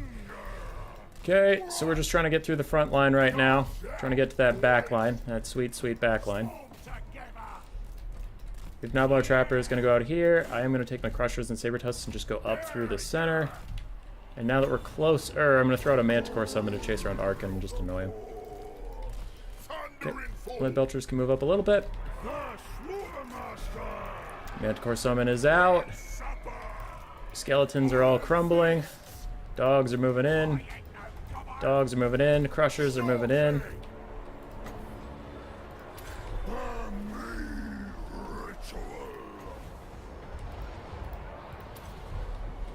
Okay, so we are doing our best to push up through here. We get our dogs over there. We have a butcher already. Let's throw it on the Crushers nice and early. Get them in here. Keep running. Everybody keep running. Everybody keep pushing.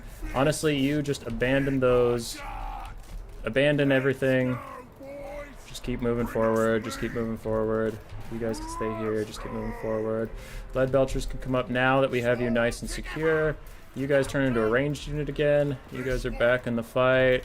And we are just pushing through, pushing through, pushing through. Another Flock of Doom, but then I should probably save up after this point for something. Also, I didn't realize that that net would cancel my attack orders. I thought when the net wore off, my guy would fly forward, but he did not. So I'm going to land him because he's about to wear out, honestly, so I at least want him to get one charge in. But the Crusher is still fighting in here. That is Ushapti's summon. So actually, I don't give a shit about this fight. I'm gonna go over here. I'm gonna give over here. I don't care about fighting these fake ass bitches anymore. Give everybody over here terror. Nablar Trappers just beat up some skeleton horsemen like they own the goddamn place. We're still running around. We're still doing good. Sporkle Stalkers in combat. Lead Belchers are gonna flank these guys, kick the shit out of them for a little bit. That is the funny thing though, is you might be a gobbo. Like, I don't want to be spitting heresy out here, but you might in fact be a gobbo. Okay, Crushers are going to try and opt out of this fight. Lead Belchers, are those skeletons seriously still alive? Is that actually what we're dealing with here? There we go, they're gone. Lead Belchers going to move up a bit. You're going to go fight this. Oh, they're netting my Crushers, those bitches! My Crushers! My Crushers, precious! Okay, Ogres deal with that. Saber-Tusks come back here. The Crushers are still netted. Stop it! Stop netting the Crushers! Stop netting the Crushers, precious! Okay, Ogres push past Arkin to get onto those Ushapti. Saber-Tusks go deal with that. You're chilling. You're vibing. Crushers come over here and recharge these skeletons. You guys come with me. Oh, you're still fighting something? That's okay. My bad. My bad, I didn't realize that. You guys finish off that. Nablar Trappers turn into ranged units once more. You guys come over here.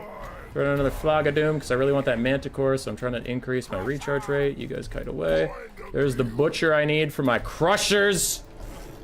And when you're against undead, you really don't have to worry about Ogre Army passive because you're getting a fuckload of it because they're undead. Crushers did okay. Lead Belchers weren't needed. But the Church of the Basic Ogre Bull is strong, ladies and gentlemen. You might be out there like, Oh, my human boy, there's no big, sexy Crushers for us to troll guts. What are we going to do? just drown them in ogres! Just take as many ogres as you can and just throw them at them! Just chuck ogres at them! I can't stop this many ogres, there's too many ogres! God, these people out there with their Crushers thinking that you need specific targets. I had a Crusher. It got shot a lot. It got shot a lot and died. Crushers are trash. Crushers are bad. And the spam of Ogre Bulls is the way to go. Just more Ogre Bulls.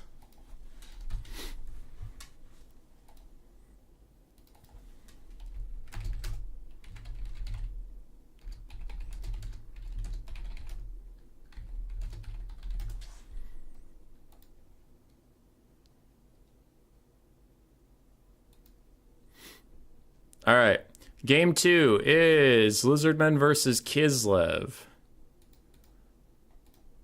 Okay, so I'm Kislev. Got it. Kislev, and then blocker, and then score. We're good. I'll look at chat in a second. Kislev versus lizards. Lizard people. People of the lizard tribe.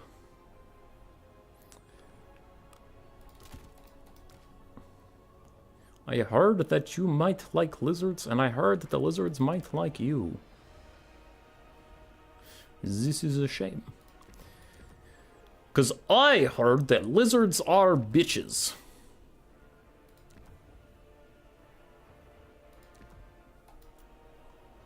Alright.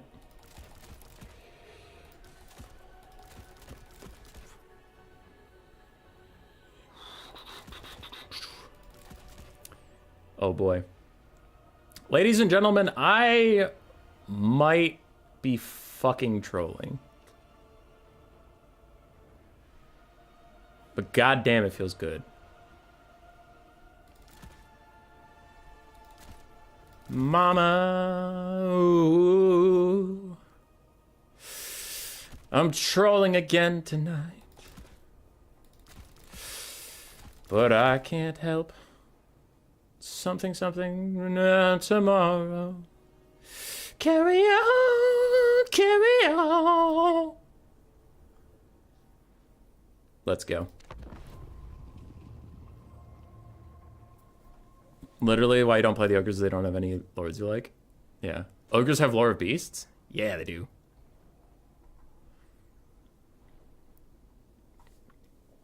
Human boy tryharding, who is this guy? I am in fact tryharding. Eyes of the desert are definitely somewhere in there. Yeah. I like the Manticore to try and snipe Arkan, though I forgot Bjorn usually takes a netcaster, and that really fucked over the Manticore, so well played to him.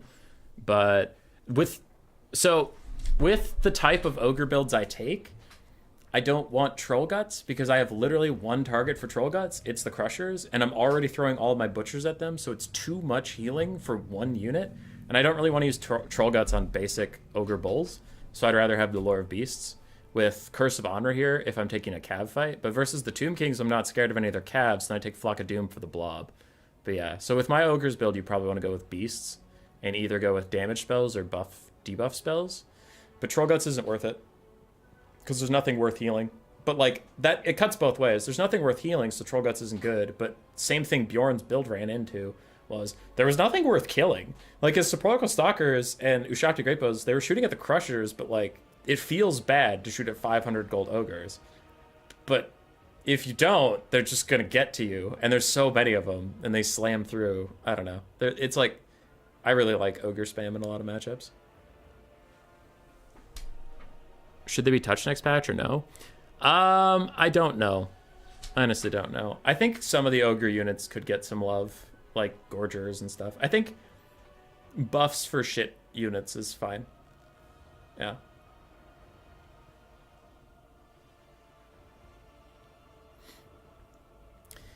Kislev versus Lizardmen. Let's fucking go.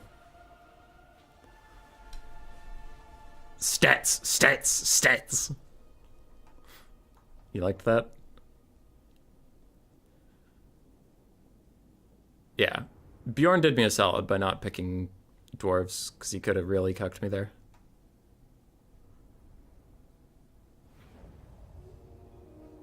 Golgfag Maneater. I thought Golgfag Maneater was a green skin, honestly. Don't yell at me, but I thought he was... I thought he was a green skin.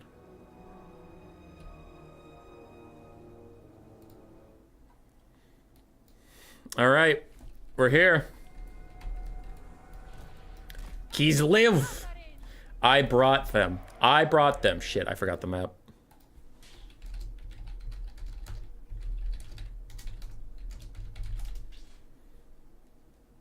Anyway, while Bjorn tells me whether he cares or not that we're on the same map, I brought the Griffin Legion. I brought some Wing Lancers, so if I lose, I can yell at this heavy cav, but I feel like I need them. Front line of armored Kossars, they are generally pretty good. We do like armored Kossars in this house. I'm gonna put them on melee mode to start the game. We'll see where it goes from there. We do have 3 Streltsy for a little bit of armor-piercing pew-pew against the big dino lads. I'm gonna put them in kind of block formation because I want them to be able to turn faster. When they're in a straight line like this, sometimes they can be derp. We do have Kossars with spears to be archer units, but also kind of help defend the Streltsy from feral cold ones or something. And that's that. That's that, ladies and gentlemen. Oh, we have a Czarina on foot because I need a lord and I need a caster, but I don't want to pay a lot for one.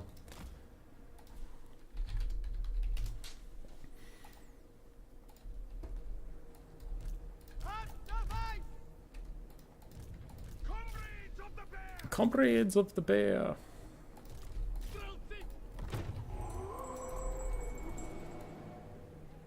Let's go. Let's do it. Let's fucking go. Oh, he has the thunderous one and something else and a life salon plus a cohort. What a chad. No little Grom, bad build. It probably is a bad build. Can confirm. Alright. Cav, go do Cav things for a little bit. Though I don't want to do too many Cav things, because there's a thunderous one hidden underneath that glorious bastard. Okay. You guys toggle melee mode and start shooting at stuff.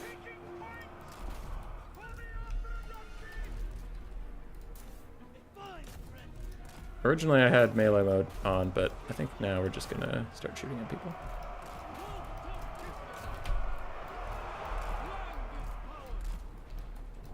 Alright, run away. I got caught. Run away. Streltsy! That's the thunderous one! Kick his ass! Alright, these red crusted skinks really want to fight, so let's at least give them a little bit of one.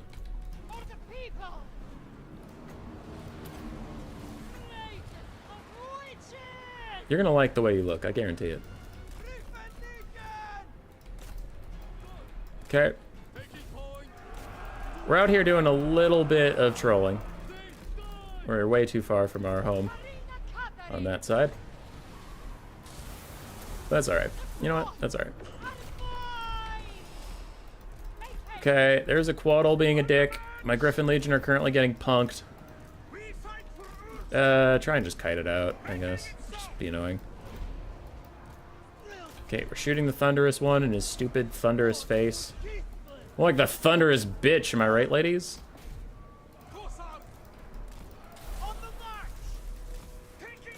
Okay, that's not good. That's a Dwellers Below. Okay, keep moving. I forgot about you guys existing. I'm really sorry about that, but also you have to understand you're very forgettable. You're any season after 3 of Bob's Burgers. Just so fucking forgettable, bro. Alright, the DACA continues. We maybe almost got the life salon. Oh god, there's feral cold ones coming for me. Anything for Kislev? Anything? Still trying to snipe out that Slon. I don't know if it's really working, you guys. I think that Slon might actually be kind of kicking our ass. Guys. Lads. Lads. You go run him down. You go shoot at that. Actually, fuck that. Don't shoot at that shit. No one gives a hell. Oh, that's a thunderbolt. Well, a lightning thing. It's a lightning thing. Hey, Czarina, you don't break, okay? You don't do that. That's not what you do! That's not what you do, you dumb terror-routing asshole! God damn it. Shoot the thunderous one in his thunderous face. Alright, Griffin Legion, still fighting with some of these guys. Not doing as well as I would have liked, so we're gonna back off. Not doing as well as we would like, so we're gonna back off. Thunderous one, still thundering around, being thundery. I'm gonna send some legionnaires back there. Gonna blow up these guys real quick. Oh, it's not gonna work. It's not gonna work. It went off anyway, my bad.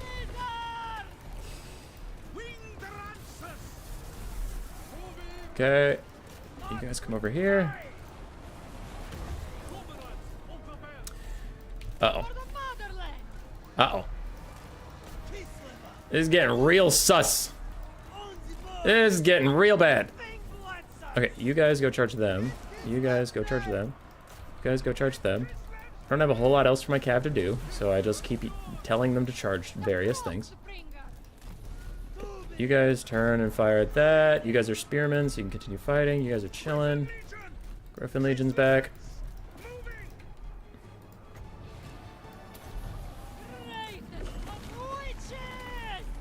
Okay, we're routing a bunch of stuff. That's kind of fun. Oh, god damn it. There's skinks everywhere.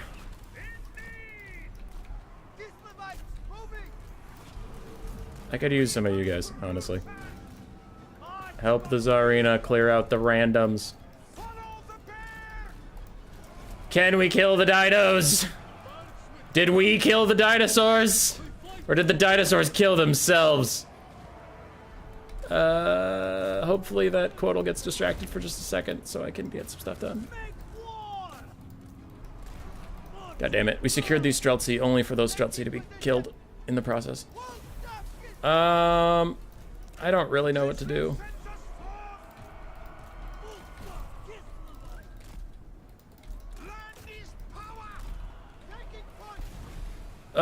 Go Streltsy, go! Shoot him in the face! Go Streltsy, go!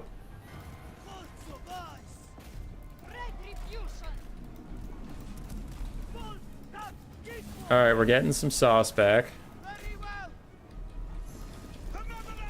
Holy shit, that one red-crested skink doesn't care. He is literally refusing to die.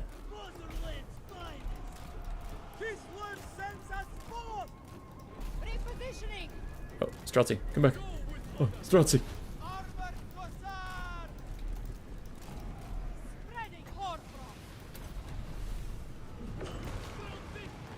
Streltsy, fire in! Streltsy, fire in! Everybody shoot that big bitch! I love the unbreakable terror route, which means they'll terror out the entire duration of the unbreakable because they can't change the status of their leadership. So they literally won't stop terror routing until the unbreakable wears off. We're getting army lost right now, which is kind of dumb. Hey, the army losses, not army losses, the terror route finally wore off.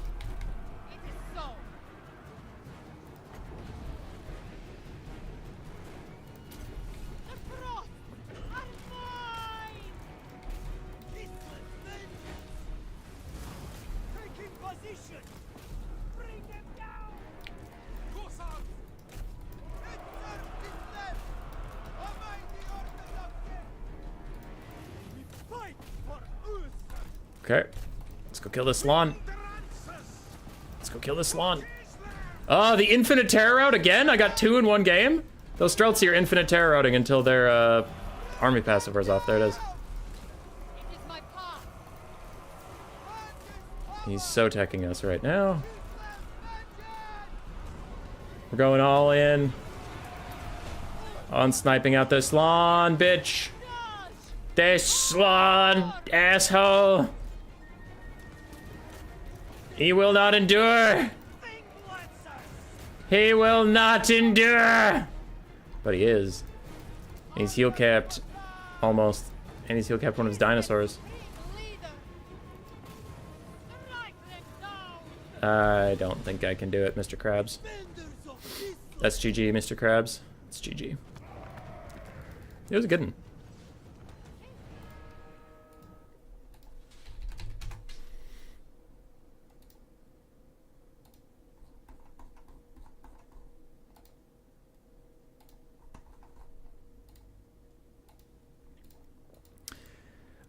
The Cav did alright. Yeah, I think the build was fine. I just didn't succeed in sniping out the Slan, so then he just got to heal a bunch. I should have shot the Slan more than the Stegodon. I shot the Stegodon for quite a while, but then he got a ton of healing, and then I switched on to the Slan, but it was too late. Overall, both builds were fine. Both builds were fine. A lot of disruption there. What's funny is Boris Ursus actually would have been fucking bonkers, but I didn't want to go for like the healing bear blob and then have nothing.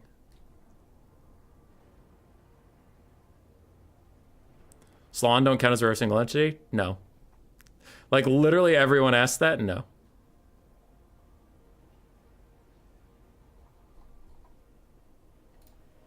All right. Game 3 is Empire versus Kislev. And I do need to change the map to Valley of Thieves. Okay.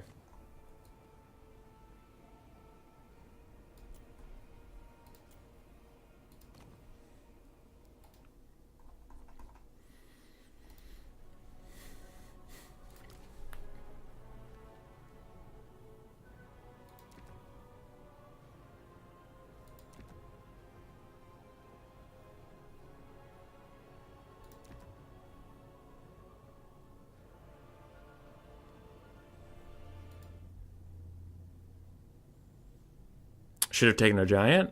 Probably should have. I don't think you can as Kislev, though. Kislev is a fun faction.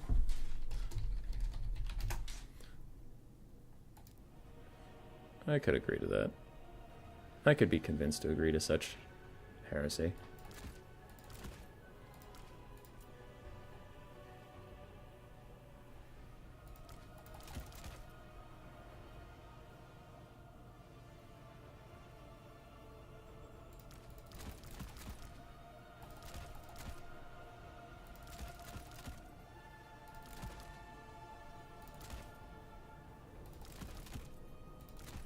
Sorry, I'm busy thinking about my build.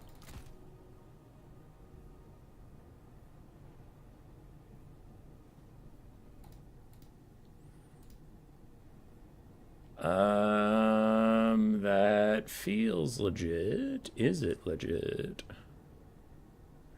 Hi, Eldred. It's good to see you. How you doing? I think those might be really bad. So I'm not going to take them.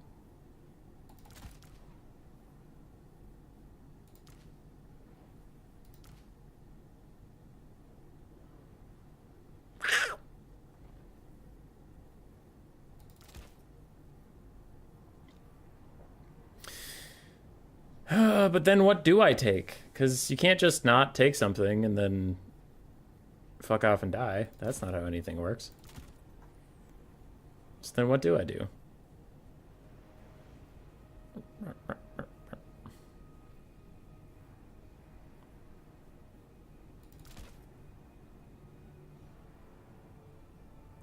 Is that really the best option, human boy? Is it? No. Yes. Now that is gaming. Or is it? Get to it. Yeah, these. Okay. Yeah. Now we're set. We're set for life.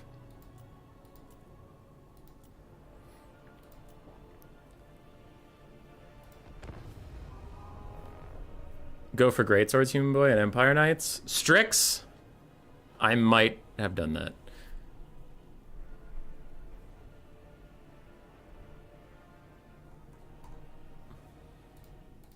I don't have wagons. I'm a bad wagon player.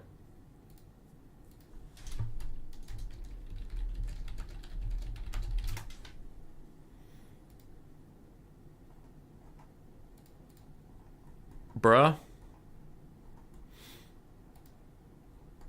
It's time. Ladies, happy birthday, by the way. Thanks, Jeremy! Alright, so here we go. I might constantly say that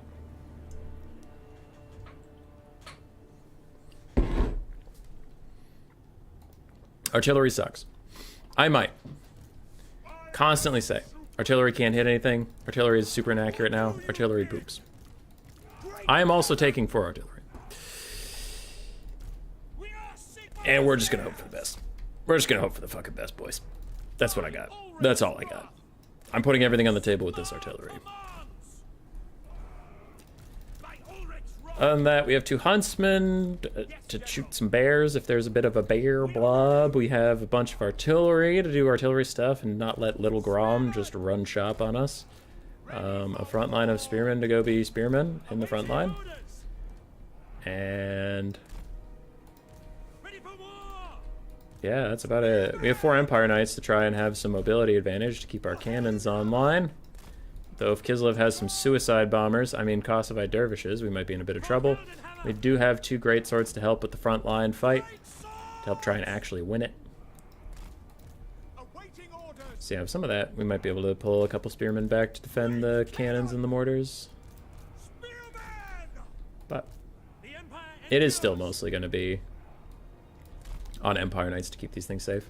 We have Balthasar Gelt with Final Transmutation in case of the bear healing blob, and Searing Doom in case of no bear healing blob. Searing Doom can still kill a lot of stuff.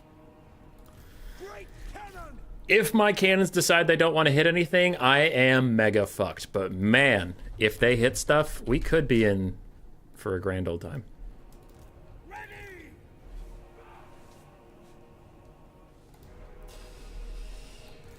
I need control groups, don't I? You two, you two, you two, you two, you two. And then all of the melee front line that isn't attached to a cannon. And you two. Okay, so one of you should be attached to a cannon. And one of you with this, the shields should not be.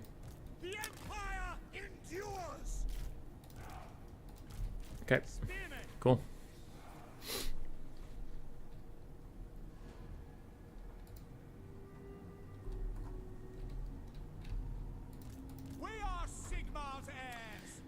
Oh, cannons, please do good. Okay. This cannon. Those are light war sleds?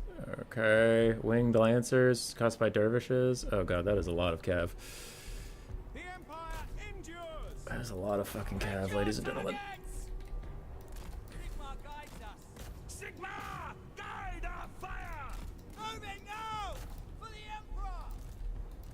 Okay, cannon's currently ripping some fat shots over there.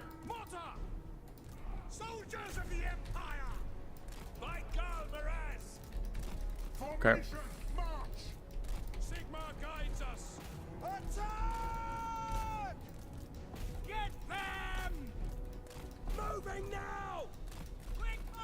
Huntsmen, come back, come back, come back. Kosovo dervishes are out there fighting some stuff. Mortars are doing mortar stuff. And now we can start sniping at the Ice Witch of Tempest. I'm gonna just hope that the light war sleds are as bad as I remember.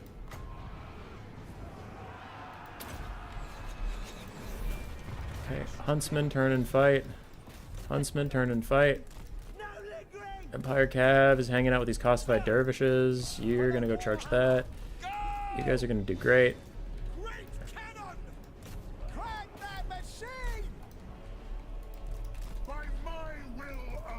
Okay. Kill those dervishes. Gelt's gonna give some courage over here.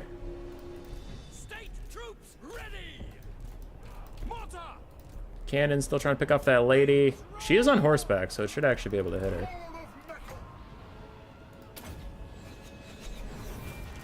Okay, good cast over there.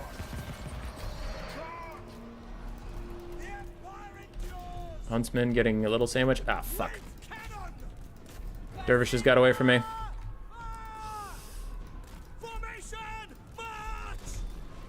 These cannons could shoot at that light war sled that is kind of AFK, but I refuse. Gelt, get back in the sky. Good boy.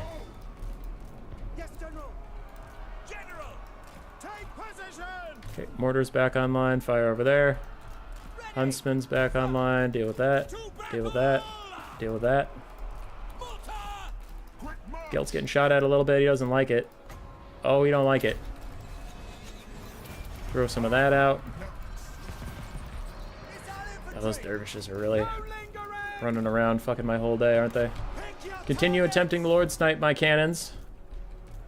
If she is ever forgotten, you should be able to punish her. Should is actually a pretty key word in that sentence, but Take position. should is the word we have. By Ulrich's wrath. Okay, still trying to kill these dervishes. Spearmen are also doing their best. For Heldenhammer. You know what? Gelt's even going to come back and help deal with this. Black powder blessed. Formation. Okay. My knight's got to go back and deal with dervishes. You guys are getting run down by light war sleds. You guys need to turn and fight the light war sleds. You're doing great. State troops ready. Okay. Lord Snipe has been continuing as planned. Gelt is going to go fight light war sleds. So are these spears. You're going to get back online. You guys are going to finish off the Ice Witch. Because, God, she is low. From the cannons, which we'll give the cannons their due. From the cannons. Light war sleds running around. We don't care. Now. Yep, we don't care. Oh, if one more cannonball hits that lady in the face. Yes, sir. Quickly. Mortar is back. Mortar is gone. We serve the Okay, you guys turn and fire at this dervish that is running shop on our fucking backline. That lady is shattered. She's not dead yet, but my cav can maybe figure that out. Okay, we routed them off. Cannon is back online. Mortars are back online. Understood. I spent most of my game telling these guys to get back online. Jesus Christ. Crank that machine. Okay. Gelt did great.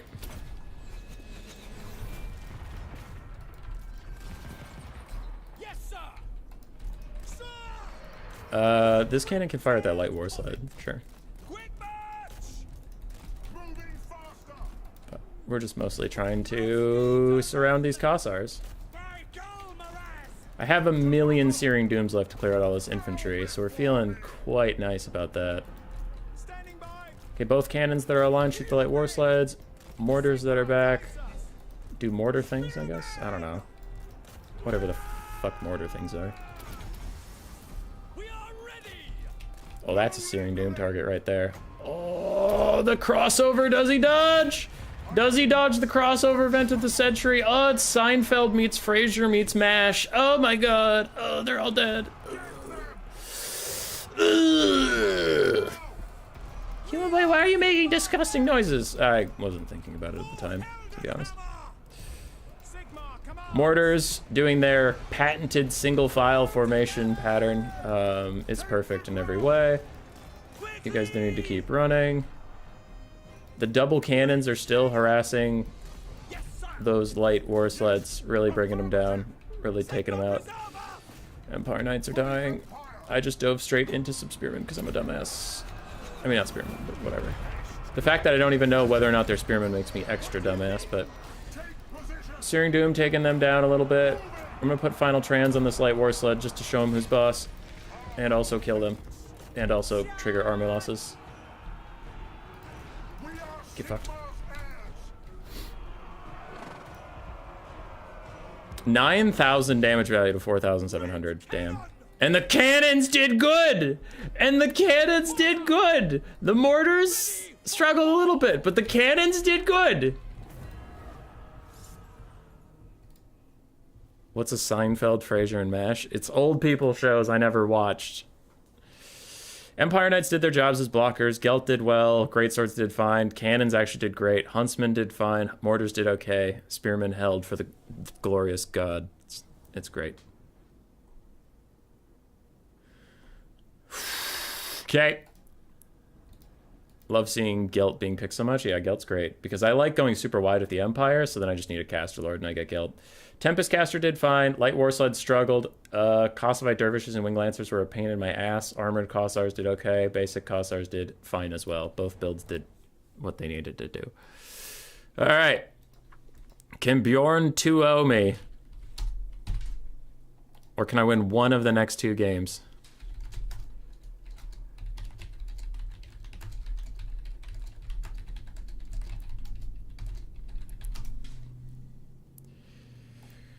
Alright, blockers up. What's the map? Map is Cliff of Beasts. I am strangely bad at this map, but we'll see. Cliff of Beasts. Game 4 is Brett versus Vampire Coast. All right, can my Bretonia defeat the Coast of Vampires?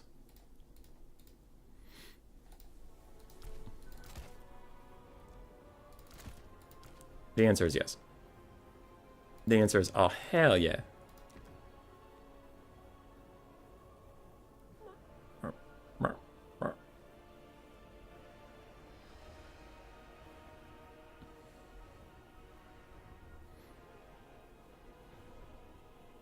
The answer is easy peasy lemon squeezy.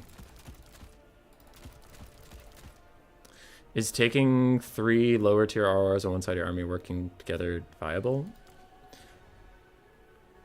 I don't know. Maybe. Depends on the RRs. Depends on what they do. Doesn't matter as much that they are regiments of renown. It matters more that they have a purpose to be together. Like, if you combine a handgunner, a free company militia, and the ROR archer, then yeah, that's going to be shit, because they're all just going to get compromised in melee and not get their damage out. Oh, boy. Does Platypus like trebuchets in this matchup? I think so. And he doesn't play land battles primarily, but, like, he still plays enough of them to be good at video games. What do I need? Everybody, what do I need? Everybody, pay attention to me now. I have questions for you. What do I do? What do I do? Okay. That's literally the best build that's ever been made. And we have Thegan's Errantry. Easy clap.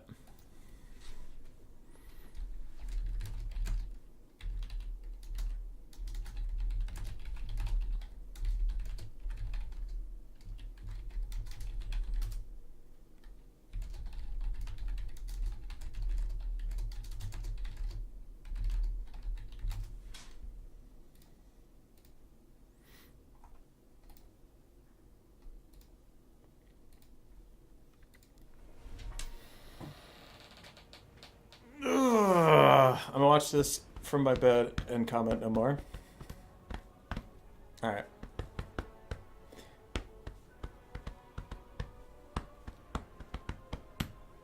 $19 Growler leaks? Doubt it. I doubt that would be a good idea. Your very serious suggestion has been denied by facts and logic. Oh boy.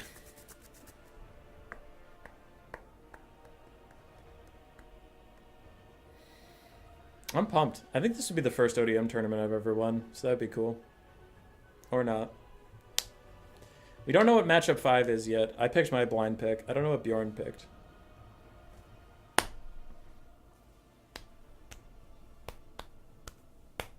Oh, when he streams he does Dom? Yeah. Platty's my favorite Dom caster. My favorite land battle caster is probably me, and my favorite caster overall is probably me. All right, let's do this.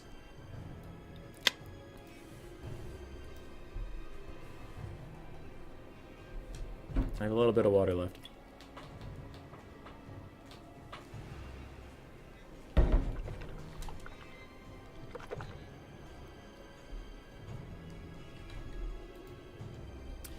Enemy troop count and mine are very similar. So, Vampire Coast does not like archers. Vampire Coast does not like heavy cav. I brought the cheapest heavy cav I can find.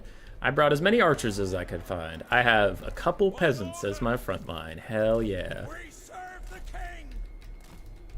So I'll end up using knights as my front line as well. We have 2 poison bowmen. Then we have 4 regular, just for mass of arrows. I have 1 Pegasus Knight just to keep Bomber Bats a little more honest than you otherwise would expect. I do have the Fey Enchantress for some healing, for Dweller's Blow in case of a Depth Guard blob, Chalice of Potions in case of, you know, blobs of any kind, really. And then we have some Knights that will defend our back line. and knights that will also harass the enemy's backline, and that's about that. Let's see, bomb deleting cav due to balance things? Maybe.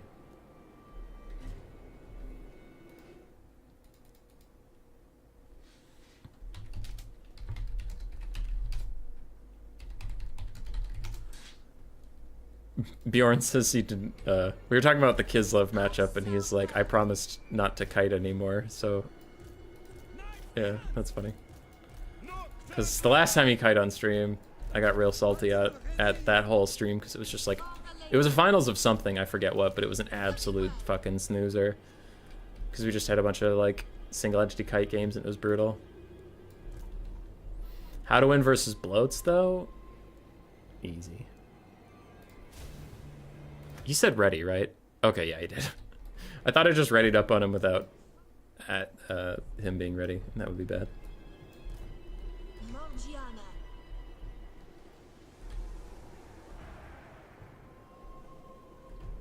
Dom seems cool, but unsummoning seems dumb. Not using the special formation thingy? I might, depending on what I get into. But it makes him turn slower, so for now I won't use it. Alright. What do we have? No flyers. Do have some depth guard. Do have some dogs. Do have some bombs. Okay. Okay.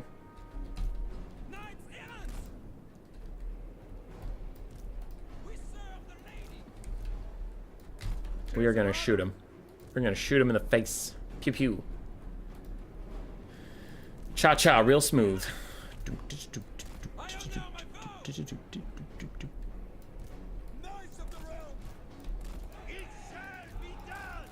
I just don't want my Pegasus Knights to approach directly in front of pistols. That would be bad. Enchantress. Oh, look at these pistols. Look at these pistols. Out here like they own the place. Drinking out of cups. Okay. I don't want my Knights to entirely abandon the back line because I'm worried like animated hulks or dogs will just come after my archers, so I do want to keep a couple people ready to counter fight the dogs.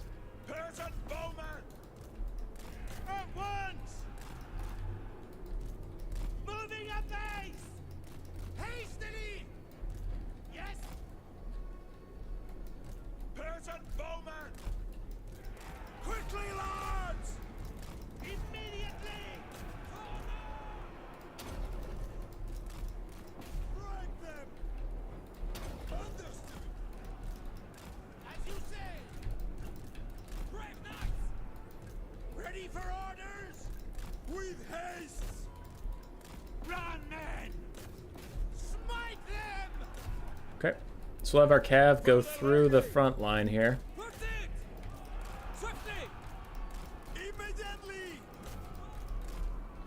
Okay, Pegasus Knights are fucking YOLOing it down to try and shut down that mortar. And they're doing their very best about it. I'm gonna throw out some healing to give everybody a little bit of juice. Let's go shut down those bombers. You stay here and shut down these guys. You can back off a little bit. You can back off a little bit too. Archers have been moving up. Let's start shooting at the Lamprey's Revenge. Enchantress is doing good. Knights of the Realm are doing good. Good. I'm trying to get the favor of the Fae down on them, but it's not really going that great.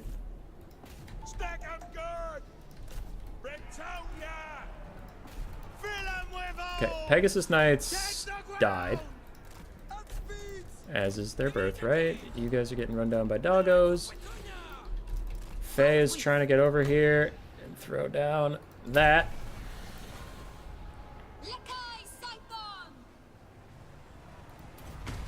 Okay, so with the mortar and the comet and dwellers below, I'm hoping we can do enough damage to deal with those guys over there. These guys are back. Is that a summon? Nope, it's real. Okay, then we will continue on with dealing with it.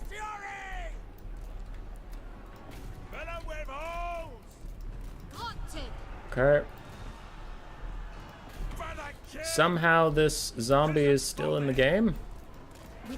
We do not love that. knights need to fall back, except for those knights that are killing some fools. These knights are also killing some fools, but you're gonna come over here and help me kill more fools in my area. You guys need to come over here where I can heal everybody. Those dogs ran off my knights. That's a pretty good play. Okay, you knights get back in there and defend these peasant mobs while they shoot at that. We have some dogs being annoying, so I will try to throw out a heal as they leave. Mostly we just don't like those dogs. Okay. Y'all are holding it down for now. Nice job. Man, those pistol mobs are really sticking in there, aren't they? Is that a summon? No, it looks real. God, dude, that zombie is still here. He's been here since the start of the game. What the shit? That's honestly so funny.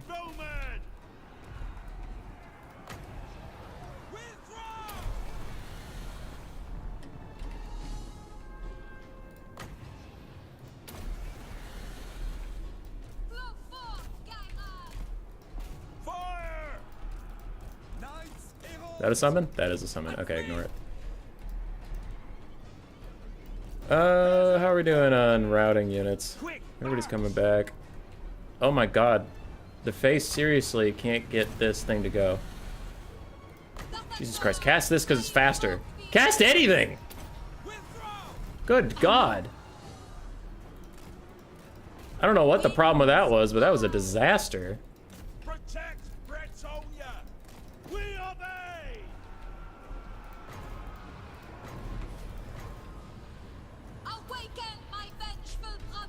Holy crap, Crumbling is currently putting on a display of how balanced it is. Crumbling is very based, Crumbling is very balanced. Swiftly.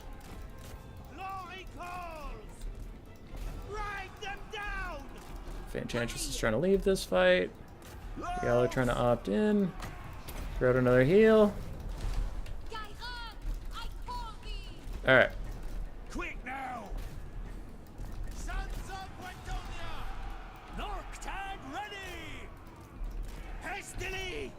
We gotta take out those mortars. You're doing your best to get the fuck out of here. Doing your best. Why are you so slow, Fanchantress? I thought you had more speed than 34. Tis an honor. Of course. Take the ground. Pull back. Okay, that pistol mob is taking forever to die. I thought I told you guys to go dive that. Archers are still archering. Death Guard hanging in there.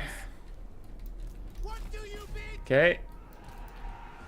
That mortar is about to get archered, so I will hopefully leave it to them. Is that a summon? That is a summon. Okay. We don't care about it as much. Faye is just gonna run around and try and get some healing back.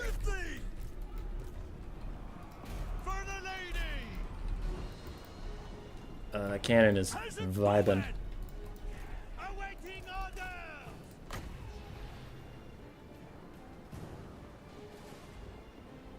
I want to get multiple units in this heal. Send them below. Slay them. At speed. Alright, the mortars were kind of crumbling for a second. Let's see if the Knights of the Realm can charge over there and YOLO it. Morgiana. Oh, there's another summon. That might just trigger army losses. Even though I think we still have some teeth in this. If we get army loss, obviously it's just over. Forthwith. Yeah, if there's army losses. We did get the mortar, though. Hurry. SGG. I think he had an advantage. I don't think it was army losses just yet, but I think he had an advantage.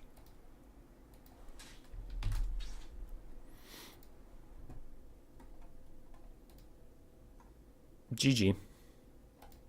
Unlucky Pegasus suicide. Yeah, if it had shut down the mortar, that could have been, wow, the mortar actually didn't get that much value.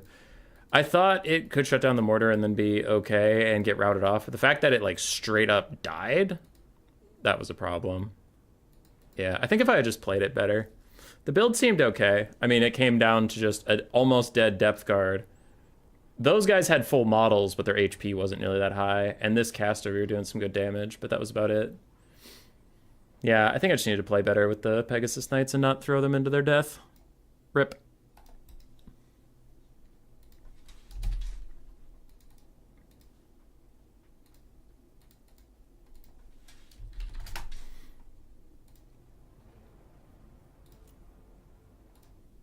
Game 5. The Tourney Grounds is the map. It is Lizardmen into Dwarves. The Tourney Grounds.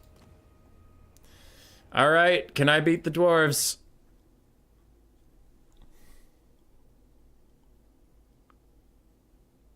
Go do it, Hubus, for all humans. Yeah, I played. I mean, I didn't play bad.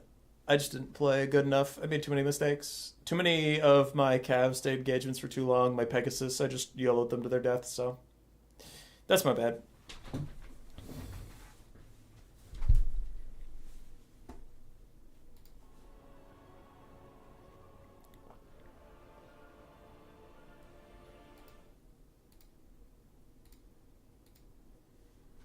Dwarfs versus lizards. Yes, indeed.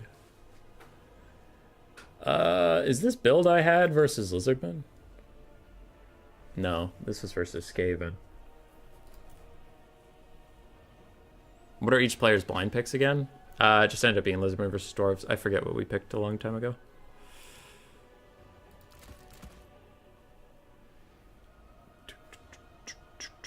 Questing Knights still exist? You're not wrong, they do factually exist.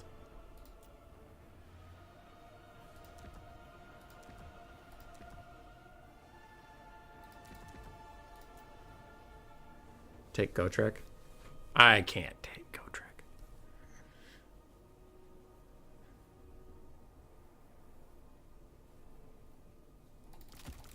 I can't take Gotrek, and I think in your heart you knew that.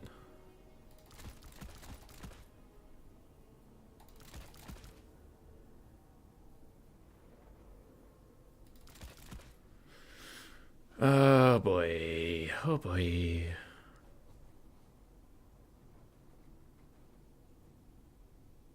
Looks like dwarfs win. I'm sorry, human boy. It is entirely possible that that is how this ends. It is entirely possible. That's not how it's going to end, but that is entirely possible that that is how this ends. But it is not how this ends. It's not.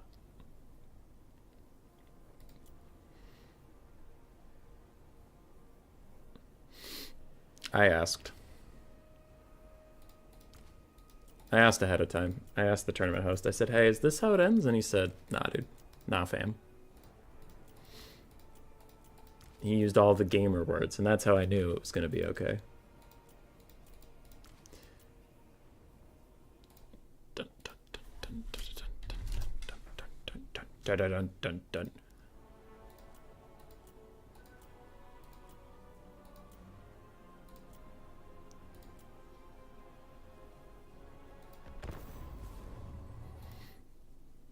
Red Crest spam classic Kimboy Red Crest Chief to 1v1 Throne Thoric.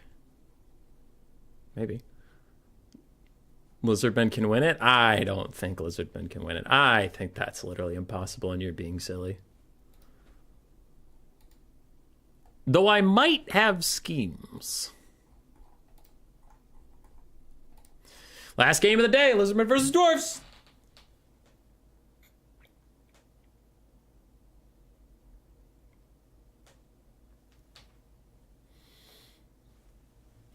All right, let's go. Let's do it. It's been a good stream today. Even if we end up losing here, we had a fun time. We had a lot of banger series. Not a lot of lag today. Not a lot of lag. That's been good. I can cut the blocker forever. This is the end of the blocker. Prophet of Snakes, Engine of the Gods, 2 Bastillions, Solar Engines, Fired Unlined Troops of all 3. That sounds easier than it is, but if your opponent just moves their troops, that gets really difficult. Also, it makes your army super thin. I do like the Engine of the Gods once in a while, the giant laser from the sky. But I usually pair that with Mazda for his net. Because you can net Iron Breakers in place and just... But that's, I don't know. It hasn't been working as well in Game 3.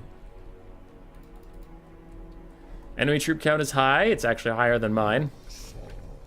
We have the Blueberry Slan with Banishment, Blood Statute of Spite, Comet, and Thunderbolt to try and clear out all of these filthy, smelly Scumlord dwarves. We have 2 Ripperdactyls. We have a bunch of Cold One Riders and Feral Cold Ones.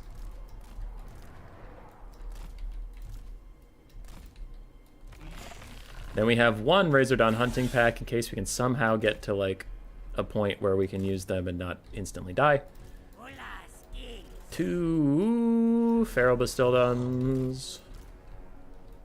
I didn't bring any healing. Maybe I could have cut a skink and got one of these Bastildons to be a Healy Bastildon. I don't know.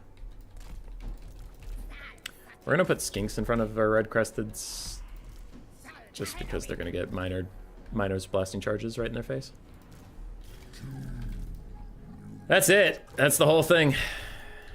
How we feeling? Bad? Alright. Alright.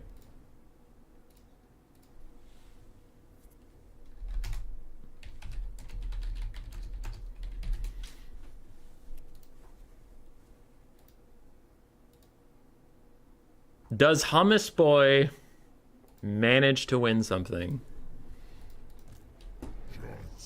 Or can the Blueberry Slan really not stand up to them? Also, why in my portrait is he blue? On the field, is he like pale white kind of blue? And in his bottom left-hand corner, he's yellow. What is going on here? Why do none of these match? It upsets me.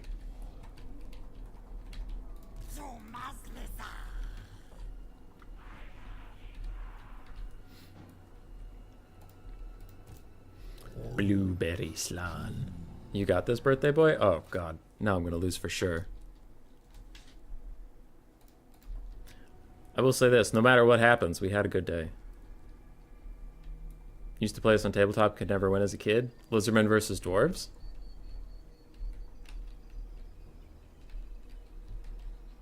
So that castle is built. Oh, great Slan of the Woods, what is your wisdom? My wisdom is give them a different picture of you than your real life and give them a different standing 3D model of you than your real life. Alright. Bjorn had to go to the bathroom, so he'll be right back.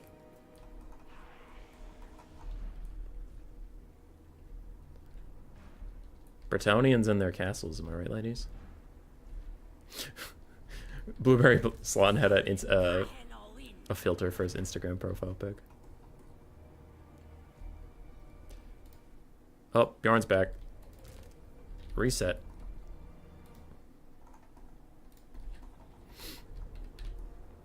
Why is this trash magic school? To clear out clumps of armored dwarves.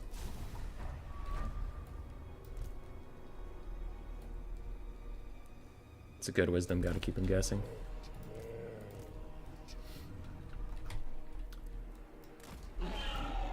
Alrighty, Razordons are gonna chill out. Ripperdactyl's gonna go over there. Feral Cold Ones and Cold One Riders.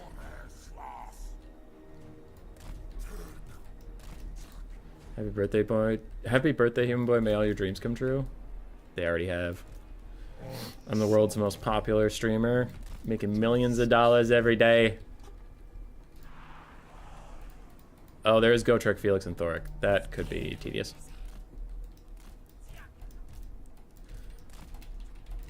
We will see how that goes.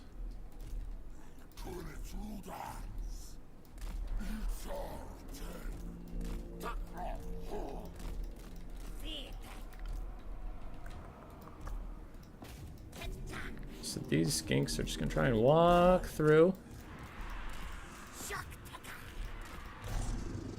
Those skinks are gonna assume a really dumb formation.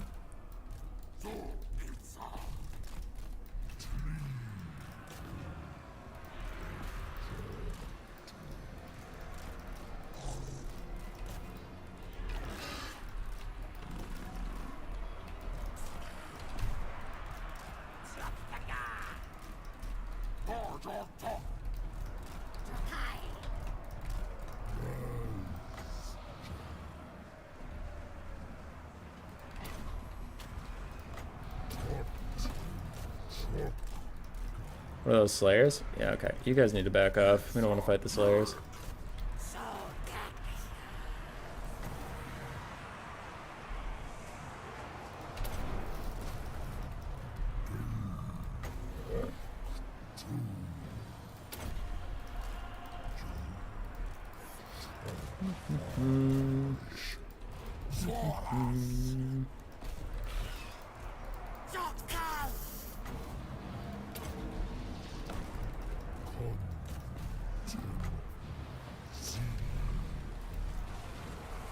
Plonk.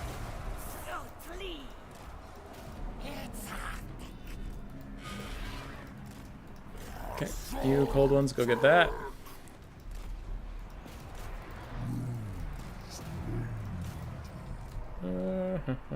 Ooh, we have some forgotten people. God damn it.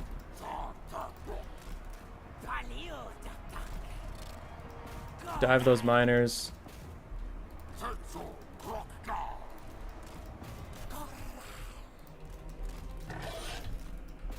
Okay, those are Slayers chasing after us. We don't like that. Let's kite around them a little bit. Blood Statue of Spite on Longbeards. Ooh. Okay.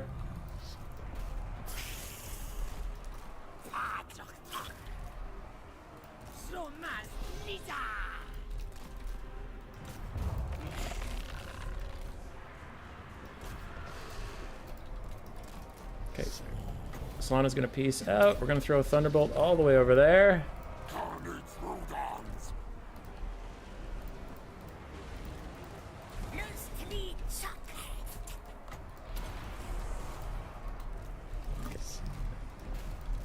And the little Slon that could is doing his very best. Somehow you guys ended up in melee like dumbasses, so I'm gonna have you kite away now. And we are looking for a mass route in this area.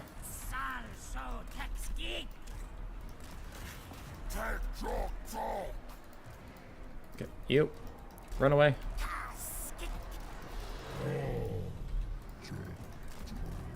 We did not get a mass route. In fact, everybody we left behind has rallied.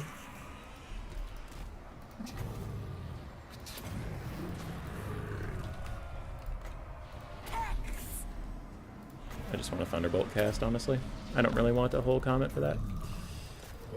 Ripperdactyls, come save me. Bam.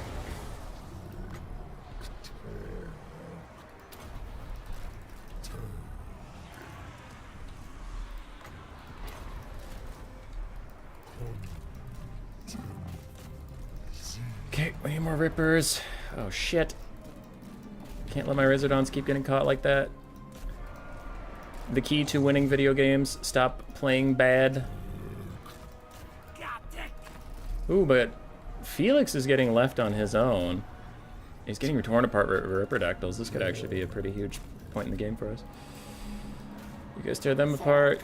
You guys tear the Slayers apart. You're still running from Gotrek, who's right on your ass as Rippers chase him, but Rippers have gotten Felix. I don't know how I keep letting these Razordons get caught. They're so fast and I'm so dumb.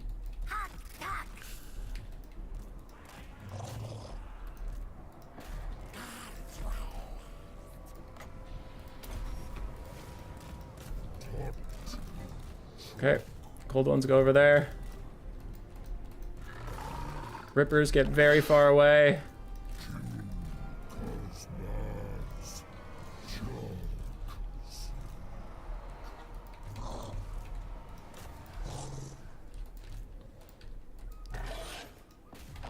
Razordons kill the Slayers. Longbeards, Slayers.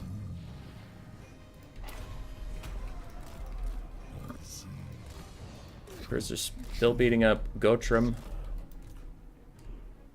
You guys shooting over there, or what's going on?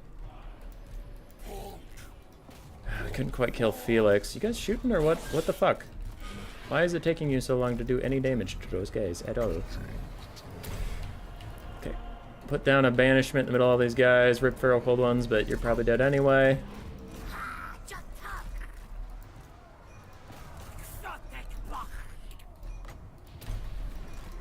Nope, just got done just too late.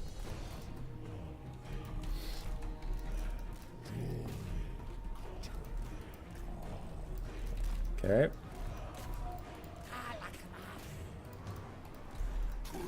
Ripper Snackle Ridos.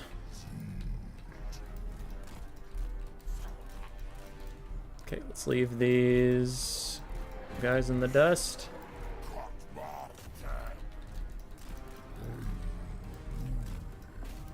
Slombus Prime is trying to come back to the fold.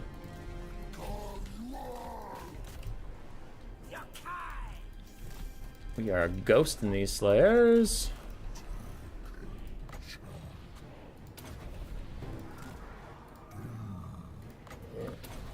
I guess we'll help you out.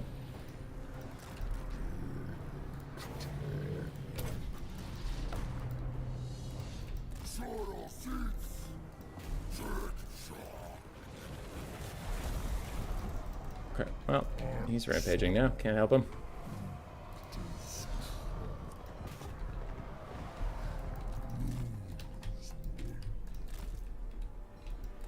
Okay, this guy's trying to kite away. I swear army losses is way too zealous these days. It's just like, I hear there's a close game, allow me to army loss it. You shoot slayers just because I need the army losses not to happen, and that's a really fucked up reason for having to shoot something.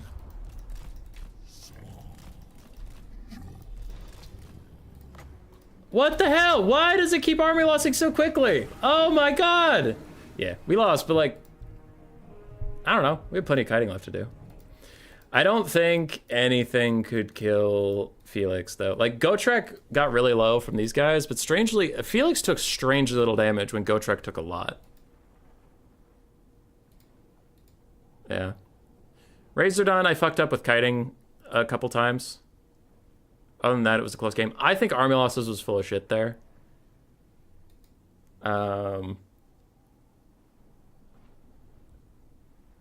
Yeah, I think army losses is full of shit there, but alright, it happens.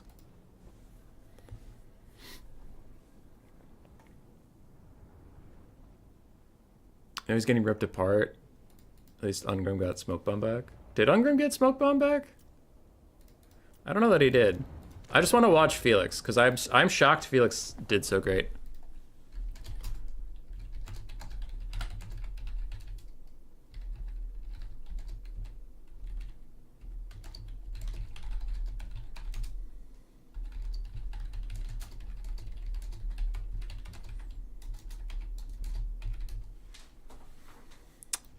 Dwarves are a little insane.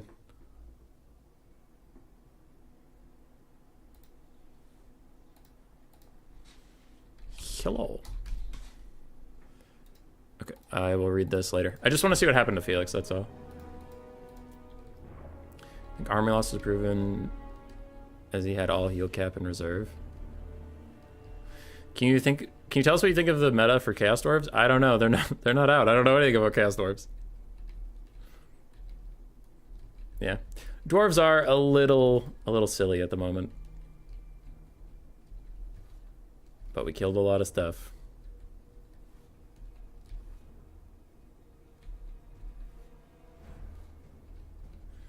Killed a lot of stuff. I just want to see what happens when Gotrek and Felix leave Thoric. They come over here, and then they get dove by Ripperdactyls. Gotrek takes, like, most of his HP, and Felix takes, like, none. Marked by Ulthar. That decreases their armor.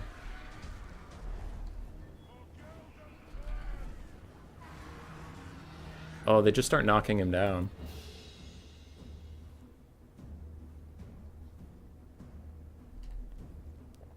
And then I tell them to keep attacking him and ignore the miners, and they kind of do. But, like, look at the difference. Look at Felix. Look at Gotrek. Like, that's what I thought would happen to Felix. I could maybe route him and run him off the map. I even run Cold One Riders over here to help out. And they punt Felix away. Yeah, oh, that's just foot character problems. And then they knock him over again. Okay, so that's why I couldn't snipe him, is he was constantly on his ass. Whereas Gotrek stood and fought, and Ripperdactyls tore him a new one. Because I was hoping the Ripperdactyls would do this to Felix, push him off, and then there'd be no more healing for the rest of the game. But that's just not how it went. Damn.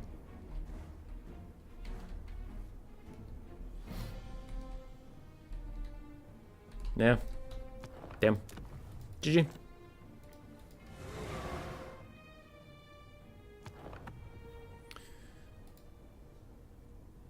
Just based on rumors? I actually don't have any rumors.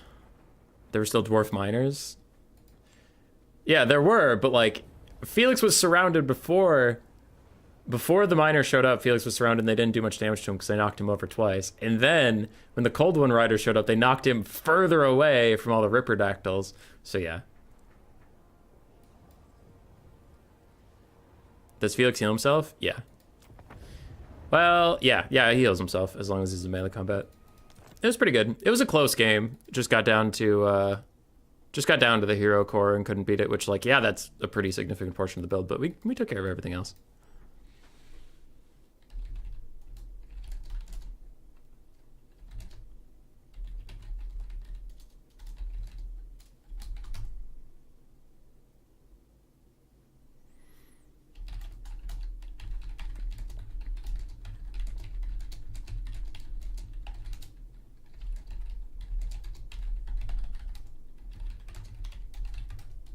Sorry, just telling my opponent GG's.